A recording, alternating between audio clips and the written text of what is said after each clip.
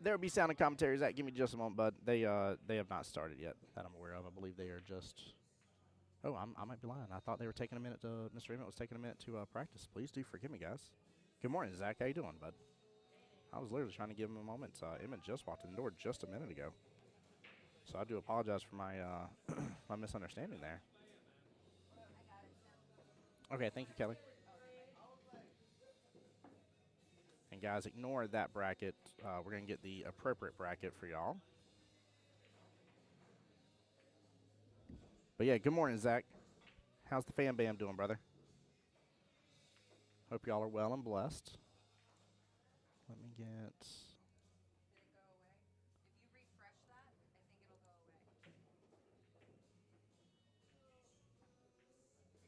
Should be good. Sorry, Kelly's just helping get us some stuff up and running here. I need to make my quick post as well, guys.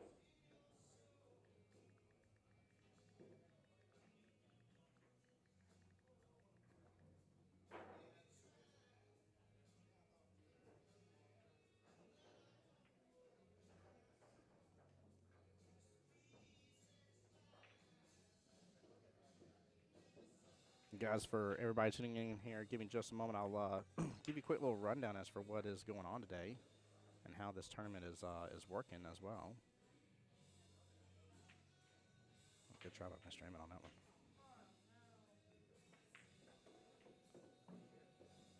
And please do me a favor, guys. Make sure you get the stream shared out for me as well.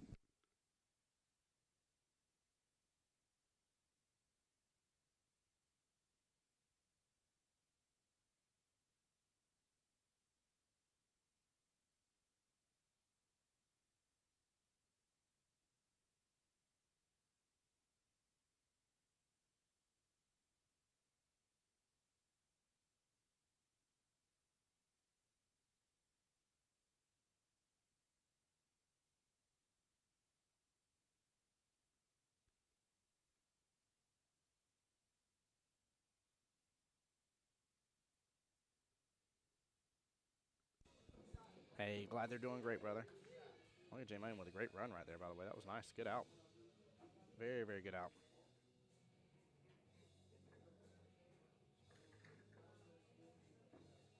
All right, let me get it shared out on my other page.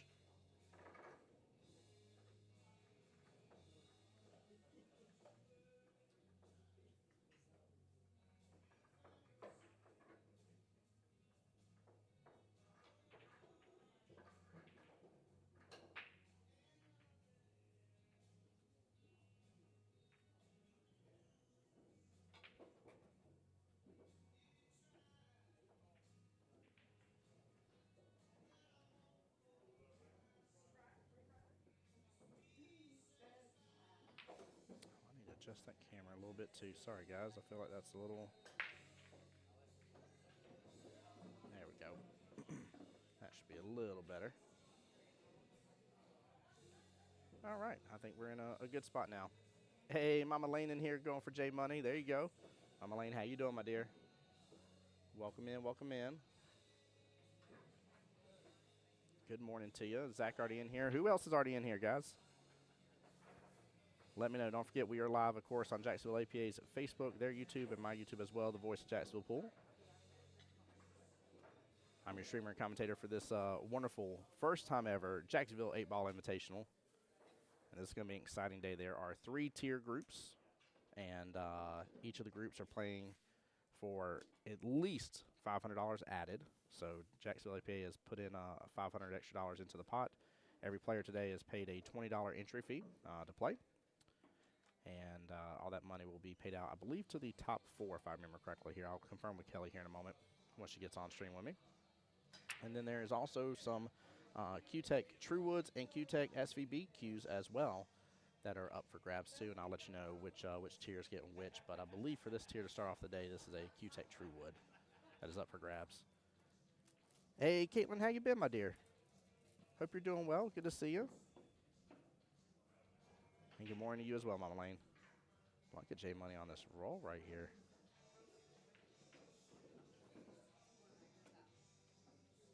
He's in prime position right now. Wow.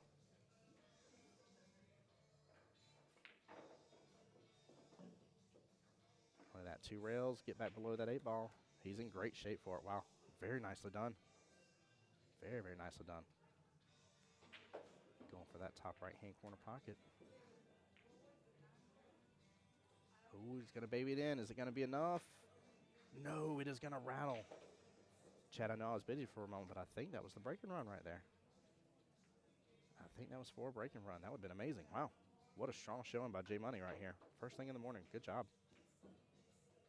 Very nicely done. I looked at J Money today. I said, you know what? Don't worry about making Logan Lane proud. Make me proud today. Oh, man. I love Justin. I have to pick on him from time to time, being previous teammates with him and everything. JT, right? That was a very nice break and run. I mean, I still like the speed he took the 8 ball at, realistically, and he's sitting in good position. You got to think Emmett's in a tough situation here.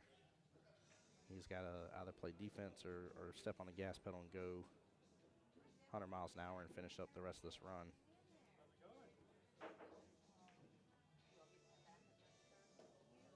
What a bank, though. Wow, that may actually get him right back in this. That top right-hand corner pocket spotted by that 8 ball. So he does not have that as any opportunity here. He's going to be below everything else if he goes for the 5 first. Yeah, I like this.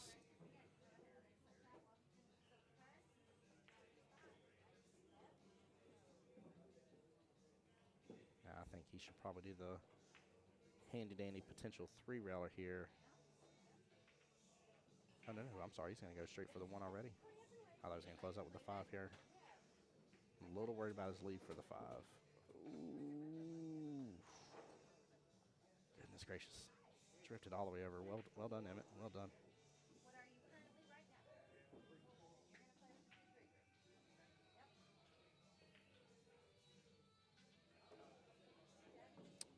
Emmett has responded in kind. That bank shot was so critical.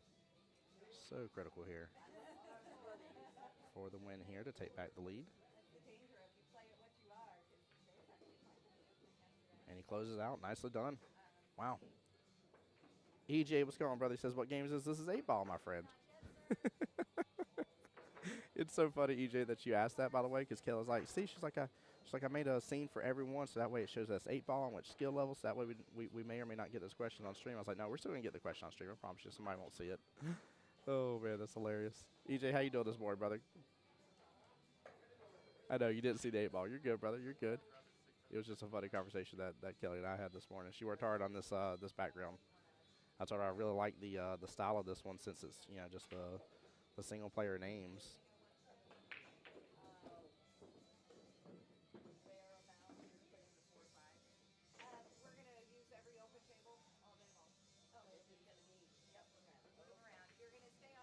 JT said this is cool. Was going to come and join me. Aren't you playing in this event, EJ? When are you playing, sir? Are you in the 8 ball or 9 ball side? I thought I saw your name on the list before. I do need to get the bracket, though. Let me see where they have the bracket listed. So that way I can get this get that pinned up for us.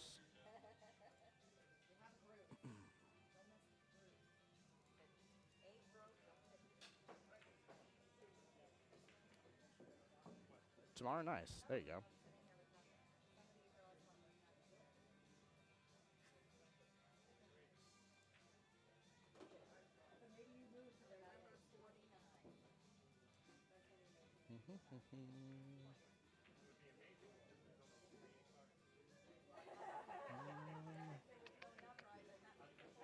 Trying to find the online bracket, guys. As soon as I can find it, I'll get it for you. I promise you.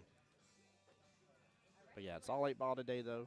So we got the 6-7 starting now. We got the 4-5 starting at noon, and at 1 o'clock we got the 2-3 starting.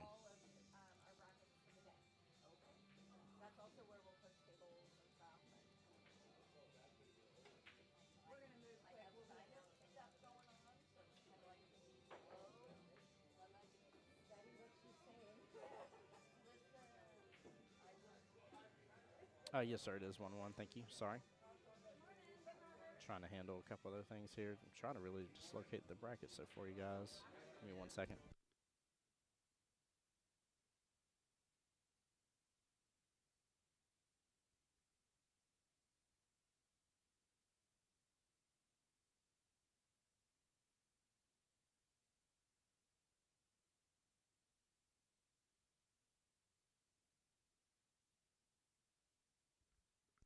There we go. Kelly looking out for me here.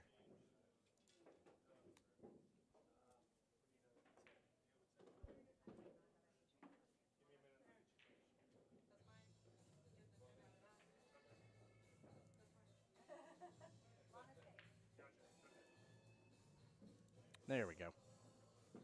There we go. Now y'all got the bracket. Should come through on all ends at this point for you guys. Sorry about that. 4-5 group. If you are in the room and you would like to Rachel, I come love check that. in, you can do Rachel that said my now. annoying That's big the brother. Let's go, J 4-5 Money. group. If you are playing in Sounds the like the U 4-5s are or getting 1 checked in right now o'clock as we speak. group, your practice tables are 7 J Money through with such a 20. beautiful cut right there. 7 Goodness through gracious. 20 are your practice tables. He is showing up and showing We out, are man. I know only Emmett did a checking great in job the taking 4-5 advantage group right now. just a moment ago of the hung up 8-ball, but Justin has a really strong showing right now. This is good. This is a good matchup between these two gentlemen.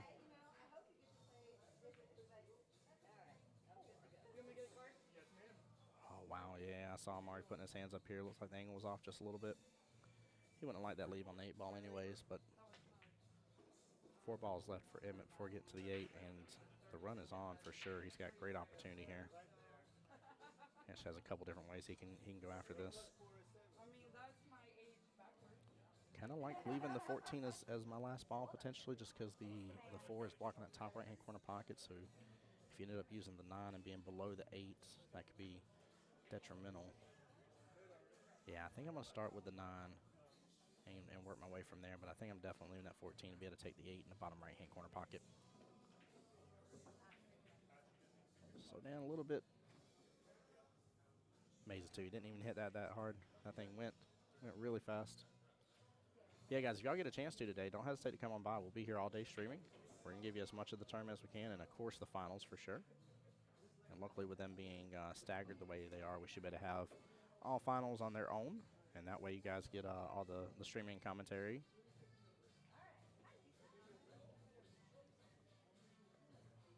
I don't agree with this.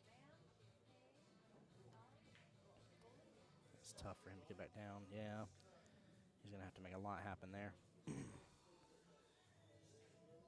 Even if it was pocketed, that Qball still only would have been about halfway down the table. He would have probably had to play defense on his 11 there if I had to take a guess.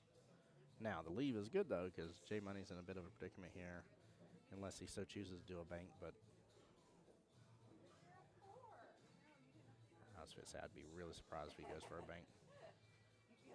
Not a bad leave either, kind of leaving Emmett with the same similar idea here. Another pink shot up for grabs. Now, I don't know who that is here with Emmett today in the top right with him, but he does have he's got somebody here supporting him for sure today. I love seeing it. Love when we got friends and family coming on through.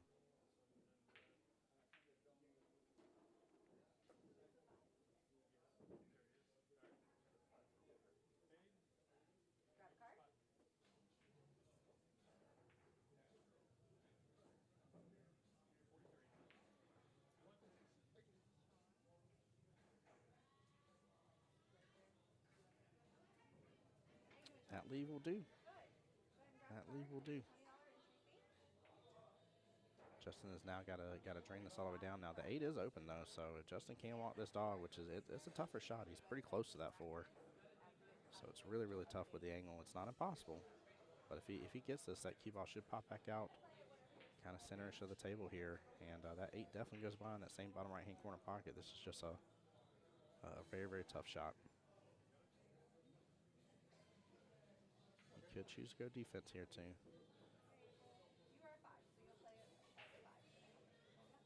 He's doing a good job, really taking an extra moment here. Yeah, I like the safety as well, JT. I like it as well. I think, yep, I was about to say, I think he's going to go for it, though, and he drains it beautifully. Qball ended up way further on that left-hand side. I figured it would have had a little more bounce over. So, give me one second, guys.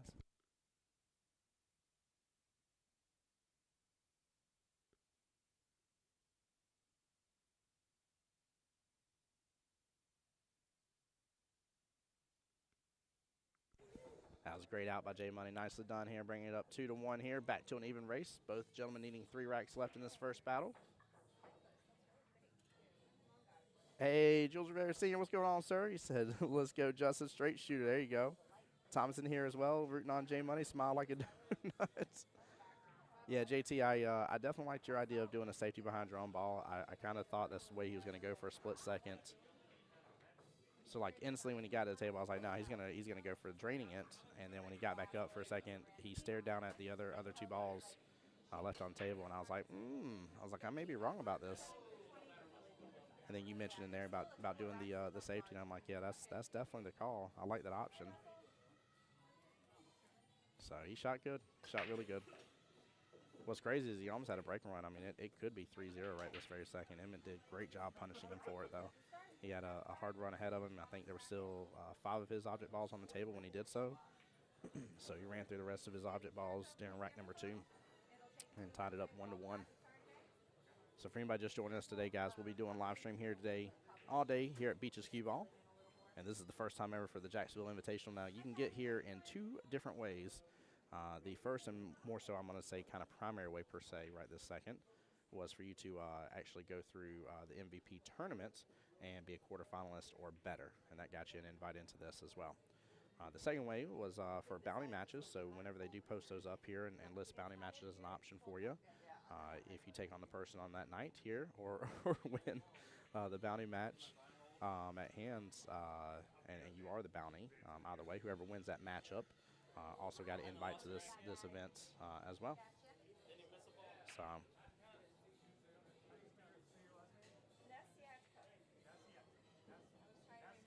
Yeah, Mama Lane, that was a nice shot.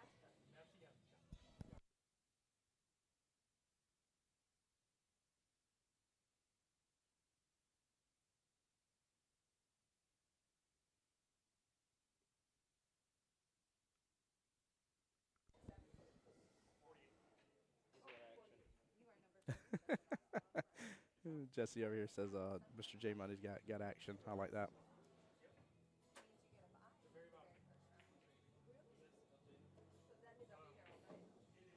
Brian, what's going on, brother? I see you in there as well, man. How you doing today? Sam, what's going on? Good morning to you. Now, guys, I know there's quite a few y'all in stream. Are any of y'all participating in the tournament today or tomorrow?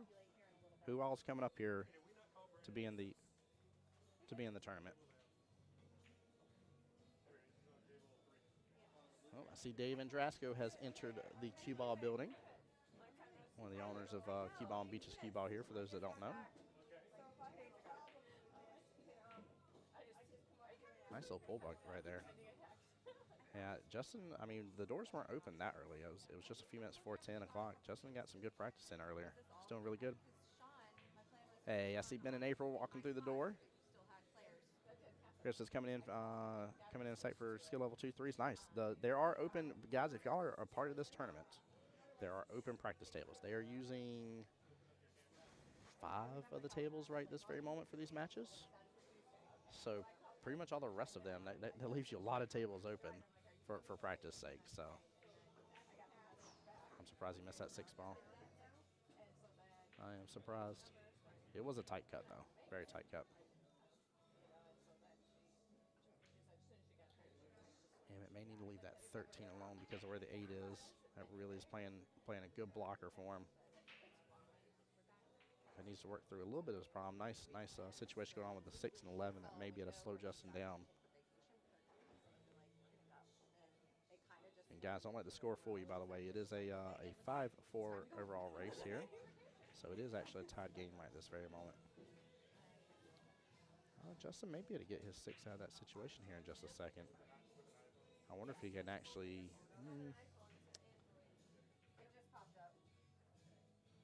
Yeah, I think the 1-7 situation is just fine. It's all about getting around for the 6 or getting a breakout.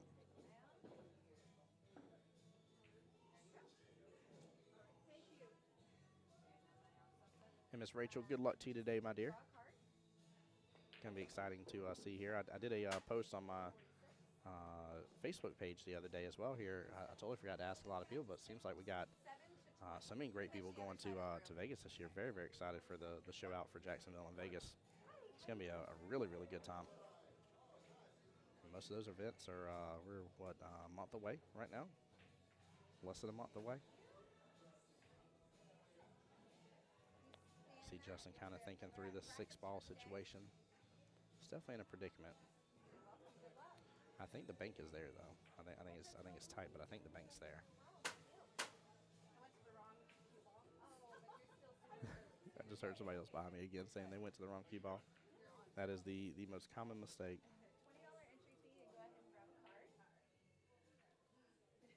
That may not be a bad leave.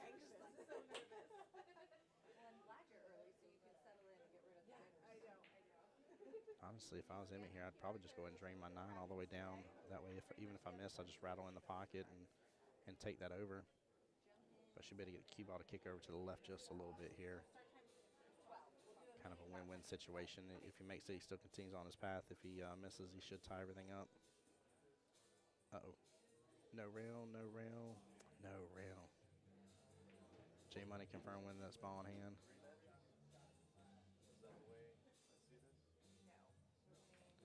Yep, good job on Justin making sure to confirm here. That is a major bummer.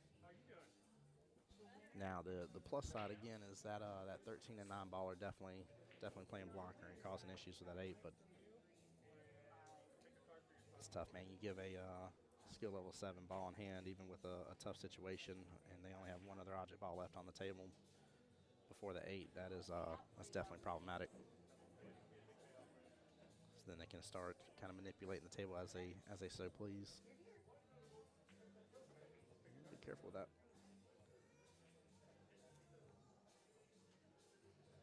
He's going to one rail this over and kick into that 8 some. Ooh. Oh, he's got a window. I didn't think he had the window there. Nicely done. Oh, this would be a great play if he gets this.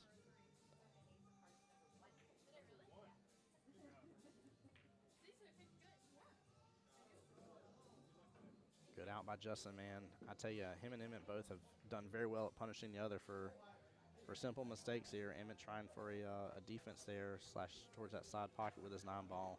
And just very unfortunate ball in hand situation. Justin now 2 racks away. Emmett 3 racks away. Still in anyone's game right this very second in the first round of the 8-ball Jacksonville Invitational here. Welcome in, everybody. Glad you guys are here with me. Name's Tim Jones, and you're here at my my home location, Jacksonville APA, home to the voice of Jacksonville Pool.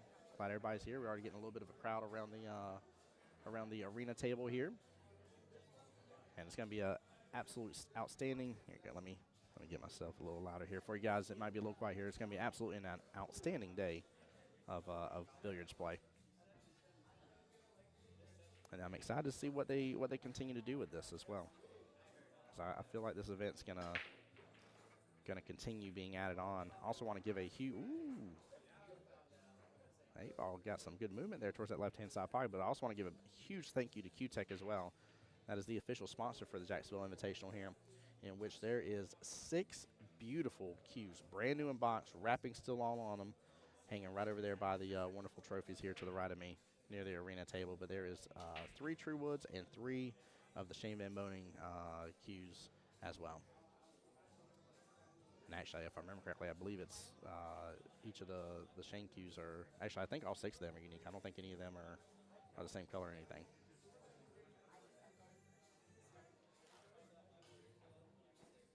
All right, Emmett on a run here, looking to take out solids.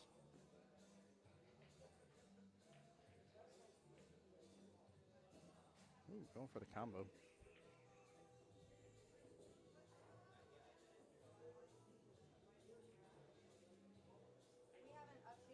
Still completely open here. J Money could choose to go for solids as well. They both might be eyeing for that just because of where the 15 mile is in reference to the 8 on that left-hand side of the table. A good make there on the right-hand side pocket by J Money.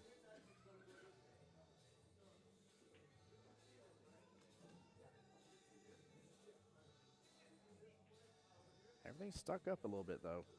This is a major cluster. Majority of it towards the bottom left-hand side of the table, that bottom left-hand quadrant, in fact. I'm I'm assuming we might see a few more defensive plays here before this rack is said and done. Great shot by Justin, though, again on that right-hand side pocket. Nice little back cut on the one ball. I see Jack's over here wearing a referee vest for us, trying to watch some hits for us today. Thank you, Jack, for helping out.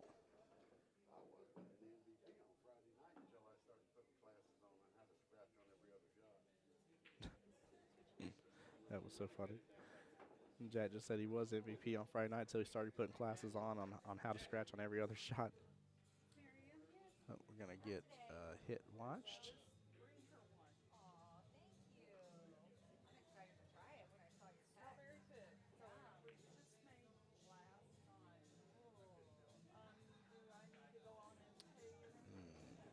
I think Jack said he couldn't tell, so the shot goes to the player.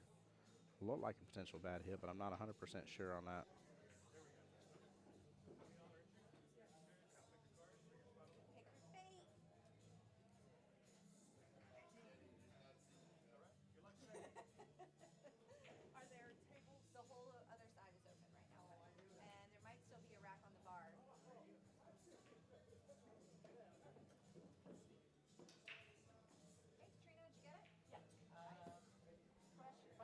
Yeah, Dell, I got you for the bracket, bud.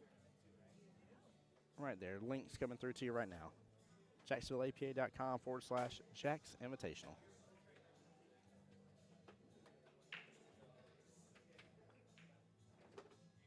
There you go. Thank you so much. You're welcome. We'll announce it over the loudspeaker when you have to announce it. Thank you so much. Hey, my pleasure, Dell. Thank you for being here, brother.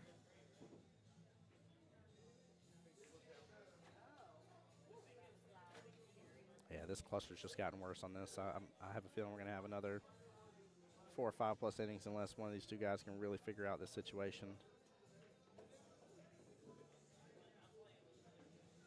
Oh, almost scratches there. Gets a little love from the pocket point, shoots back down. Both players trying to be cautious here because if you do too much of a breakout here, you're gonna kind of scatter everything and open up the table for your opponent. Hey, Wayne Kelly, not too much, brother. How you doing today, sir? Good to see you, my friend. Appreciate you tuning in, joining in on the stream.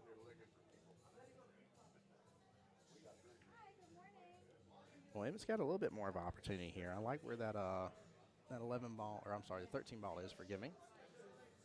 He'll be able to take that towards the bottom right-hand corner, and depending on how he wishes to manipulate this a little bit, he should start having eyes on the, that is the 11 ball, forgive me, 13's at the top. Should start having eyes on that 13, 10, and 14 situation there that's towards the left-hand side pocket. Jason said, thanks for the stream, Tim. Jason, thank you for being here supporting the stream, brother. My pleasure, man. It's my honor to be here. For anybody that's kind of new to some of my live stream stuff, Jacksonville APA is my home. This is where I play out of and where I enjoy and get to know this wonderful community more and more and more as I continue to get to stream events. Oh, that Qball's still flying a lot. Man, of all the leaves, he just did not need to get on top of that. He had to control that just a little bit better. He is going to jack up on this. Oh, no, he's looking elsewhere.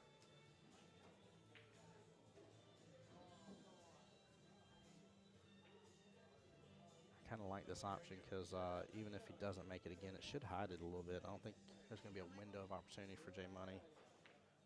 He'll have to go kick at something. And especially if it makes contact with that 4, sends it over further. It does not, but gets close to that bottom left-hand corner pocket. That's a great leave. Very well done by Mr. Emmett. Wayne, you said chilling on the couch there, brother. Man, I hope you're having a blessed day. Hope you are, brother. It's definitely a good day to stay inside. We'll see if it rains and storms again, but man, yesterday was so hot. Good try by Justin here. Unfortunate scratch there and the foul. Also, too, guys, just in case the rules are not clear, because we did have it asked earlier as well, this is normal APA league rules. There's no modified races. There's no specialty modified rules. All the normal rules that we're used to having for league nights are the normal rules here. There was a question earlier about if you could, if you do the jump and stuff. And with the exception of Masters, you can jump in APA, of course, while the host location allows it, but it is a full queue jump. You cannot go breaking down queue, getting actual jump cue out, none of that. But yeah, normal rules here for today and tomorrow. Keep in mind, we'll be doing all 8-ball today and all 9-ball tomorrow. Hey, Dave, good morning. Justin going to try to masse around this. Wow, it just didn't take. Another scratch here. Scratch ain't to be expected, but just a few more innings is to be expected, that's for sure. That is for sure. This table's still quite a mess.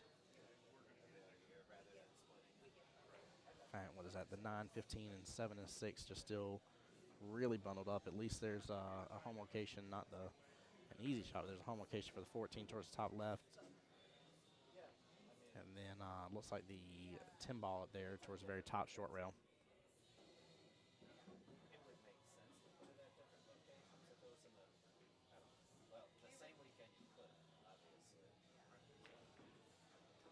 Wesley saying APA needs to adopt a push rule and 9-ball. Low ranks get hooked. It's ball in hand for sure. High ranks get hooked, and the other player can run out. You're not wrong about that. You're not wrong about it at all, Wesley. I wonder too, as times continue changing for us, and especially with the APA, right? We've seen rules and things get adopted and changed and stuff. Would it be interesting to see what the future holds for sure?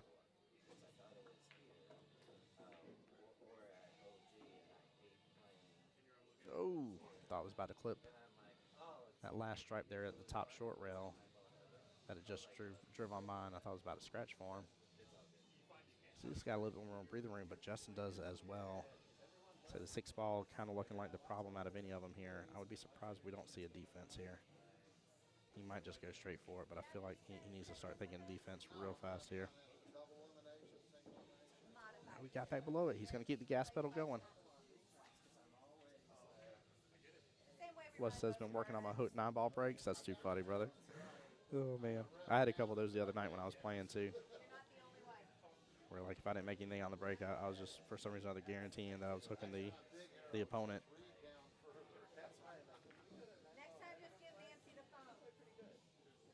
Man, he is running this really well.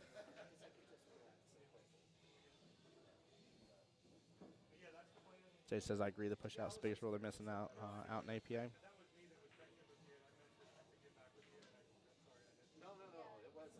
Yeah, definitely. Again, it definitely would be interesting to see. Like I said, there's definitely been rules that have been adopted and changed as the years have gone by. So.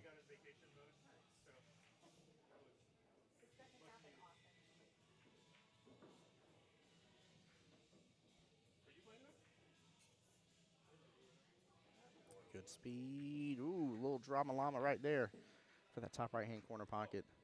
And now he is in a little bit of a predicament here with what to do on this 8-ball.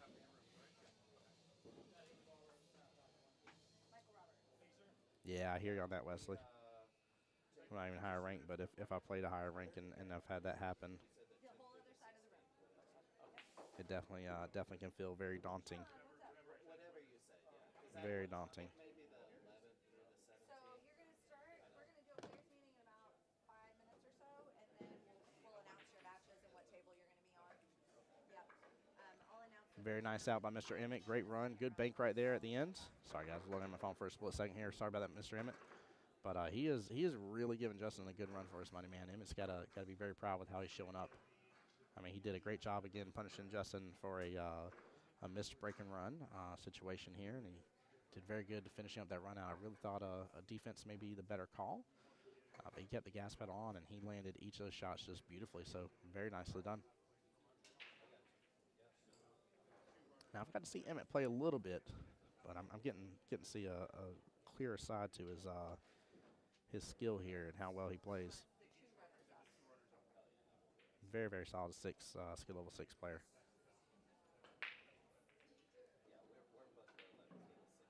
Ooh, 8-ball again, drifting towards that top or that left-hand side pocket. Good try, but here we are with the clusters again. Goodness gracious, looks almost like a weird trick shot drill set up.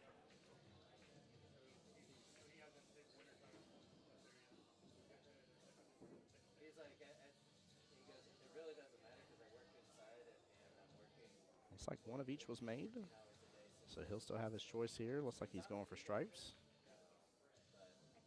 Went for the 9 bottom left and gets it.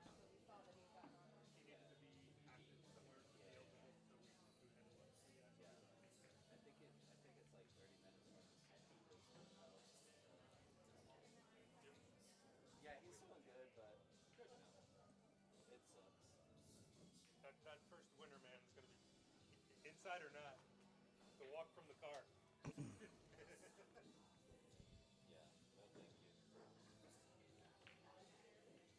Guys in chat, I'd love to know too your opinion here as well for the skill level brackets.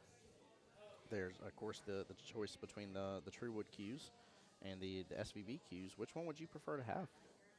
Are you a bigger fan of the Truewoods, or are you a bigger fan of the SVBs? And again, huge shout out to Q-Tech for providing the cues. 6 total cues provided for this tournament between 8 ball and 9 ball. There will be 6 total winners, $500 additional added every single bracket by Jacksonville APA, plus their $20 entry fee for every player that's playing today. So that's going to go in the pot as well. Oh, I see Vinny walking over.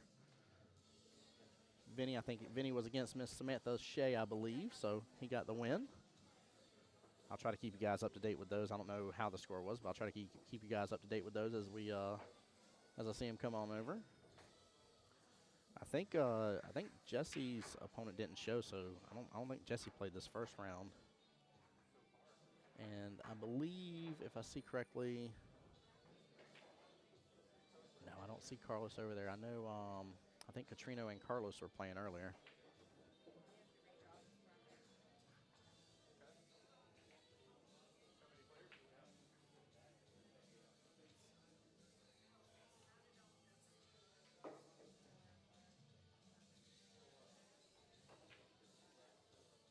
Came in with a bit of predicament here. Really doesn't have a lot to go for. He's got a potential combo if that's what he's shooting for, but yeah, he was going for it and nails it perfectly. What a shot by Emmett. Nicely done. Wow. Oh, your cousin Stephen Hunt. Nice. Very cool, Dale. Very, very cool.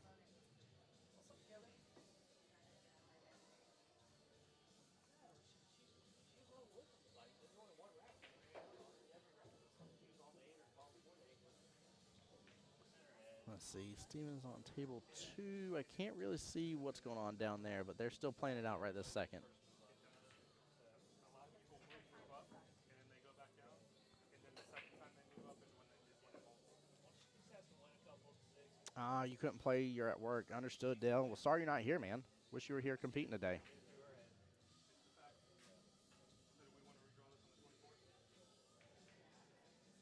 Well, the table is completely open for Mr. Emmett here, and if he can succeed with this and get on the hill first, that's going to add some extra pressure over to Mr. J Money himself. I'm trying to decide on the run here.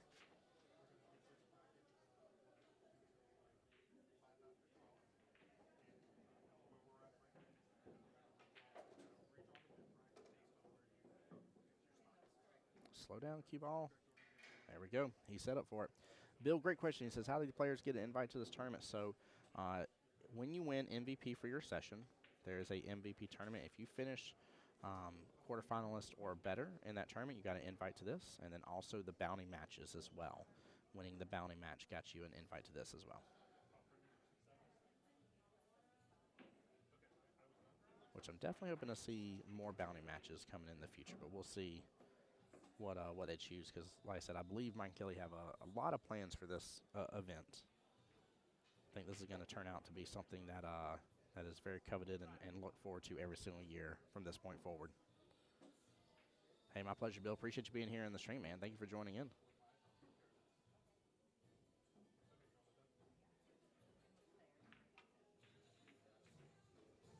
And what an out by Mr. Emmett. Nicely done. He has showed up and showed out. Even after being a few minutes late, not getting any time on the table here, he's got a strong showing today for sure. Very well done. Let's take a look a little bit on how he's breaking. So he's getting movement on that 8 ball. In fact, both players have towards that. From this point of view, it's the right-hand side pocket from this point of view, left of Justin. But both players have been breaking fairly well in terms of getting some movement on the 8-ball. Justin's breaks have been a little better for a spread.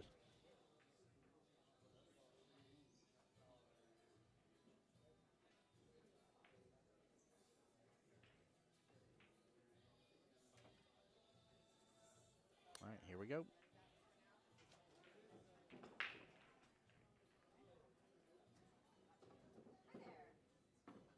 Looks like we're going to have a little bit of a better spread on this one.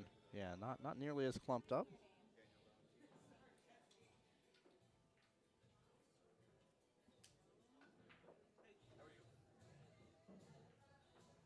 In fact, you almost got a pretty good separation here. Quite a few of the stripes are towards the top half of the table, more solids towards the bottom half of the table. Yeah, this rack could be pretty open for anyone. I don't expect this rack to take long.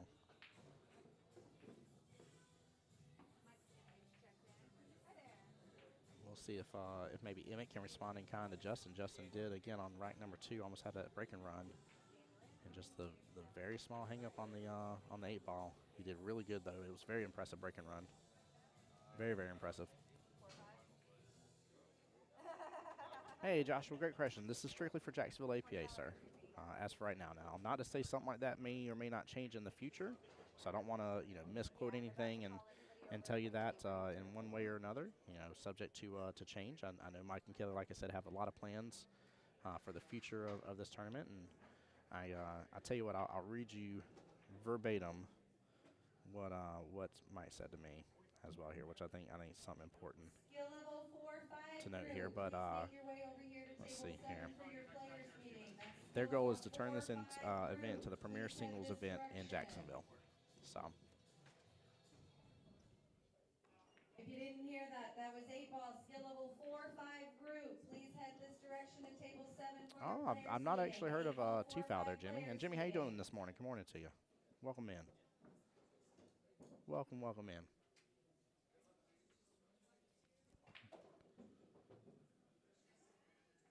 But yeah, make sure and stay tuned. I'll see if there's any beans Kelly's willing to spill for us later today as for what maybe some of the future plans are for this tournament, what they're maybe considering and stuff. She's still busy trying to make sure get all the rounds rolling and stuff. The next bracket, which is the 4-5s, will be starting here in just a moment. I see them gathering all up here. I see some good faces in the crowd as well. That is a tough group. That is a really tough group.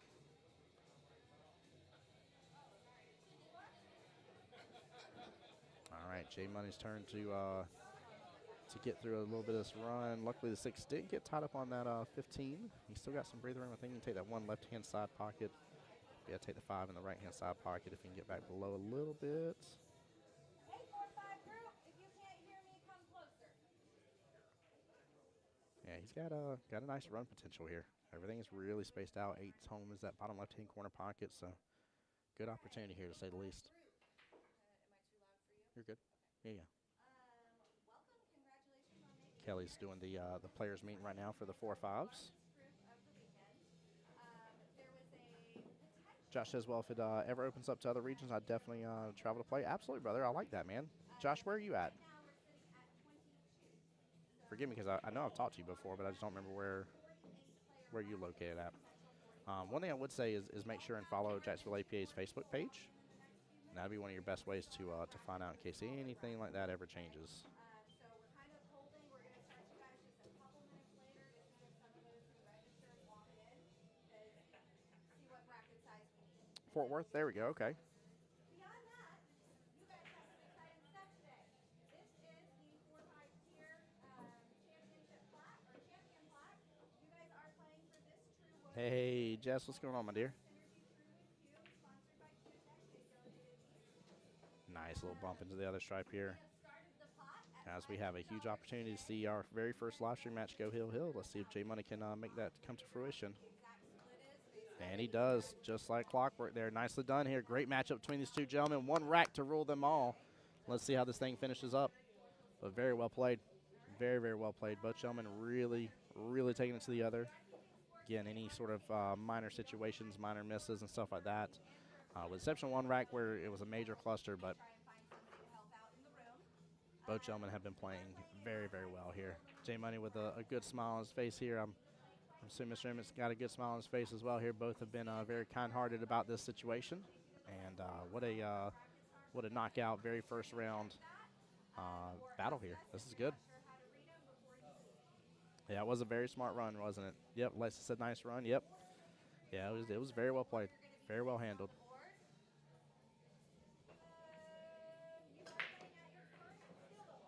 2-foul 9-ball just allowed a shooter to push out at any time in the match. Yeah, I don't know if I'm a fan of that one, Jimmy, to be honest with you. I don't think I'd be a fan of that one. All right, ball in hand. Now this is ball in hand right after the break, so it is behind the kitchen, as we call it here, or the second diamond. So he's got quite a few choices here. Chat, which way would y'all go? You going solids or stripes?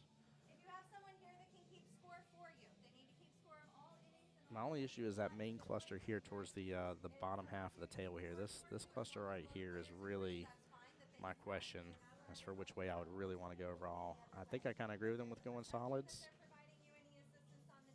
just because the 6 and 3 are on the outside of that situation.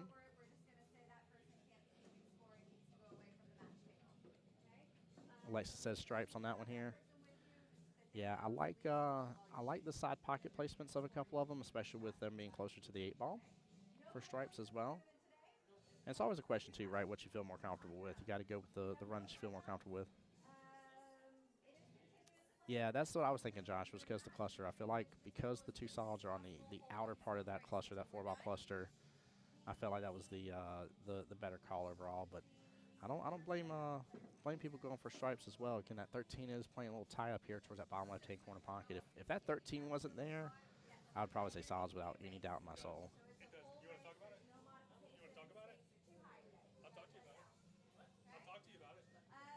We will call your matches here. It's 11:58. We'll probably get you guys going by about 5 after or so once we get that bracket sorted out. Nice little break there. He's going to have eyes on the 3-ball, but I don't know what he's going to do about the 6. I don't think there's room unless he just lets to take over that bottom left-hand corner pocket. But Bring back up the score sheet so we can get the next matches called.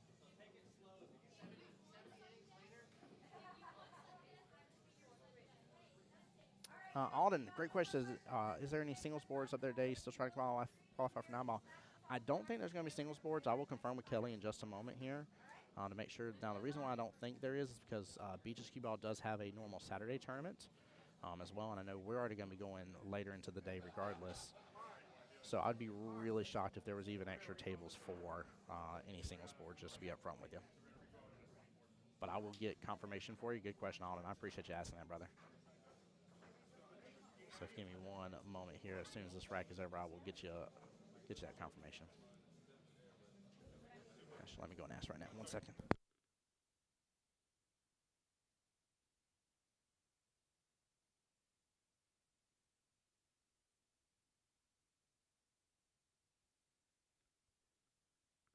Yeah, just as I thought here, there's just way too many matches to go through. So no go on the singles boards today, though. Now, with that being said, there may be some coming up in the week after, though, because we got the Elite Cup next weekend. So we got a good stream for you this weekend. We got Elite Cup next weekend, and then I'll be going around and doing some traveling for some other tournaments after that. Okay. But yeah, we may see what happens next weekend, though. Again, we'll get you a word out as soon as we know for sure, one way or the other. Each of these squares is one rack of pool. Every time the bottom player. Yeah, absolutely, brother. Absolutely. And then asking if he's playing with a house cue. So I don't know what cue Mr. Emmett has. It does resemble a house cue, but I don't remember him going over to one of the racks and get one. Like I believe that's what he's always played with. So I don't know if that's just an older cue that's made to look like a house cue or what cue type it is that he has. But it definitely resembles one for sure. Yeah, like this. Here's a link to the entire bracket there. It'll have all the brackets there under one web page for you. Since that bottom player won that rack, it was still their turn going into the next one. So they didn't mark anything there when the rack ended because that person was still at the table shooting. So they broke, and if they broke dry, then you mark. I'm interested to see how J Money completes this run here. He's got 3 stripes there right above the 4 ball, close to that top short rail. And he's got this wonderful 13 that's kind of center of the table here, leaving him with great options with it. But it's a real question here. How do you worry about the rest of this run? I think I just roll up on this and work towards playing potential defense. I think he's got angle to be on the left-hand side still, that 9 and 10, and kind of just use that 9-10 and play defensive here. No, he fires it. Oh, unfortunately here, jiggles out of the top left-hand corner pocket. Not a bad leave, though.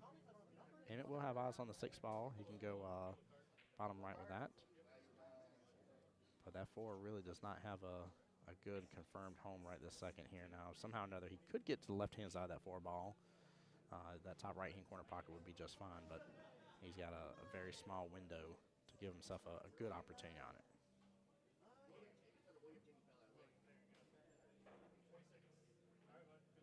He's going to try for it, though.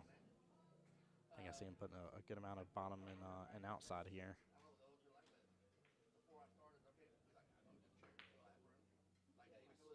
Yeah, he was pulling it back. He gets the bank shot. I don't think that's what he was going for initially here, but he pulled it so far back, though. I think he's hooked. Man, I cannot believe how well he just pulled that ball back. Very well done. But unfortunate with the leave here, just I didn't think he could pull it that far.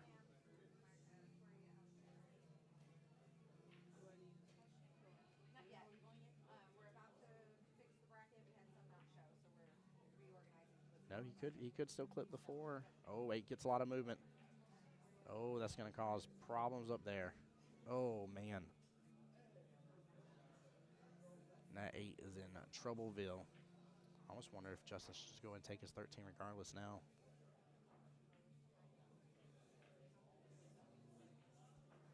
This rack just got real interesting real fast.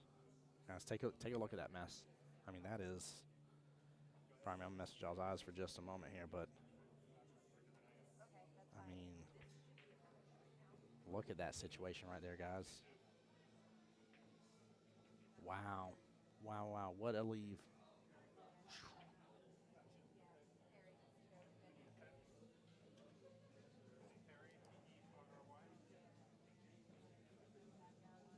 Get to see some of the people on the sidelines here. This is one of those situations. Take a mental image at the time in the stream right now. Definitely something that, depending on how this goes, you need to go back and rewatch.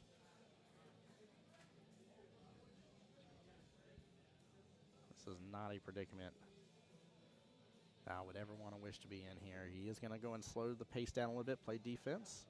Qball's going to pop out just a tiny bit, but looks like he got a good defense there. Emmett's going to have a choice here. Now, keep in mind one of the fun defensive shots you can always do and go with here is you can always just hand your opponent ball in hand if you want to and you don't want to mess with anything. I don't know if he's going to go that route or not here. I think he may still go for a one-rail kick if he can't see a glimpse of it. Yeah. He's going to try to go and thread in between the short rail and the stripes there.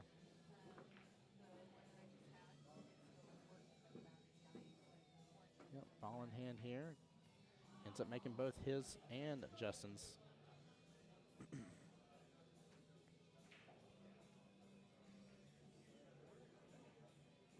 think he's going to pull down to the 9 ball here.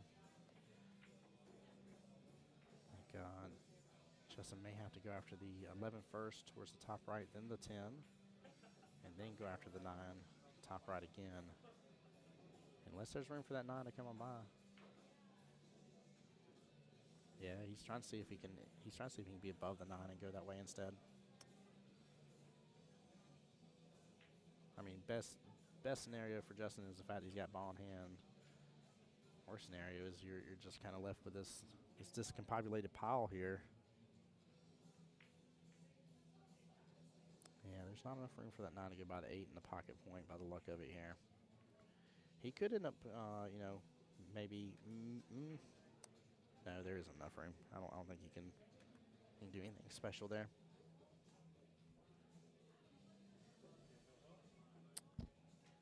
He's going for the 9 ball first, so I think that is a wise decision. Okay, The run's open now. Great job. Great shot by Justin. That may be the deciding factor right here. Very well played if so. Way to work through that problem. Pulls back on it. Calls 8 top left-hand corner pocket. And what an out. What a first battle. Wow. Good first round battle right here. Justin J. Money, the Lamont. I don't know why I added that in there. Getting the win right here. My name is Tim Jones, the voice of Jacksonville Pool here. I'll be live with you guys throughout the entire weekend as we continue the battles and everything that's going on. If y'all will bear with me for just a moment here, let me find out if we are going to get another match going or if it's going to be a hot moment until the next match gets played. And then that way I'll let you know, guys, if I'm going to continue rebooting stream or what's going to happen here. But bear with me for just a minute here, guys, as we figure everything out. Make sure you stay tuned throughout the entire day as we go through the entire 8-ball Jacksonville Invitational for the first time ever here at Beaches Qball and on the live stream, guys. Appreciate y'all so much.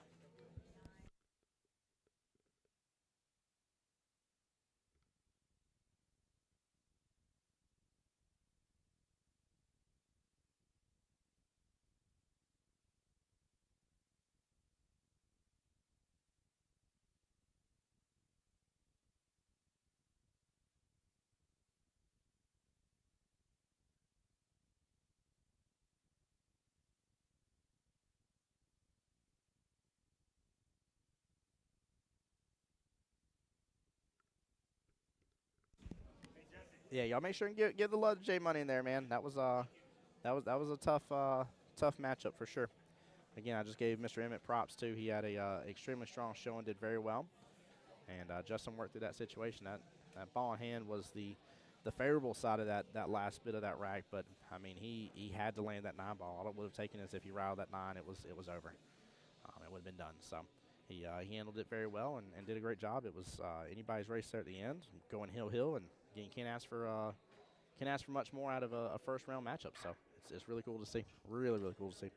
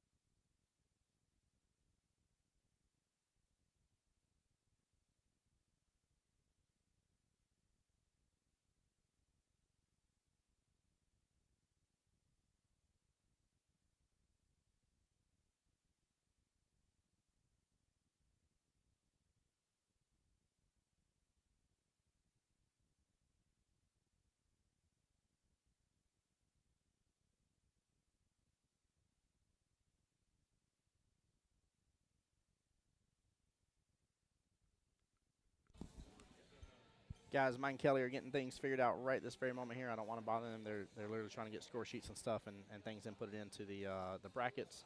So bear with me for just another moment here as I just keep things muted up. And that way I can let you guys know whether or not it's going to be, hey, it's going to be 30 minutes till the next matchup, or if we're just going to continue on with the stream. I have a feeling we're going to continue on with the stream, so I don't want you guys going anywhere. Just stay tuned. I'm just staying muted for the time being. That way none of the extra music bleeds through and everything while I'm not talking on the mic with you guys. But appreciate everybody that's already been here, already liked the stream, shared it out. Keep in mind, we are live on Jacksonville APA's Facebook, Jacksonville APA's YouTube, and my YouTube as well, the voice of Jacksonville Pool. Tim Jones, your streamer and commentator for this entire event. Appreciate you guys for being here so much.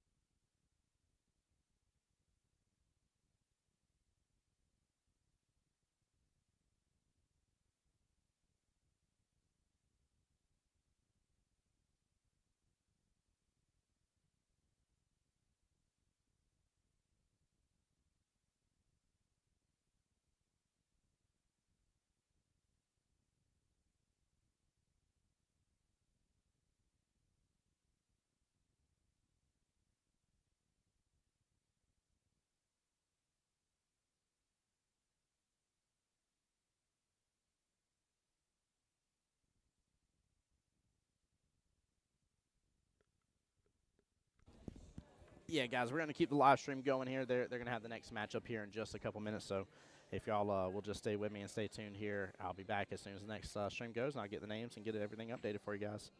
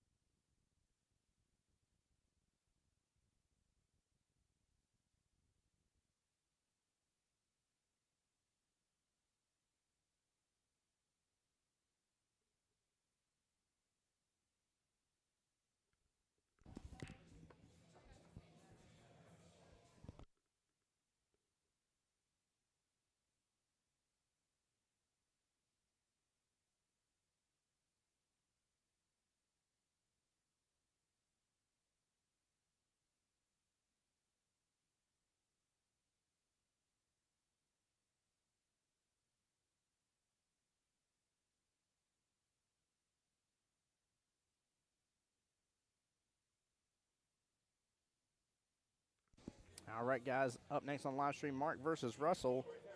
Both gentlemen skill level 5s here, so we're switching on over to the other tier. This will be the first round of the skill level 5s.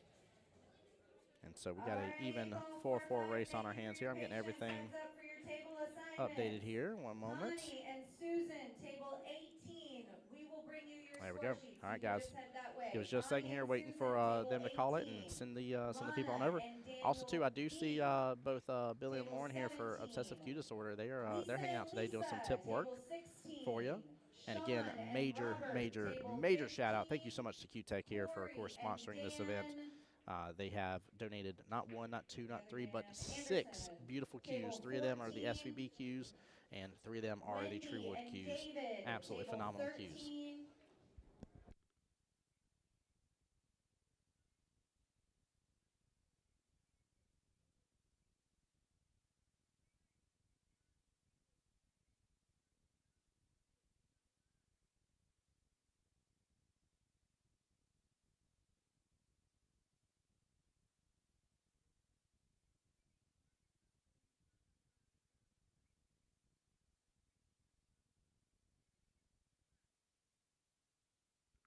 Yeah, Dell. It's the same bracket, same link. The link takes you directly to the web page here, and actually has the bracket for all of 8-ball and all of 9-ball for you. Now that bracket is being updated, so if you're on the web page, you're like, I don't see anything moving on it, you got to hit refresh on your web page. So, got to hit refresh on your web page here.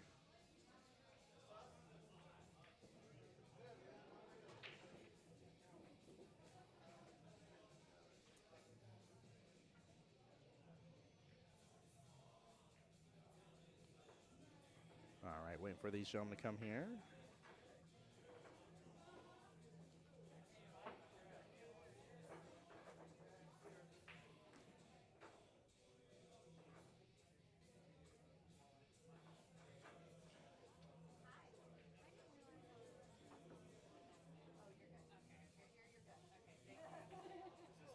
Yes, sir.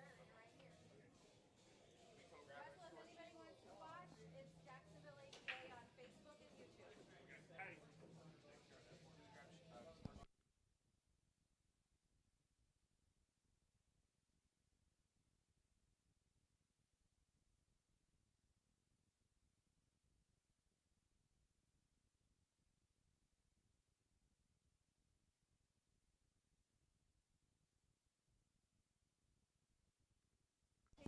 All right, Mark and Russell are entering the arena here, guys, as we get this next round started and underway here.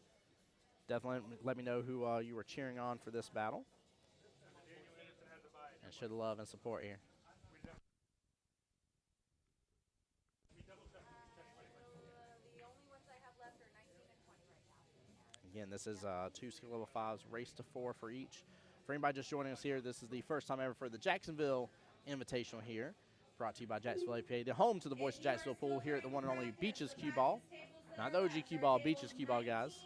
As I've heard a couple people say today, the better Qball. I was like, I like it. I love it when people love their pool halls, man. As the way to be. That is Russell on the left there, Mark on the right, and the gray. Actually, both of them kind of wearing gray shirts here.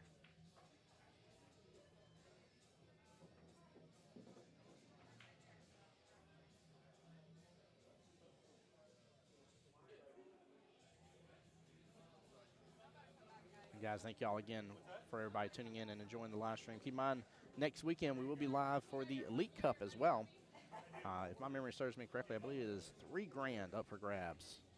$3,000 up for grabs here. I'll double check, make sure I'm not telling you guys wrong here in a second, but it's going to be a heck of a good time, to say the least.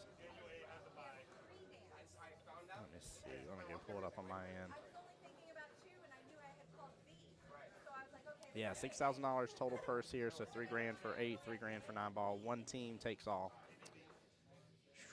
There are some great teams in there too. Oh, goodness gracious. Wow. All right, looks like Mark won the lag here. Russell's going to start racking. Also, too, I've had the question brought up here live in person as well. These are normal APA rules here, nothing special about the rules, just the normal modified single elimination here. So you're guaranteed to play twice, not guaranteed to lose twice. And as the bracket progresses, there does come a time whenever, even if you're been on the winner's side, if you lose, you're out.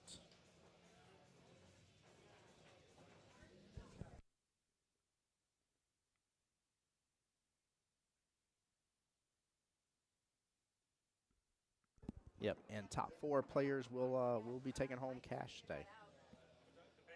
26 players. And all of the money is being added in, so $500 added per bracket. So that is $3 grand total added altogether. 500 per skill level bracket here. There's 3 brackets on each day, so 6 total.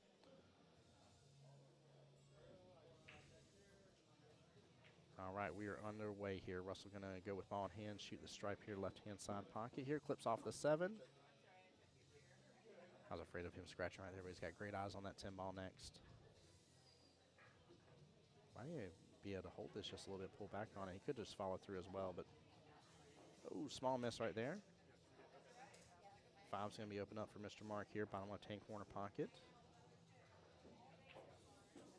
Hey, Naomi, what's going on, my dear? How you doing?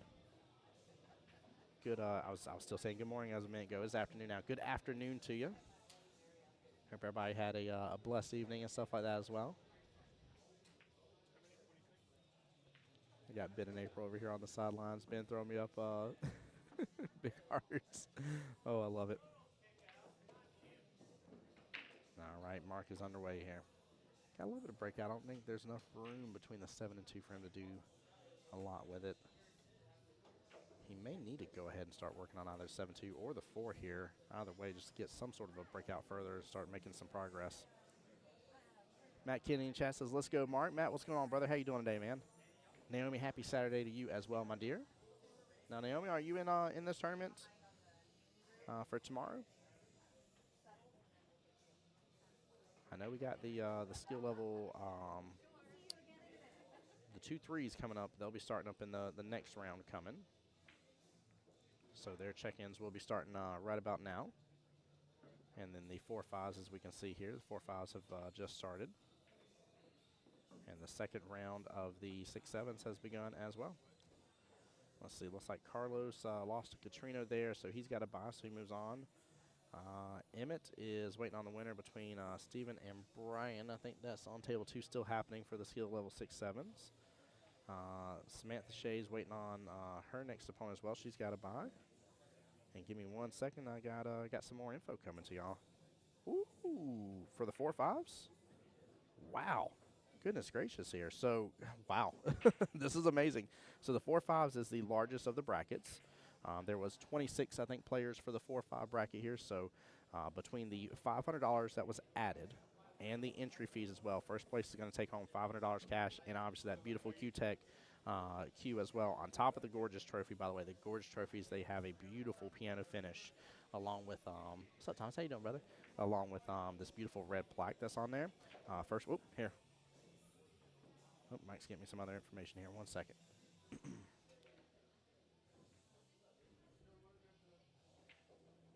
Hey, Rich, how's it going? Jennifer, or Naomi said didn't get an invite. Matt, I'm glad you're enjoying the show, bro. Appreciate you being here. Oh, there we go. 6-7s as well. Oh, nice. Okay, so for the 4-5 bracket, first place will be, of course, $500. Second will be $250, and then third and fourth place will be $135. The skill level 6-7 brackets, first place will be $400, second will be $200, and third and fourth will be $800 or $80. Forgive me, I definitely had a zero there. Sorry. So $400, $200, and $80. And then for the 4-5s is $500, $250, and $135. Wow, goodness gracious. Talk about making a little extra cha-ching today. Definitely a good opportunity. What's up, brother? No, you can shake your hand. Good to see you, John. All right, ball in hand goes back to Mr. Mark here. Let's get back on the action. So he's looking at his run options here. I'm a little concerned about the 2. I'm assuming he's just going to roll forward, take the 1 here next in the bottom left. He rolled forward quite a bit. I don't know if he's going to go for that now. Might switch up to the 6. No, he's going to stick with the 1. Yeah, I guess my main concern is the 2 in this. He had a pretty good lead for it, though. He had a really good lead. Yes, sir. Thank you.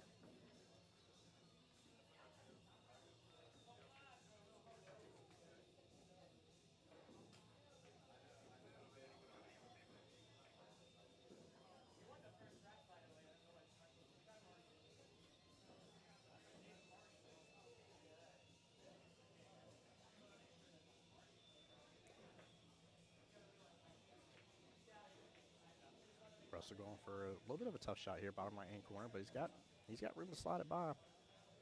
Very close. Ends up making that that 2-ball situation for Mark here, and Mark will definitely take that freebie. Real questions about him getting for the 6-ball. 1 and 4, just normal as pie here. Realistically, needs to be back up and around for that 6. Yeah, I didn't think he was going to get around. Ooh, close to that corner pocket.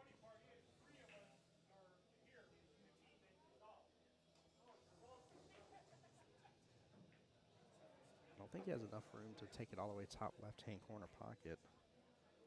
Yeah, it looks like he might have a little room, actually.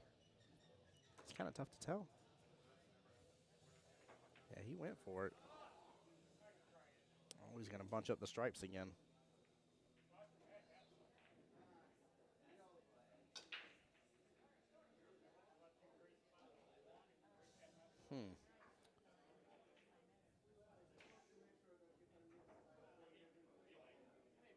Russell's got to be cautious here to an extent. I like this option for sure because even if he misses, he's still good and he lands it perfectly. I think this is where I'm gonna play defense here though. We were just waiting for everybody else to finish, that's all. Okay. Careful with this 8-ball, may get some movement. No, he ties up right up on top of it. And the 9 gets right back on top of the Qball again. Not a bad leave though. Not a bad leave at all. That 8-ball's in trouble. Looks like it and the 9 are touching.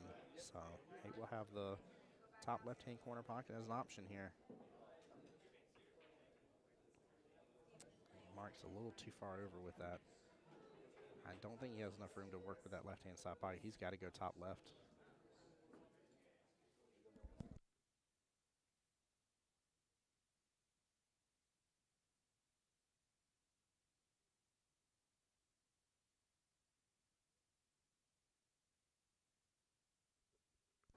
All right, looks like we'll get Ben to watch a hit here. Mike and Kelly are still tied up right this second. Mark calling for a hit watch just to be on the safe side. I don't blame him either. Steven and Emmett, table 19. Brian and Justin, table 20. Now, I can't tell if Mark was calling that left-hand side pocket or that top left. I'm assuming he's calling top left. No, he's calling left-hand side pocket. He did have some room to work with. Wow.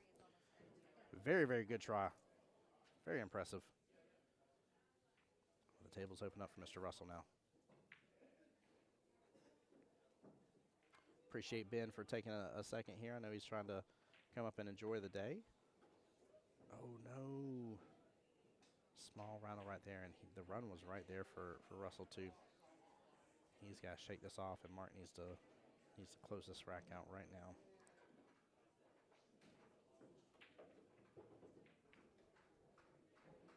No. Small miss there. Don't scratch.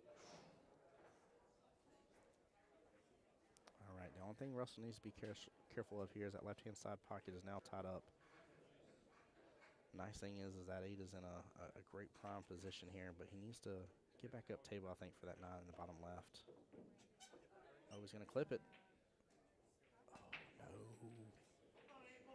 That is in a very tough situation here. He needs to use, dare say, a smidge of bottom left here. Prevents hitting that 8 into that side pocket. Yeah. Bottom left, he could have pulled down on it, possibly ended up coming maybe 2 rails off the left-hand long round towards the bottom and still had great eyes on the left-hand side pocket. Tough situation to be in.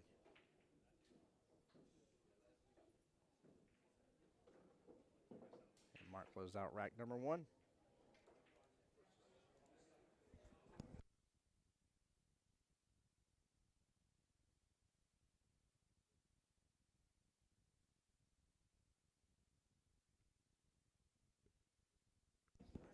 All right, both gentlemen trying to get their bearings straight here.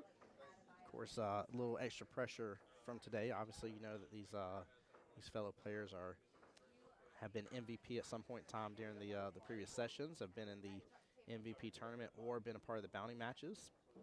And so you can definitely know that there's some good talent here in the building today for sure, and that you're kind of playing the top of the top.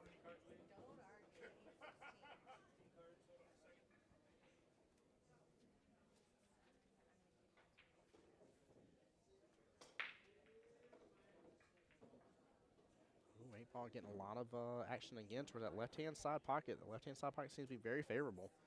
I honestly will end up being surprised if we don't see a 8 on the break in that left-hand side pocket before the day's out. Stephanie, what's going on, my dear? How you doing? Says good luck, everyone. Good luck to everyone, indeed. A lot of money to be had today. Great prizes. Again, shout out to Q-Tech. Beautiful Truewood and SVB cues. I'm definitely a big fan of Q-Tech myself. That's what I use for my playing and breaking cue.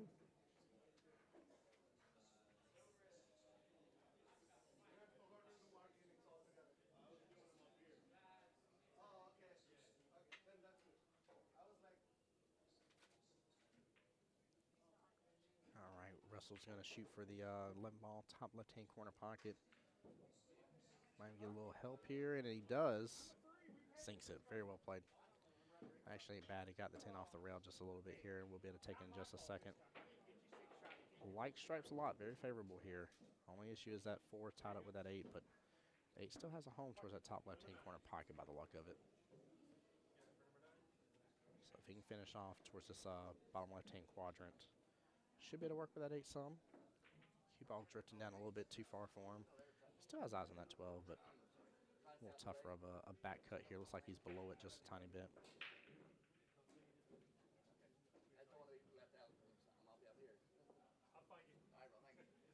I actually like using a good amount of bottom here and just come straight off that top short rail. Cluster got a little bigger here.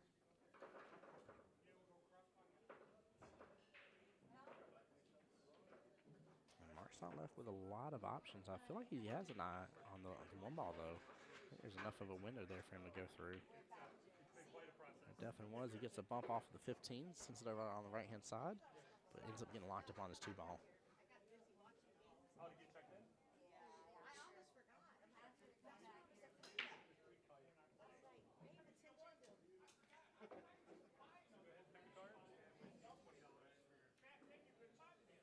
Oh no! Now that is why that rule applies. Whenever I tell you guys don't kick at anything that you can see here. He should have been trying just to thin it ever so softly, which he might have been going for that, but if he wasn't, if he was for sure going for the 1 rail kick, that is the issue with those right there. You open yourself up for the extra chance of missing. Whereas if you're already hitting into it just a little bit, just ever so slightly thinning it, and you ain't gotta be perfect on your thin. Just make sure it's a good hit, not to double hit the Qball, so you can't go directly into it. You'll be rocking and rolling. Luckily, though, Russell still has some problems, so Mark should be able to see another turn at the table, but we'll see if Russell can respond in kind about that. Just kind of worried about that 13 ball for him. Good try. He's trying to hold it really, really low there for the 9 ball.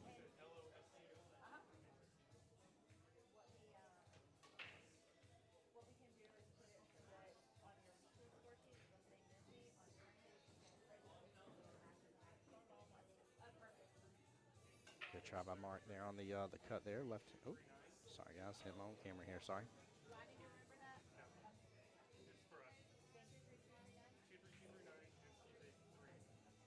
Russell's going to start working on his 13. He's got to be careful though. I don't know if he really wants to do the breakout, and he dodges the breakouts and gets a pretty favorable lead there for his 13 ball. Nicely done. The 8 and 4 still tied up in a. I'd say a bigger problem for Mark per se. Now, if Mark can be above the 4, that 4 does go bottom left-hand corner pocket, which he has an opportunity to potentially make happen right here.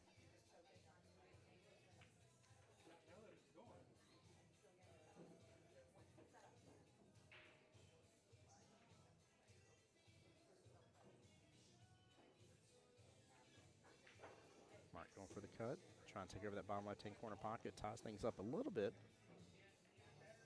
but not enough to where Russell can't work through this. The big question is does he end up getting tied up because of that 2 ball? But he should still have eyes on that 9 here in just a second. A little stop shot right here should handle business. Nicely done. He'll almost be better to go 1 rail here, actually. He needs to look at this. If he can go 1 rail and actually come off and come across, he should get a bump in that too and be just fine. Oh, he still made the window happen though. I think he's got enough room. Yeah, he got right down on it. He had enough room. Nicely done. Oh, he stood up right away at that shot. Oh man. I don't know if that was a situation with the confidence going on or what was happening there, but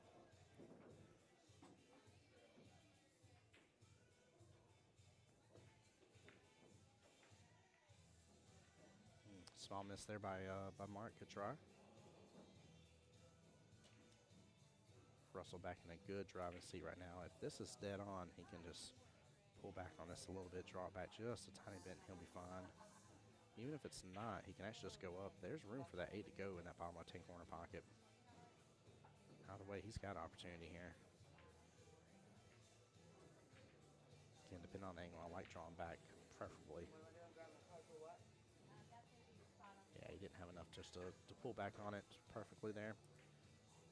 And he left it in great position, too. Very good try there by Russell. I thought he was about to have that rack right there. I don't have any open practice at the moment. Okay. Looks like they've opened up the middle tables for you.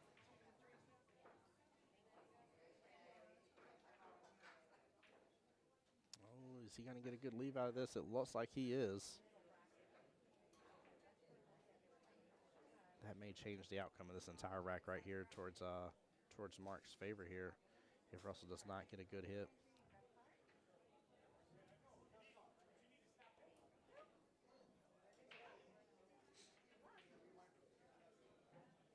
Tough situation. I really primarily only see the top short rail unless he's got enough room here towards bottom, and that's what he's looking at. If he's got enough of a window past that 8 and can hit on the right-hand side of that 7, I definitely love that option better.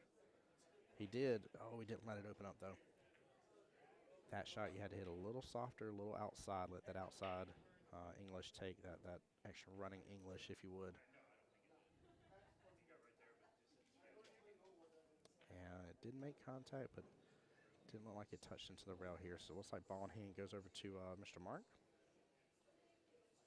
Good honest call there by Mr. Russell. I didn't see it touch the rail either unless I'm mistaken. But it always goes to the players, though, unless they're getting it watched. So even if I know for sure whether it did or didn't hit, it's still up to the players here. And I commend Mr. Russell and the great sportsmanship he just had right there.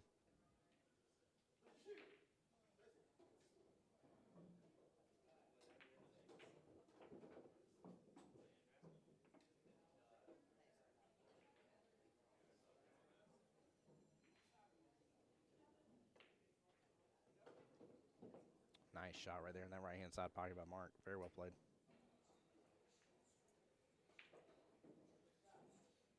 Am I supposed to drop? He's going to come up short there. He definitely got the cue ball over there on the right-hand side of the 5, and that was the definite correct call here. He's just a little off on his angle for the 4. Ends up hitting it pretty much just straight up and back down. But the leave is pretty strong. Russell will have an opportunity here for a bank shot if he wants to do so. Kind of hard to play defensive here where the 5 and 4 both are.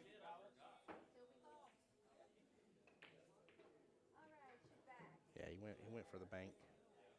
Gave you more than 10. Perfect. Because I need every bit of it. But now we're ready. All right, draw your card. All right, for Mark, the table is opened up beautifully here. The run is on. Oh, he may have stabbed that way too well. Yep. Ends up getting a bump into it here. He needs just a little less pace on it. A little less pace here. Chat, let me know who you guys are rooting on, or maybe there's somebody else in the tournament that you're hoping takes home the grand prize here. Keep in mind, first place for this bracket here will take home $500 cash. Ooh. Oh, I don't know if that 8 goes now. But yeah, first place for this bracket, which is the 4-5 bracket, will take home $500 cash, and they'll be taking home one of the beautiful Q-Tech cues over there too. Now I need to look as well for 8-ball. I think this bracket is with the 4-5s as well. I believe it's still a True Wood. Yeah, it's one of the True Woods here. I think the 2-3s are the ones that are getting a SVBQ for the 8-ball side.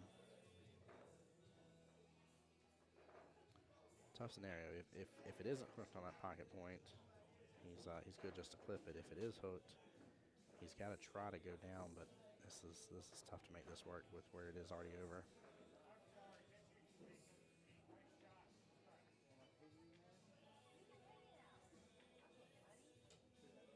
That's not a bad leave.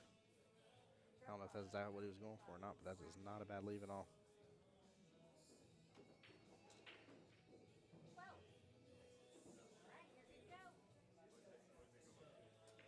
Yeah, if that was what he was going for his end result, I like that a lot. Leaf Russell with a very tough shot here. Russell says, I'll see you with your tough shot and raise you a beautiful shot. Wow. Very, very well done here. All right, let's take a look there. Top right hand of your screen. Quick little instant replay. That was beautiful. That was a do or die situation here. He fired that very nicely. He's just got a little back cut here on the 8. Needs to take his time. And he overcuts it here. He's going to leave it right in the pocket here. David, what's going on, my brother? How you doing, sir? He says, good luck to everyone. Good luck to everyone indeed, sir. Glad you're here enjoying the stream.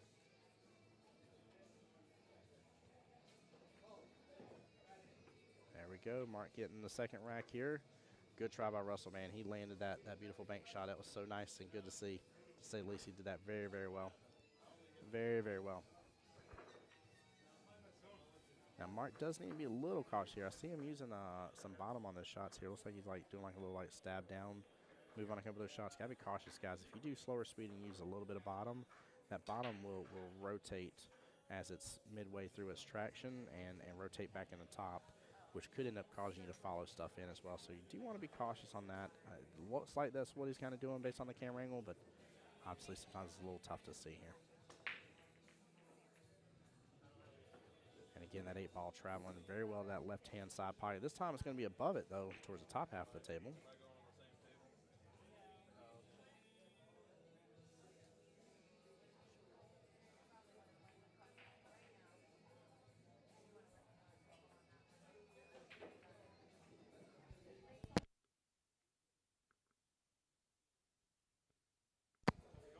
John Hummel, the correct answer to your question is Tim Jones. What's up, my brother? How you doing, sir? Oh, no, guys. Miss Rachel Menard's here. Miss Rachel Menard, right there, ladies and gentlemen. There she is. There she is. She said she was running late because she was watching the stream. I love it. I love it. Call up Mike and Kelly and be like, Mike Kelly, I'll be right there. I'm watching the stream here. I lost track of time.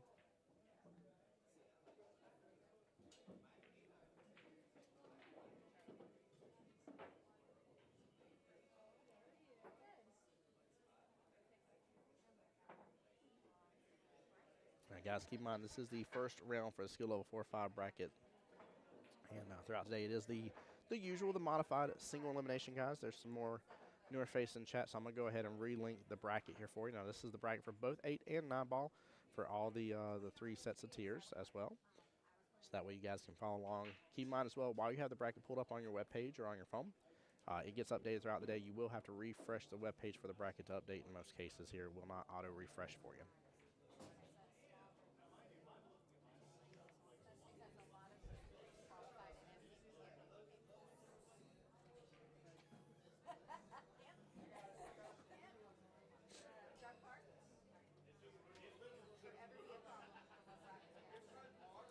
Russell up here and with great opportunity. Look at the spread on all the solids here.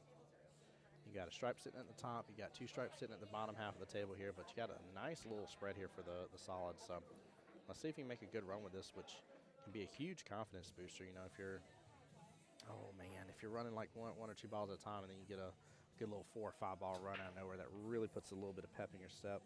Very unfortunate miss though. I was really hoping for a good motivational swing there for him.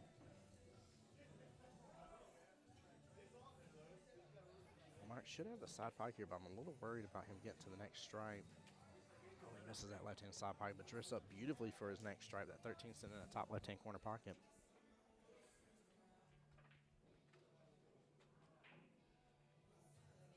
Russell will have the same opportunity here again, especially with the cue ball center of the table. Good speed.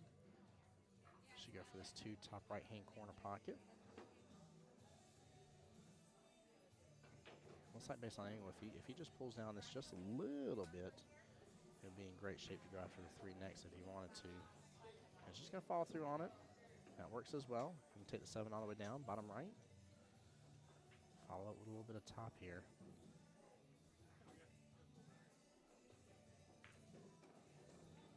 Oh, no. Yeah, fortunate scratch. Ooh.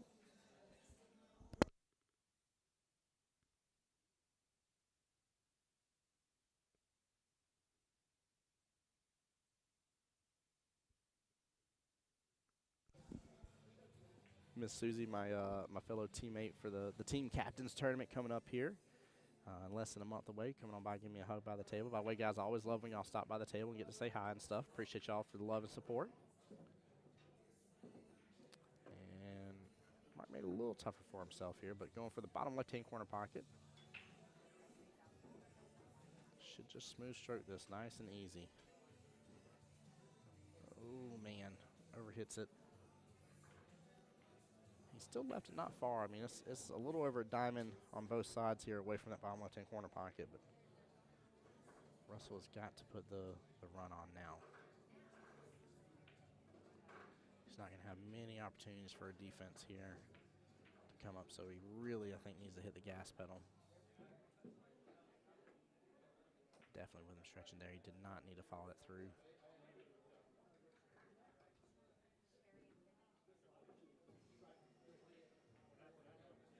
Looks like he's going to go for the 5-ball here, maybe all the way bottom left-hand corner pocket, which actually may work out well. Oh, he comes below the 8, and he's going to leave. Oh, no, he's going to leave that Qball in great positioning here. Mark needs to close this out and make it 3-0. He's got to do this here. If so, he's just going to really demoralize his opponent here. And make sure to look over here, calling that bottom left. There we go. And a good out there by Mark. 3-0 right now. Well, guys, the first matchup on the live stream table here was a nice little hill. We have the potential here to see a shutout. Mark with one rack away on the hill. Again, for anybody just joining in for the day, I appreciate everybody for tuning in here. My name is Tim Jones, and you're here for the Jacksonville APA, first ever Jacksonville APA Invitational here at Beaches Qball, home to the voice of Jacksonville Pool. Appreciate everybody for tuning in. Huge shout out, as always, to my personal sponsor. You see them there on the right-hand side, Threefold. They're the ones that make these beautiful trophies, which if y'all get a chance to, come by and see the trophies today as well. Absolutely gorgeous. And another big shout out here as well to Q-Tech for 6 total Qs donated. 3 SVB Qs, 3 Truewood Qs that will be given out to the first place winners of every skill level bracket. And again, 8-ball getting clipped by the Q on the way back, but flinging over there towards that left-hand side pocket. I'm willing to say we are going to see an 8 on the break on that left-hand side pocket before the day's out. Hey, Kit, what's going on? Brett in here says, that's my boy Mark there on the YouTube side. Brett, how you doing, brother? Hope everything's looking good on the YouTube side. I know the volume may be a little low here, so I do apologize, but I'm always just worried about the extra music coming through, so I'll try to make some appropriate adjustments. And Kit, how you doing today, my dear? Good to see you on stream. Now, guys, y'all may not be in it for 8-ball, but who's in it for 9-ball here? I know most of the check-ins for the skill level 2-3 brackets are getting checked in right now as we speak. I see a few of them behind me here.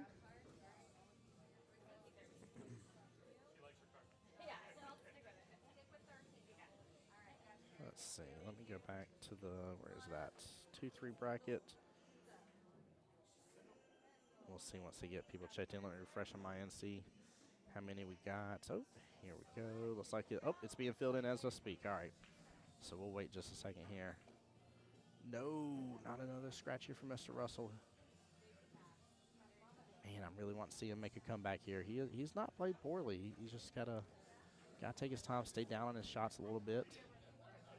I don't know if any of the stress or anything like that is getting to him on the table, or what all he's dealing with. Our emotions play a major factor in this game, as they do in all sports.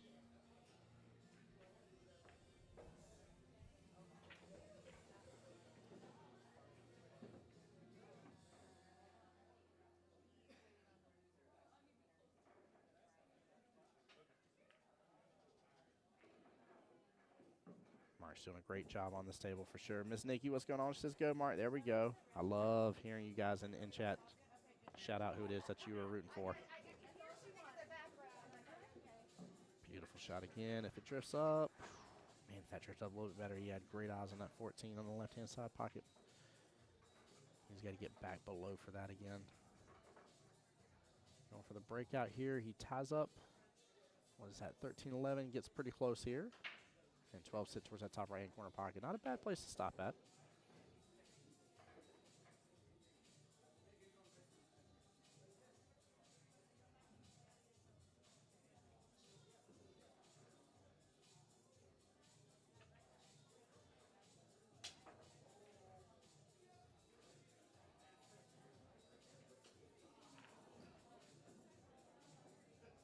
Good try with the combo by Mark. I was wondering what he was going to do right there. Just trying to hold my thoughts for just a moment. Or no, I'm sorry, by Russell. Forgive me. I definitely just said Mark. That was Russell shooting. Forgive me, guys. Mark is back to the table now. Definitely has good eyes on that 12 ball, but it is off that pocket point just a little to the left of it, not by much. I don't think he's going to be able to hold it to keep things up there. He's going to go with a slow roll. And hangs it. Wow. Wow. Good try there on that. That was a tough one to hold. Russell's going to go down here towards this 4-7 situation. Should get a good bump into the floor as well. Should be very favorable.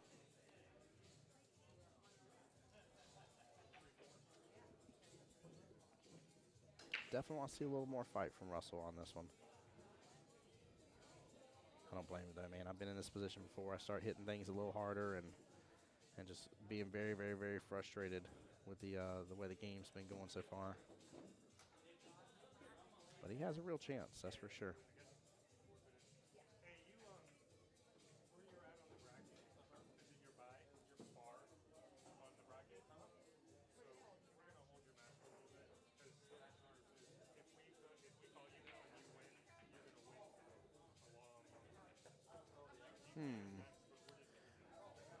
I feel like he's got to go after this 13 and go for the... No. I think he's going to go after that left-hand side pocket with the 14. It's a tough shot. Very tough shot, but I think it's doable. Bare minimal, he'll tie up that pocket. Oh, he went for the bank. Might get it the second time around. No, it's going to hit right into the pocket point. Very nice try there by Mark. Very well played. Goodness gracious.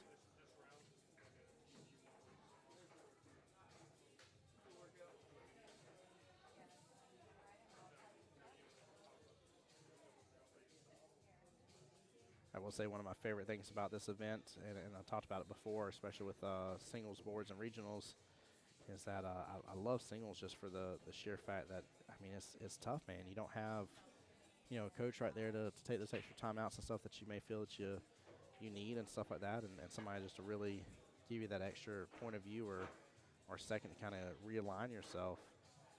And so, like, it makes these sort of events just that much more sweeter whenever you go after them and win, and just know that you held it down. Like, you knocked on the door, you answered, and took out your opponents one by one and took home the prize. Plus, somebody's got to be feeling really really good with them Q-Tech cues that they're going to be leaving with today. Those cues are so nice. Absolutely so nice. I feel like he's got enough room to scoot this 7 by. If he did, it was a very, very close cut, but not a bad leave. Mark will have eyes on that 14 top left-hand corner pocket if he so wishes to go for it. Ooh, I like the 14 better here. Definitely like the 14 better. Good shot there on the 13. And he scoots on over.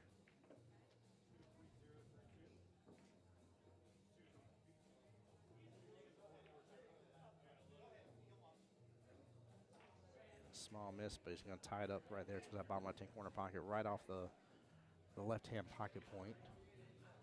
So he's got a good chunk of the table that he's going to be able to see that ball.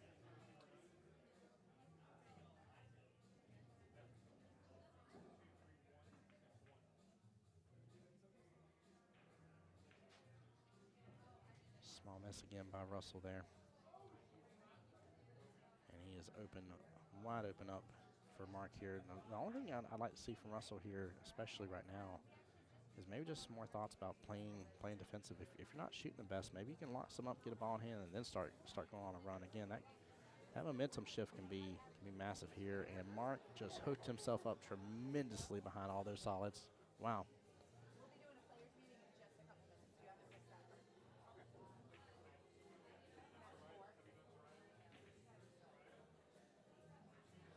He's going to call that right-hand side pocket, go for the one-rail kick. This is going to be dangerous.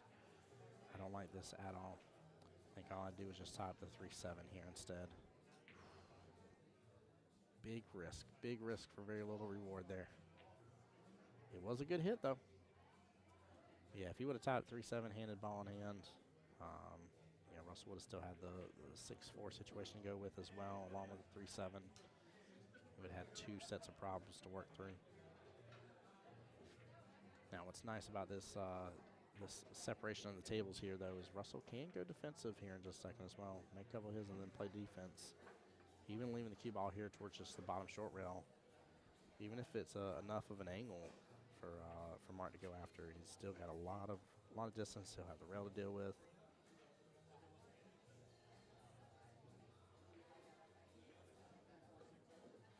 Great shot there by Russell. Very well played. Do we see this the momentum shift happening? He's staying down on his shots here. That's actually not a bad leave here. That's going to get him back up further table. He could end up actually being there on the left hand, kind of bottom left of that 8-ball. Skill level 2-3 group, please head this direction. Head to the middle tables here. The center of Yeah, the had he room made for that, he your probably players still would have meeting. ended up, Head to the just to subgroup time it tables softer, for he your would have players ended up meeting. That's about the skill right level here, 2-3 group. and he would have been in prime position right there here. Good run by Russell. I like seeing that. Very well done. Very well done here. Mark with the chance to close us out and do a 4-0 shutout. And he gets it right there. Big congratulations, Mr. Mark, taking out Russell here 4-0 in the first round of the skill level 4-5 bracket. Guys, my name is Tim Jones, the voice of Jacksonville Pool.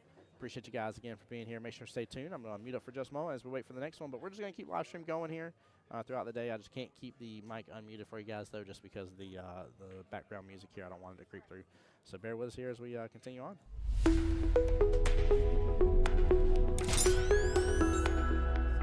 Jones, the voice of Jacksonville Pool.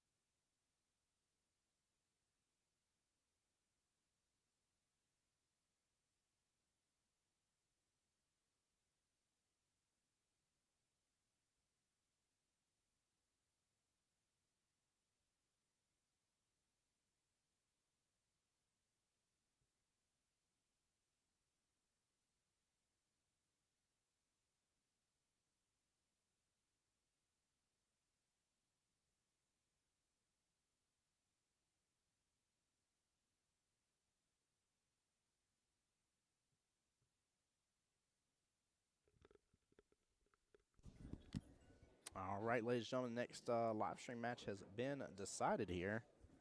And we got a battle of the skill level 2-3 bracket.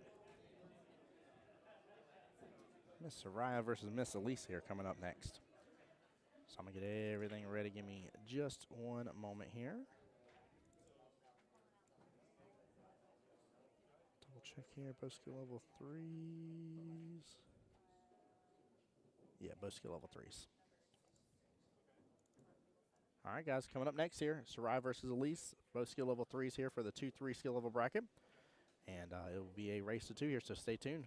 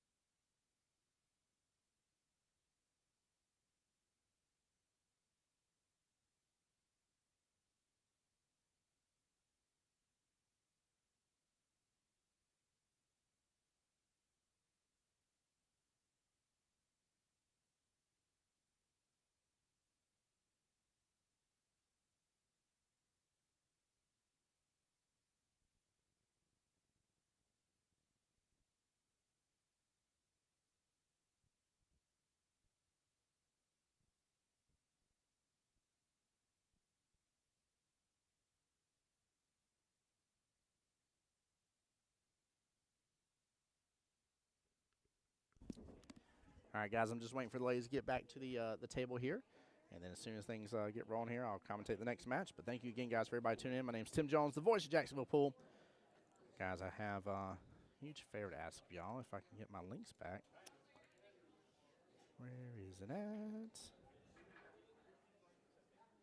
Guys, this is being live streamed on both Jacksonville APA's YouTube page and my YouTube page as well. Both those pages are free for you to go over there and just hit the little subscribe, or you can consider it the follow button here because it's not a paid subscription. But make sure and do so. Show the love and support. As always, it means a lot.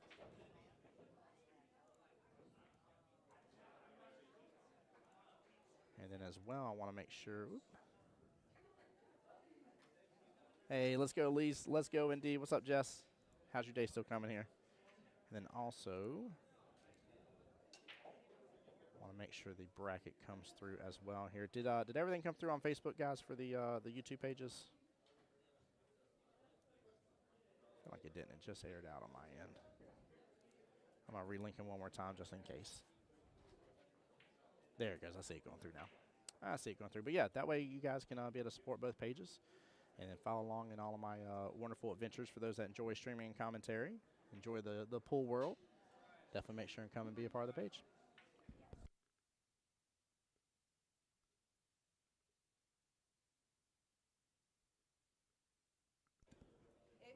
If you are waiting on your next match, tables 10 and 11 in the center of the You're sitting at room TJ are Grandma's available house for listening to her practice for tell you how Tables she used to be a 10 pool and shark. I 11 love are that, Jess. available Let's for go. practice. That is phenomenal. That is too good. Guys, you already see Miss Elise there towards the top right-hand corner of your screen. Miss Soraya choosing the opposite end right over there to get ready. Battle of the skill level 3s here bracket. Now, for those that did not hear me earlier, I do want to make sure and re-talk about it because I got the other payouts listed as well here. So for the skill level 6-7 brackets, the cash payouts is $400 for first, $200 for second, and then $80 for third and fourth. Skill level 4 or 5 bracket, which has the most participants here, has a first place payout of $500, second place will be $250, and third and fourth will be $135. And then for the skill level 2-3 bracket, first place is $450, second is $200 again, And then third and fourth place is 75. Keep in mind, all these people are also playing for the beautiful Q-Tech Qs as well. First place will get to take that. And first place will also get the sweet and gorgeous trophy. What a good lag. Nicely done here.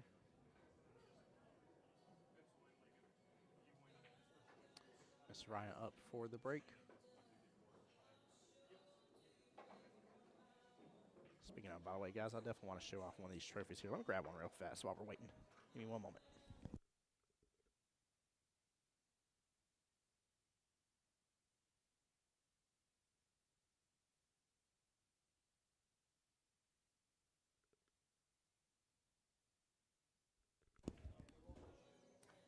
Take a look. There you go. Y'all can see my mugshot there. It's not going to do it justice here, but you get to see the beautiful, I'm calling it the Q-Tech red that's in there. Beautiful piano finish. I'm a fan of the trophies here. Threefold is my official sponsor. They provide all the streaming equipment I get to use and go out with. But look at these gorgeous, gorgeous trophies here. Very, very beautiful trophies here. This right here on the break. And a scratch right off the bat here. Huge cluster there towards the center. Give me one second, guys. I'm going to put this back real fast.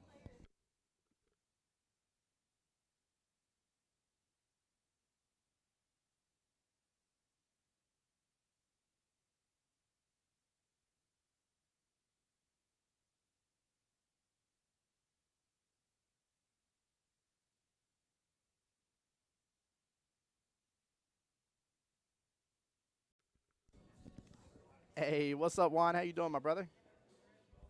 Welcome to the live stream, man. Welcome, welcome here. Is this right after the break? 1, 2, 3, 4, 11, 12, 13, 14. Oh, it was. She was supposed to shoot the other way. Nobody caught it here right after the break. Keep in mind, guys, whenever in 8-ball for APA, whenever you break and scratches right after the break, you are behind the head string right there. So you cannot go placing the cue ball here and shooting up table. Yep. Yeah, it's supposed to be behind the line, EJ, yeah. Now, I cannot step in any way and mess with the matchup or anything. It is on the players to pay attention to that. But, yes, it is. Katrina over there sitting there on the sideline. Mr. Yerp. What's up, Katrina? Oh, man, that boy shot good. I didn't get to see it, but the matchup between him and Carlos this morning was definitely one of the ones I've been meaning. I think I'm going to talk to Mike Kelly and see if we can have a official streamer chosen match. And I would have named that one as my official streamer chosen match for sure. That was a good matchup. Yeah, I'm not sure if well, actually, I'll tell you back. I do know both ladies would probably know it. Just wasn't thinking about it as all. It's an easy because it's only 8-ball. It's easy rule to forget if we're being realistic, because it only applies to 8-ball and only applies to one instance. So it's a unique rule, to say the least. You know. Now, I'd have to look, because I don't know if it would just be what they would consider a sportsmanship violation per se, or if it would be a ball in hand situation. Don't know, honestly. I don't know. You can't hear me? Did I get a little too quiet there, EJ? Sorry, but I'm trying to keep it down. I know I got the volumes turned down just a little bit, but I'm trying not to let through all the extra volume of the music.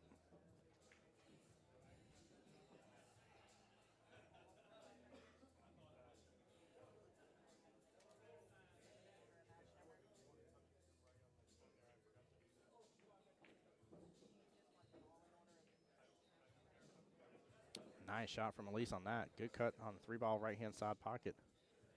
2 sitting in good position here in the bottom right. 6 sitting good in the bottom left here. She's got a little run potential here. She'd go for either of those and then work on a potential combo with the 4 maybe. She does have some work to do with that 5, and then 1 sitting out there towards the middle of the table. So good opportunity here for her.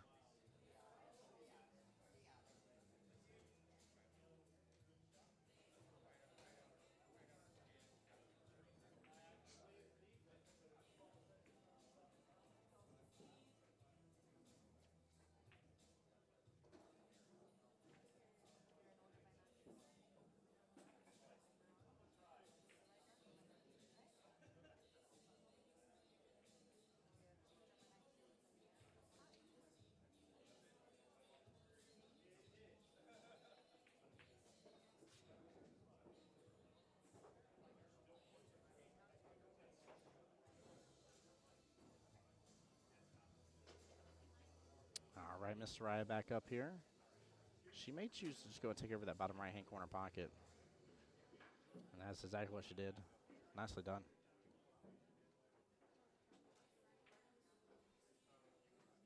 Very nicely done. I like that option. There's no reason to leave the Band-Aid on any longer. Rip the Band-Aid off, get it done, get it over with. And that's exactly what she chose to do right there. Very good choice.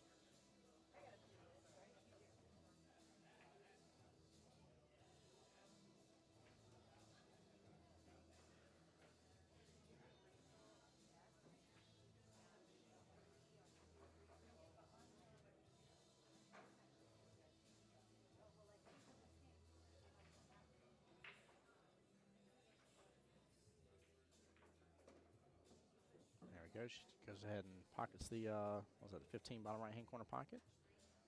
She does have good eyes on this 11 here and might actually choose to go and take over the bottom left-hand corner pocket too with one of her 2 other stripes. Rachel and Beth, table 18. Rachel and Beth, table 18. She's definitely got some tough choices to make here though, because you don't want to start knocking down too much, but that 6 ball is a bit of a problem. Great shot there in the bottom right-hand corner pocket. Very well played.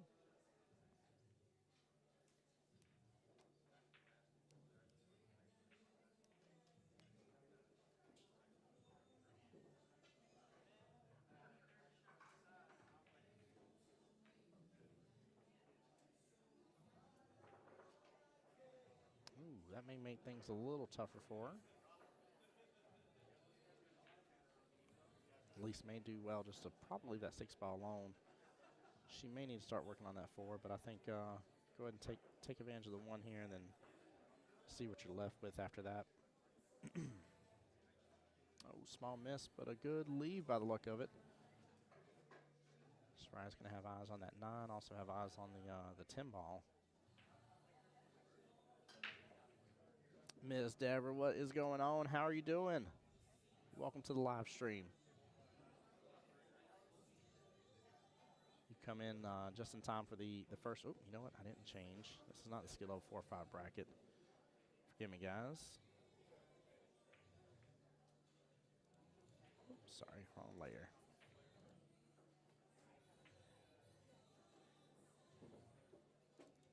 There we go. Update that to the 2-3 bracket. There we go. There we go.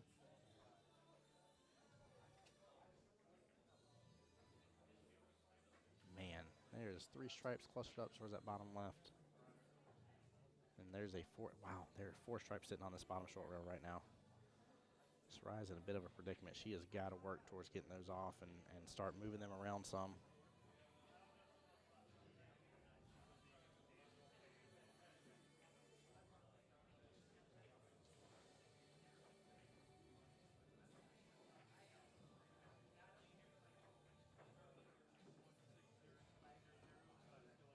What a cut right there. Wow. And she got a little nudge over with the rest of her stripes.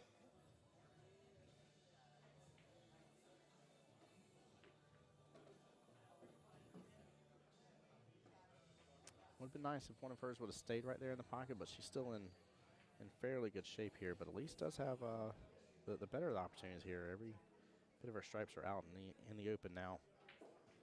Hey, I'll see you tomorrow, Miss Deborah, for sure. So you're competing in the 9-ball Jacksonville Invitational. You'll have a chance at a new SVB Q-Tech Q for tomorrow then. And if the payout stays similar, it just all depends on how many people sign up and show up, because it's $20 participation per person. And that, of course, goes towards the cash of the purse here. But there is $500 added across the board for each skill level bracket.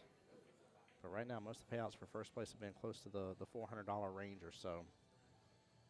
So we'll see if that continues on with tomorrow. Again, that part's up in the air.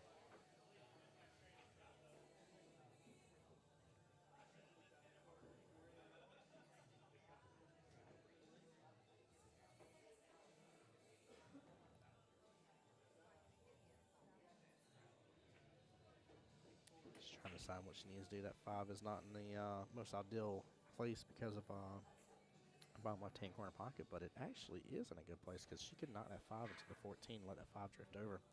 Goes for the bank here, comes up a little too open on it, hits along the top short rail. But there is room for that 5 to kind of carry him on over and get in that mess a little bit further. Thomas, what's up, my brother? Missed you Tuesday, man. I hope you're feeling better.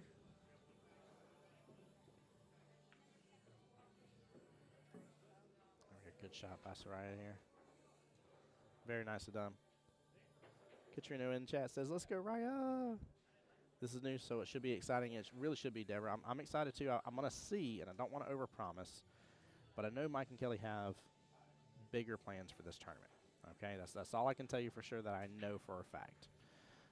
Now, as for what those bigger plans include and how they're going to be executing stuff like that, I'm going to see if maybe, possibly, somehow, some way, I can get Kelly to spill some of the beans on live stream for you guys and give you guys a little hint as for what the future may hold for this tournament.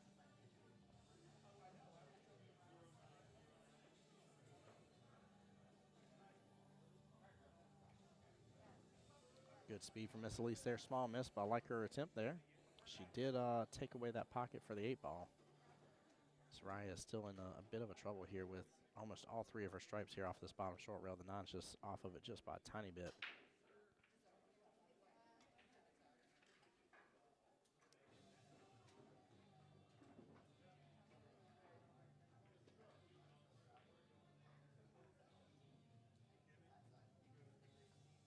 Ooh, if that doesn't get on top of the 1, Elise has a great opportunity here. Really good opportunity. She's going to pull out the bridge. So she's probably going to be kind of forced to go with the 5. Maybe she goes for a cut in the left-hand side pocket afterwards, or maybe all the way down to the bottom left.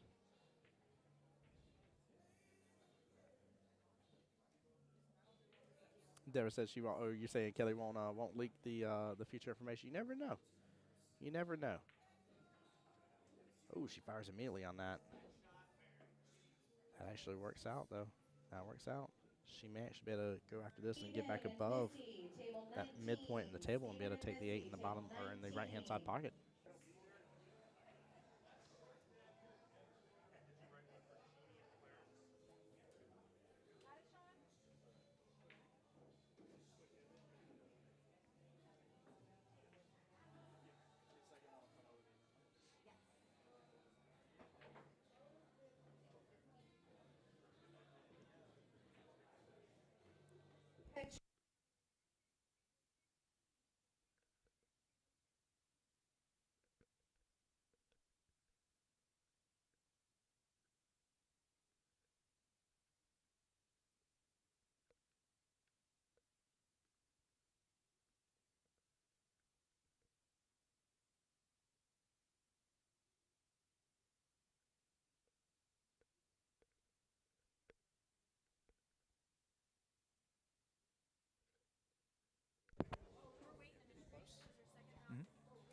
What's going on, Sean? How you doing, brother?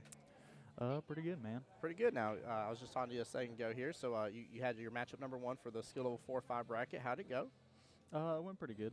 The guy that I was facing was really good, really respectful. Got some good sportsmanship out of it. There we go. Shooting pretty good today, so. Now, what was the final score though? It was 4-1. 4-1. Okay, but it was closer than that, right? Yeah, I got pretty fortunate. Got some good layouts. Okay. And I did get a break and run, so that was kind of nice. Ooh, I'll get you some Clarence snaps. and I get you Jeannie, some snaps table for that. 1. Mark and Thomas, table 16. Guys, y'all hear Kelly Clarence being and all loud Jeannie, over there. Table 1. Mark and Thomas, table 16. Be like, that's the clearest thing we heard on stream all day. I'm just kidding. So did you see the cue that you're playing for over there though? Yeah, I did. I'm Yeah, one of really the true excited. woods, man. That thing looks dope. Yeah. Did you see the payouts? I did payouts. not. So cash payouts for your bracket with the 4-5 bracket. First place is $500, second is $250, and third and fourth place is $135. Oh man. Yeah. So strong day. Time to make some money here. Clean those glasses in between matches. Yeah, 100%. 100%, man. You gotta take everything within reason there. Looks like I think I just saw Jay Money win his match across the way too. And we got a good first round matchup here between the 2 ladies here. Miss Elise on the table here against Soraya, both skill level 3s. And yeah, it's gonna be an interesting day. Now, are you in it for both 8-ball and 9-ball, or just 8-ball, or? 8-ball and 9-ball. Oh, so you back tomorrow then? So Yes. you might be leaving with 2 trophies and 2 Qs, and probably upwards to close to almost $1,000 in cash. And if you were to pull it off both days, by the way, so that'd be huge. That'd be massive, man. That'd be good. That'd be a pretty strong weekend. Pretty Yeah. strong weekend.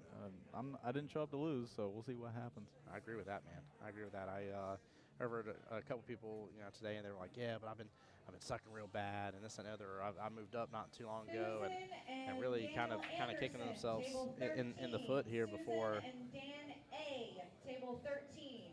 before they even get started with the day, and that's the attitude I had with them too. I was like, man, don't. I was like, there's plenty of day for you to beat yourself up, but right now is not the time to do it. What a good out by Elise right there. Nicely done.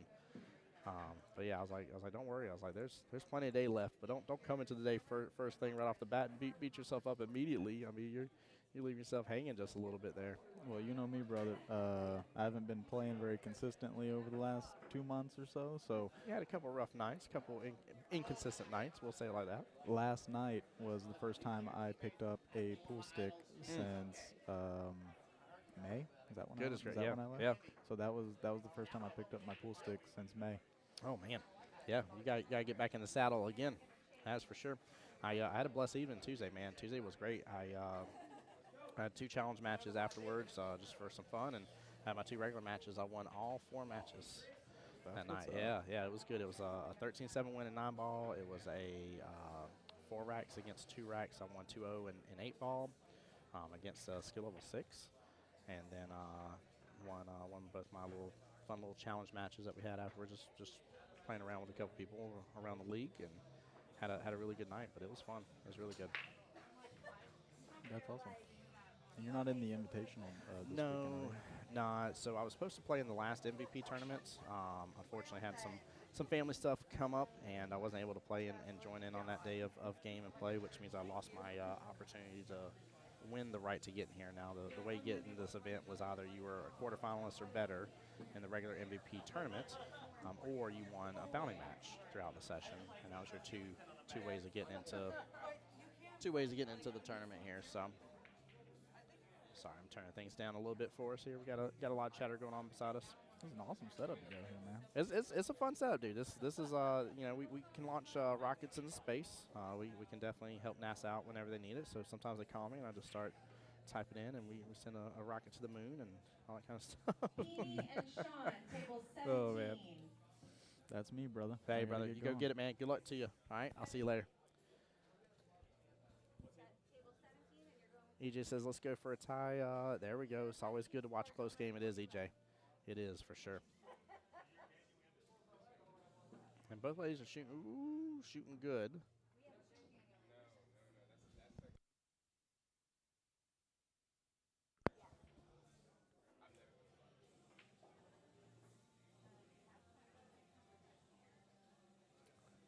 At least kind of stuck on that 7 a little bit. There's a little bit of space between them, but she's definitely super, super close here, so I'd love to see her hit away from it. It looks like she's already working on that.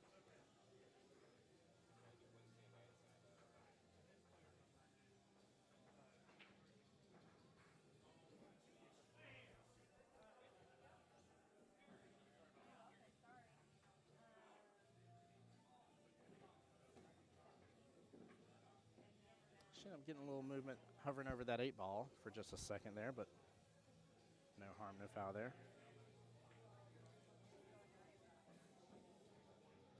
Dan Blair and Debbie, table 20.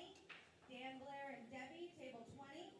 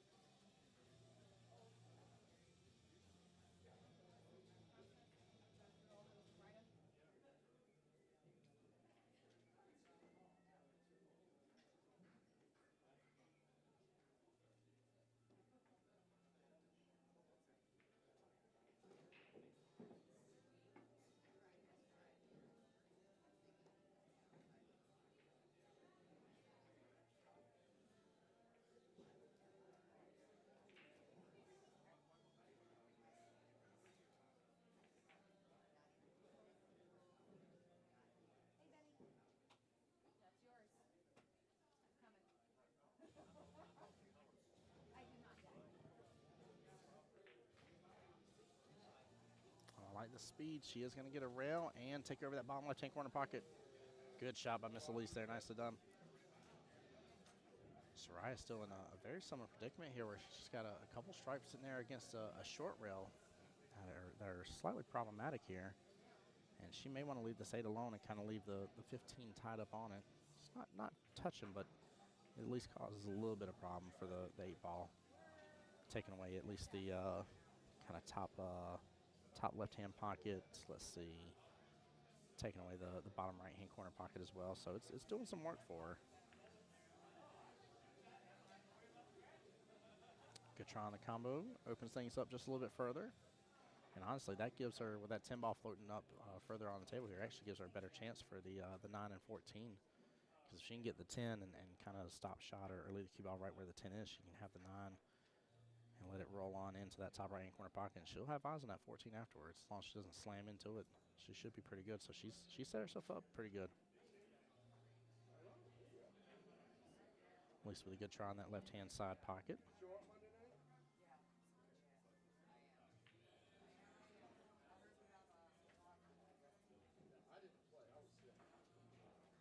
She's off angle on this just a little bit, so it's going to kick on over. Yeah, she set up with the 14 right after. Good try. Very good try here. Make sure and give these ladies some love and support, guys, in chat as well. Again, this is the skill level 2-3 bracket. There's the 2 3s, the 4 5s, and the 6 7s today. And then tomorrow, I think, I believe it is the 1 through 3s, I think the 4 5s, and then the 6 through 9s. Great shot right there on the left-hand side pocket. Lisa's big problem is that 7 ball sitting up there. She might just have to play takeover here and use our 4 ball to knock in that 10 in the top left-hand corner pocket when she gets done with this bottom left situation going on.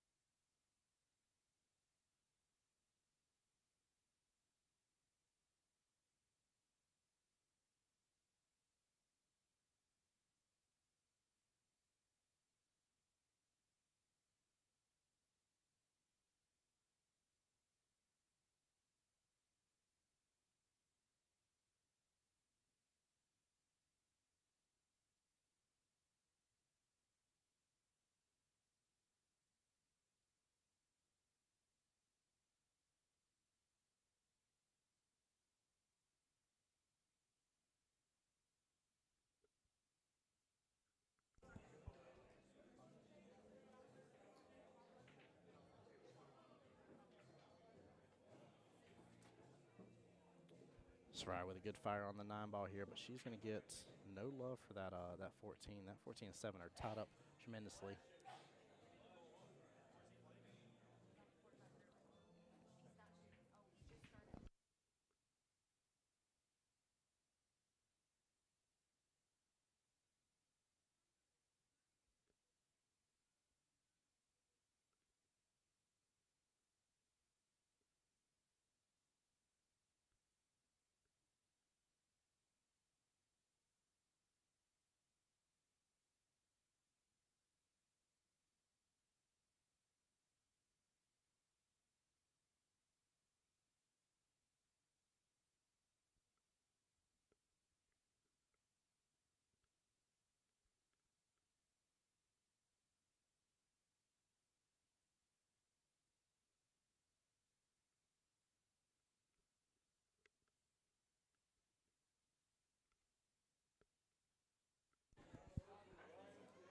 All right, sorry guys, was having to take care of something for just a moment.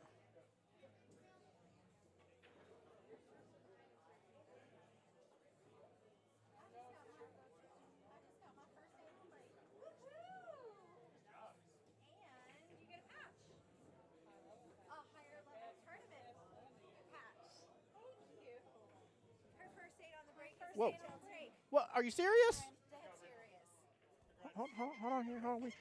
We gonna sell. Hold on. Let me hold that real fast here. Miss Rachel Menard getting her first. Hold on. I gotta wait. I'm in Sarai's view. Her first 8 on the break. High level tournament patch. Miss Rachel Menard in the house. Get it, girl. That girl shoot good. Come on now. Give me that fist bump. There you go. Hey, good job. Wow. Way to go. That's the first one I've heard of today too. I haven't heard of another 8 on the break yet. We've come close to having it on the live stream too. So.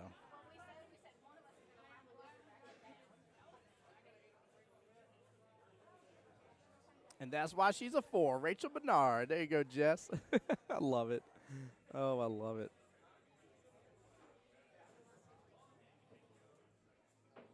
Qball needs to keep rolling a little bit more. Okay, she's got eyes on the 7 if she wants. She could go for the 5 here, too. That's a tough cut, but I don't know if she's going to be able to really get in a better positioning for the 5. And honestly, she's going to have to do a combo for the 7-4 situation, which makes it tough. She's better off going for the 5 here, I think. I think the 5's the right call. It ain't easy, but I feel like this is one of those situations you take your medicine now, and then you live on kind of easy street from that point. Not a bad lead for that. Left a lot of table for Sarai to go through. Now Sarai will have a good opportunity to go after the 11, then the 14. And she definitely wants to be able to drift down, so she kind of wants the cue ball almost where the 11 is to an extent here. April and Wendy, table 18. April and Wendy, table 18. Actually, I would actually like the cue ball to be above the 14. To be honest with you here, take the 14 bottom left and let the cue ball roll down.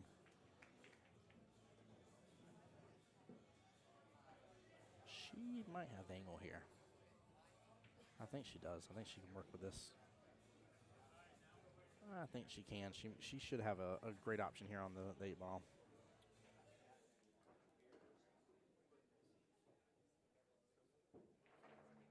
She could also use bottom here and pull back on this as well, but it's going to drift right down with it. And what a beautiful leave here. Sarai with the first chance here on the 8 ball and the chance to make it hill. Heard some good snaps and claps from the sidelines there. I love seeing the support. I see both ways. Got a couple people on the sidelines here, but lucky with supporting them. Good speed. No, she hangs it up. Oh, good try. Lisa's now in a position where she has got to close this out. I'd rather be lucky than good. Jay Money behind me saying you'd rather be lucky than good. That boy, don't let him lie to you. You'd rather be good than lucky. Don't even let him remotely lie. What's up, buddy? How you doing, sir? What's up, my people? So you won your second match there? Yeah, I was down 2-0, won 5 in a row. Had a breaking run. Good. Hold on. You were down 2-0. Yep. And then won the next 5 in a row with one of those 5 being a breaking run? Yes, sir. Let's go, brother. Hey, did you get your patch? I did. Yeah. High-level tournament patch, baby. Let's go. Put it in my trophy room. Miss Rachel just came and celebrated her 8 on the break high-level tournament patch, too. That's crazy. Isn't it, though? Isn't it? Yeah. It's good, man. 8 on the breaks are tough. It is. We every time. Hardest patch to get, in my opinion. It is. It really is. Every Yeah. time that we've come close on the table here, I've told Chad, I was like, it's gonna be that left-hand side pocket. Every time that y'all were breaking earlier. Yeah, for sure. The guy I played, the 8 rolled at least 3 times to the left side. Yeah. He was very consistent. And with he wasn't getting it even towards- doing an 8-ball break. He was kind of just breaking it from the side, but hitting the head ball. Yep. And it was just kind of squirting over there. Yeah, it was good. Yeah, that guy I played really good. He's a very straight shooter. You know, he told me, like after the first or second round, he's like, I don't play any safeties. I just make balls. And I'm like, Yeah. hey, you do a good job at it. That's for sure. He does. He definitely does. Yeah. He was a tough cookie for That you. was a good match. I had a good time. Yeah, I was very impressed. I was telling Chad, I was like, he showed up a few minutes late from going to the other cue ball Right. by accident, and even with that, like he still showed up and showed out. You got a Yeah. minute? You gonna come sit with me? Yeah, I'll stay here for a here, second. No, I'll stand up. stand? You're good. Okay. Yeah. Yeah, I even asked him. I said, "Do you want to warm up a couple?" He said, "No, I'm good. Let's go." Yeah, I was surprised because it's funny. Zach was he's like, they're playing no commentary. I was like, he's taking a second to warm up. Ooh. No, he said he was ready to go, and I'm Yeah. like, hey, that's kind of a like a mental move. You know what I mean? Like you just come in straight Just from the come straight into grab a it, cue yeah. off the wall and just hill. You know, that's pretty impressive. That is. It was fun. I could never do that, but you know. No, I'm with you, man. That definitely was strong, without a doubt. Yeah, I just played Brian Jeffo, so Now, it was a good match. did you see y'all's payouts? Yeah, I think they said 800, 400, 800, 200, or 800, 400 maybe. 400, 200. Yeah, that's what it was. Yeah, Yeah, 400, 200, 80, 80. Yep. I'm gonna give it my all. We'll see what happens. I don't know. Gotta play Ronnie next, so we'll see. Ooh. That's my arch nemesis for some reason. He- I struggle with him. He is your kryptonite. Yeah. If I be upfront honest with you, out of anybody For that sure. you go against, he is definitely. I got to treat this match like it's the championship for me to get mentally ready. And you know what I mean? I definitely agree. Now, with that being said, so you're just continuing on through the winner's side then. Yeah, it's me and Ronnie. Yep. Let's see. Wow. So Jesse versus Vinny. Yeah, that That's should be a gonna good match interesting too. one too. Yeah. Vinny shoots good. Vinny is funny because I was talking to Samantha Shea earlier, and she was talking about how he's a faster paced Yeah, he shoots player. pretty fast. Yeah. Mhm. And how she thinks she was starting to like match that and it was throwing her off her game. And I was like, no, I feel you. I was like, I completely agree. I was like, I don't. 100%. Yep. I was like, and I've played against you before, and you're very fast compared to me. You're a very fast player. Yeah. Yeah, I just get down and hit it. I mean, the balls ain't going anywhere. You just the longer I stare at it, the more I think in my own mind about other things that aren't pool related. So I just kind of You're not wrong. I just kind of try to get down, hit it, and go with the flow. Yeah. I'm not one to take my time too much, but that also gets me in trouble sometimes too. So it's True. a double-edged sword. True. We talked a little bit after your match as well, man. I was very proud of you on the very last rack, guys. If y'all get a chance to go back and rewatch it here, it'd be about the first hour of the live stream. But you had ball in hand. You had 3 stripes left on the table. And no matter what, the 9-ball was the issue, period, no matter which way you wanted to cut it. And 100%. you opted to go ahead and just take out the 9-ball. And, Yeah. guys, just to kind of set it up for you here, I mean, the 9 was just a little bit off rail, and he had the Qball pretty much, he had ball in almost against the rail and still drains the 9 all the way towards the bottom left-hand corner pocket beautifully as could be, too. I mean, it was the shot. Yeah, I was in between 2 shots there. It's either take the 9 now or play the 10 off the 8, try to get it out of the way, and then take my medicine and try to get back on the 9. Yeah. And, I just like, you know what? I got ball in hand. This is the best shot I'm going to get at the 9 because I can put it where I want it. And, and then I have to make the ball. Yep. And if I don't make it, he wins. And that's just how you look at it, and then get down, make the 9. If I make the 9, I'm out. Yes. That's how I'm looking at it. If I get down, make the 9, then I have a perfect shot in the right-hand corner here on I think it was the 11 ball, and then I make the 10, and the 8's natural. Yep. And I didn't want to try to make the 10, then hold myself for the 9 and get a perfect shot. So it was a little touchy, but I worked through it. No, you're 100% Now, right. if it wasn't Hill, I might have taken the 10 off the 8.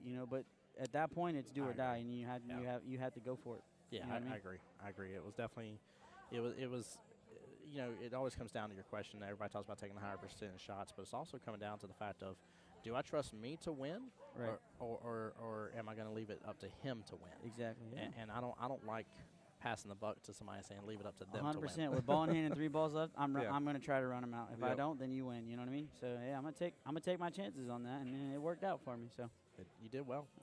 You did well. I'm very interested to see how the matchup between you and Ronnie goes for sure. yeah, when I dogged that breaker run on the 8, it was in my head for the next 3 racks. But you could probably tell a little bit I because talked was about it. Yeah. Yep. I thought I hit it so good, and it just a little short on the side rail. It hit. If it didn't hit the side rail, it was going straight in. But yeah, it's part of the game. Yes, it That is. stuff happens on the regular basis.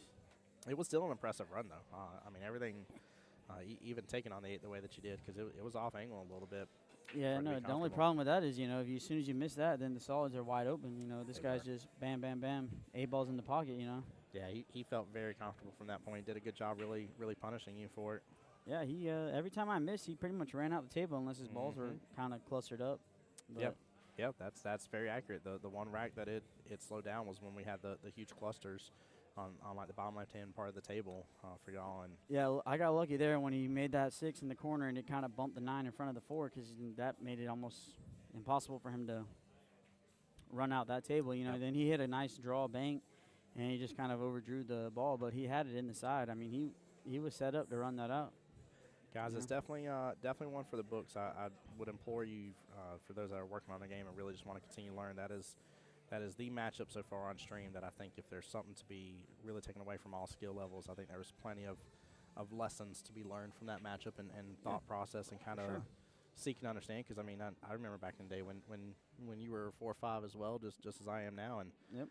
what's the best way to get better? Watch the higher ups. Absolutely. I always tell my people, hey, keep score for these 9s and 7s playing, and you Yeah. might learn a thing, you know. You can see the table from a different perspective, you know, Yep. because they're going to play a whole lot different than you are, and you're going to learn a couple things. You might not be able to hit the shot, but you might be able to see how to hit it, and you can try it. Bingo. And You that's know? that's the steps we got to take, right? We got to first 100%. understand that it's possible, Right. and then we start learning how to execute it to actually make it Exactly. possible. Yeah, So for sure. Yeah, you know, it's huge. and you know, you don't become a 4 to a 7 or a 9 overnight. You know, it's No. it's a lot of table time, a lot of practice. You know, you got to hit a lot of balls. You know what I Yep. mean? And you got to try things that you're not comfortable with. Yes, you do. Right? You know, the biggest difference, the only difference in the skill ranks is consistency. Yeah. Right? Yep. So you Yep. can make this shot 100% of the time versus 10% of the time. That's the rank difference there, you know? Yeah. And when you start creeping up in those levels, you got to start playing more defensive. You got to think of your outs more. You got to think of where you're going to leave the cue ball for them if you miss. Yep. You know, stuff like that. You kind of got to change your mindset on the table. You know, you can't just make a ball, make a ball, make a ball, and then your last ball's tied up. What are you going to do? Yeah. Yeah. Right? Yeah. You got to understand when it's time to take 'Cause care of those trouble balls. If you're playing a higher rank, then they're just going to make a ball, play safe, make you break that ball out, and then they're going to run out, right? Yep. And you have no other balls to play safe with or anything like that. So you know you gotta look at those kind of things, and that's the biggest thing that we try to teach our lower ranks, our mid ranks. You know, it's like, hey, you don't have to make a ball every time you go up to the table. Yeah, Make it tougher exactly. on them, Exactly. right? Yep. Give yourself more opportunities at the table. Yes. Get a ball in hand. If you get a ball in hand with your trouble ball, then you can make the trouble ball with the ball in hand. You know, stuff like Yes, that. you can. Yep. And when you convey that to your low ranks and they start learning it, then Yeah. it's night and day. You know, they go like a rocket ship.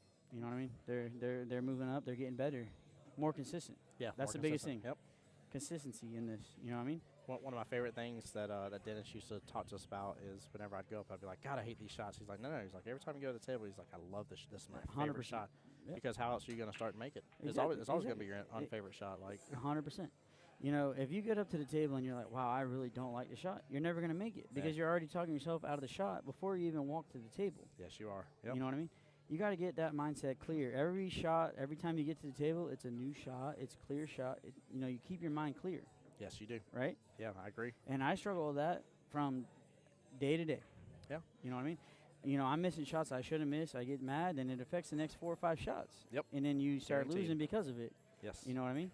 If you can keep a clear mind every time you go to the table, like it's your first shot of the rack, you know what I mean? Yeah, you're good. Yeah. Yeah, 100%. You have a That's- better chance. Yeah, I definitely agree. You'll absolutely start to dominate your fields if you can do that. I was talking about we had Mark and Russell's match, and Mark won 4-0 against Russell. I was kind of talking to them a little bit afterwards, how Russell was popping up and stuff. And he's like, man, he's like that. He's like, I don't even want to see the comments on the live stream, this and other. Right. I was like, it was a little rough. I was like, it was for sure.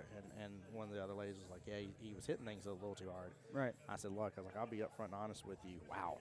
I'll be upfront and honest with you that I have a hard time as well. I was like, when I start getting real down, like I was like, I have to hit a couple things hard. I have to like get that emotion out, Right. be done with it, Uh-huh. and then when I can get it done, then I'm good. I'm able to overcome that Exactly, mountain. yeah. So You know, this game is so much more mental than it is ability. yeah, And once you climb that mental mountain and you're, you know, mentally stable every time you go to the table and you play a match, you're gonna naturally get better at the game. yes, you are. Yes, You you know are. what I mean? I agree. You know, this game, sure, you need ability to make balls, this and that and the other, but when you overcome that mental barrier, you're gonna take off. Yeah. 100%. Well, I mean, you even look at the pros, the best of the best, the world's elite Right. when it comes to this game. And, like, you start seeing them, like, be down out on themselves, and you can tell, like, they're living rent-free in their dome. 100%. And you're like, dude, there's no chance he misses And you're that only shot. making it harder on yourself. Yeah, that's all you're doing. You're literally looking at a shot. You're like, there's no chance that this dude misses this shot. Like 100 out of 100 times he makes this shot. Right. How do you miss it? And then you're like, oh yeah, like all the talent in the world can't overcome your mental capacity of how you're looking at yourself in the game and the lens you're putting on. Exactly. So So I hear we have some good payouts today. we do. So that's what Kel was just forking over. Total payouts for today. Now keep in mind, by the way, guys, Is that with the cues? that's dollar payouts. Okay. And the cues, of course, included, but it's not the cash value of the cues. Right. In that one is what I should say. Now, keep in mind, there was $500 per bracket, so a total of $1,500 today that was added. Right. $1,500 tomorrow, $3,000 altogether. Plus the $20 entry fee, right? Plus for the tournament? $20 entry fee. That's the big deal. So Gotcha. today's total payout comes out to $2,580 plus the 3 Qs plus the 3 trophies. Yeah, so that can't beat it. no, you can't. Not for Saturday. And it's the thing I told people too before, because I've had people talk to me about this. They're like, I don't know, this and other. I don't know if I really am up to it or feel like I got a chance, and et cetera, et cetera. I'm like, you're gonna pay more than $20 in the pool time you're gonna have. 100%. So like, are you just looking to have a fun Saturday and just relax, or a Right. fun Sunday and relax a little bit and have some pool time? Because if you come into it with that mindset and then start overcoming again and start getting that competitive spirit, now when you get here, then that's a great way to look at it. There's nothing wrong with looking at it that way, but you're not Right. losing anything. I mean, you're paying 20, and if you place, the minimum you're making is 4 times your money that you Yep. entered, right? Yep. And that's only with that's also depending on how many people are in your bracket. I mean, Yes. ours is a smaller bracket. Yep. If you get to the 4s and 5s, and those payouts are going to be even higher than ours because they got more money going into it. You know what I Yes, mean? they do. $20 for a chance to win maybe 500, 600, and a $800 Q. Yep. You can't beat it. Yep. And you get tournament matches. You know what I Yes, mean? you do. Yes, you do. The experience alone is a good thing for you. Oh, for yeah. $20. Yeah, for those that were new to what we used to call cities, but the world qualifiers is what they're named yeah, now. mhm. I'll tell you this much, man. Getting a tournament like this under your belt, especially as a single, and not Yeah, having yeah, your whole yeah, team behind for you sure. to back you up to really pep yourself up. It's and all everything. on your shoulders, right? All on your shoulders, yeah. Yeah. And if you can overcome this, Absolutely. dude, cities / world qual, I mean, that would be nothing. Playing in these kind of matches is good for you. It's Yes, good it for is. you. You might lose bad, you might lose bad, but hey, Yeah. you got the experience. You did. right? You You played did. in a tournament match. You were by yourself, no coaching, no timeouts, right? Nope, nada. You got to figure Not it a out, darn thing. Yes, you do. right? You got to play the chessboard. Exactly. Yeah. you got the chess I mean, master behind you telling you Even to move I'm looking at shots like I wish I had a timeout right now because Yeah, I would right? love a second opinion. Right. Hey, how would you hit this ball? Where would you leave it? You know what I Yeah. mean? But guess what? You don't have anyone to talk to but yourself. Just yourself, yeah. You Yeah. might have a buddy here sitting in the corner trying to cheer you on, but they can't talk to you about the game and stuff. Not until it's over with, right? Yep, it's all and on you, man. you got to figure it out. Yes, you do. Which is good for you because guess what? In those kind of tournaments, you only get one timeout. So if you get this situation and you've already used your timeout, True. you say, hey, I've been in this situation before, right? Yes, I you know have. what I can do and what I've done before. Yep, it's a massive benefit. Yeah. Massive benefit. Plus, if we're just being upfront honest with you, I'm sure it's hot as all get out outside right now. Very Yeah, miserable. come on in, get Yeah. a drink, get a Coke, yeah. sweet tea, It feels so good in here alcoholic beverage, right now. Yep. shot or two. Get you a German pretzel while you're at it with some beer Yeah, cheese. Exactly. Yeah. Could be in a worse situation, right? Very much could be. Right. Very much Yeah, so. we could be out there working, Yep. something, Putting on roofs right now. Yeah. Oh Lord. Instead, we're in here playing pool, having Yeah. a good time, air conditioned, Yep. Getting to enjoy it. watching me beat the balls around a couple rails. Right.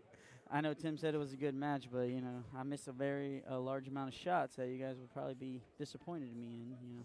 You missed a couple. There was a couple that were critical, but also when it came down to it, the utmost most critical shot was the one you made. You got to buckle down. You know You what I do mean? got to buckle down.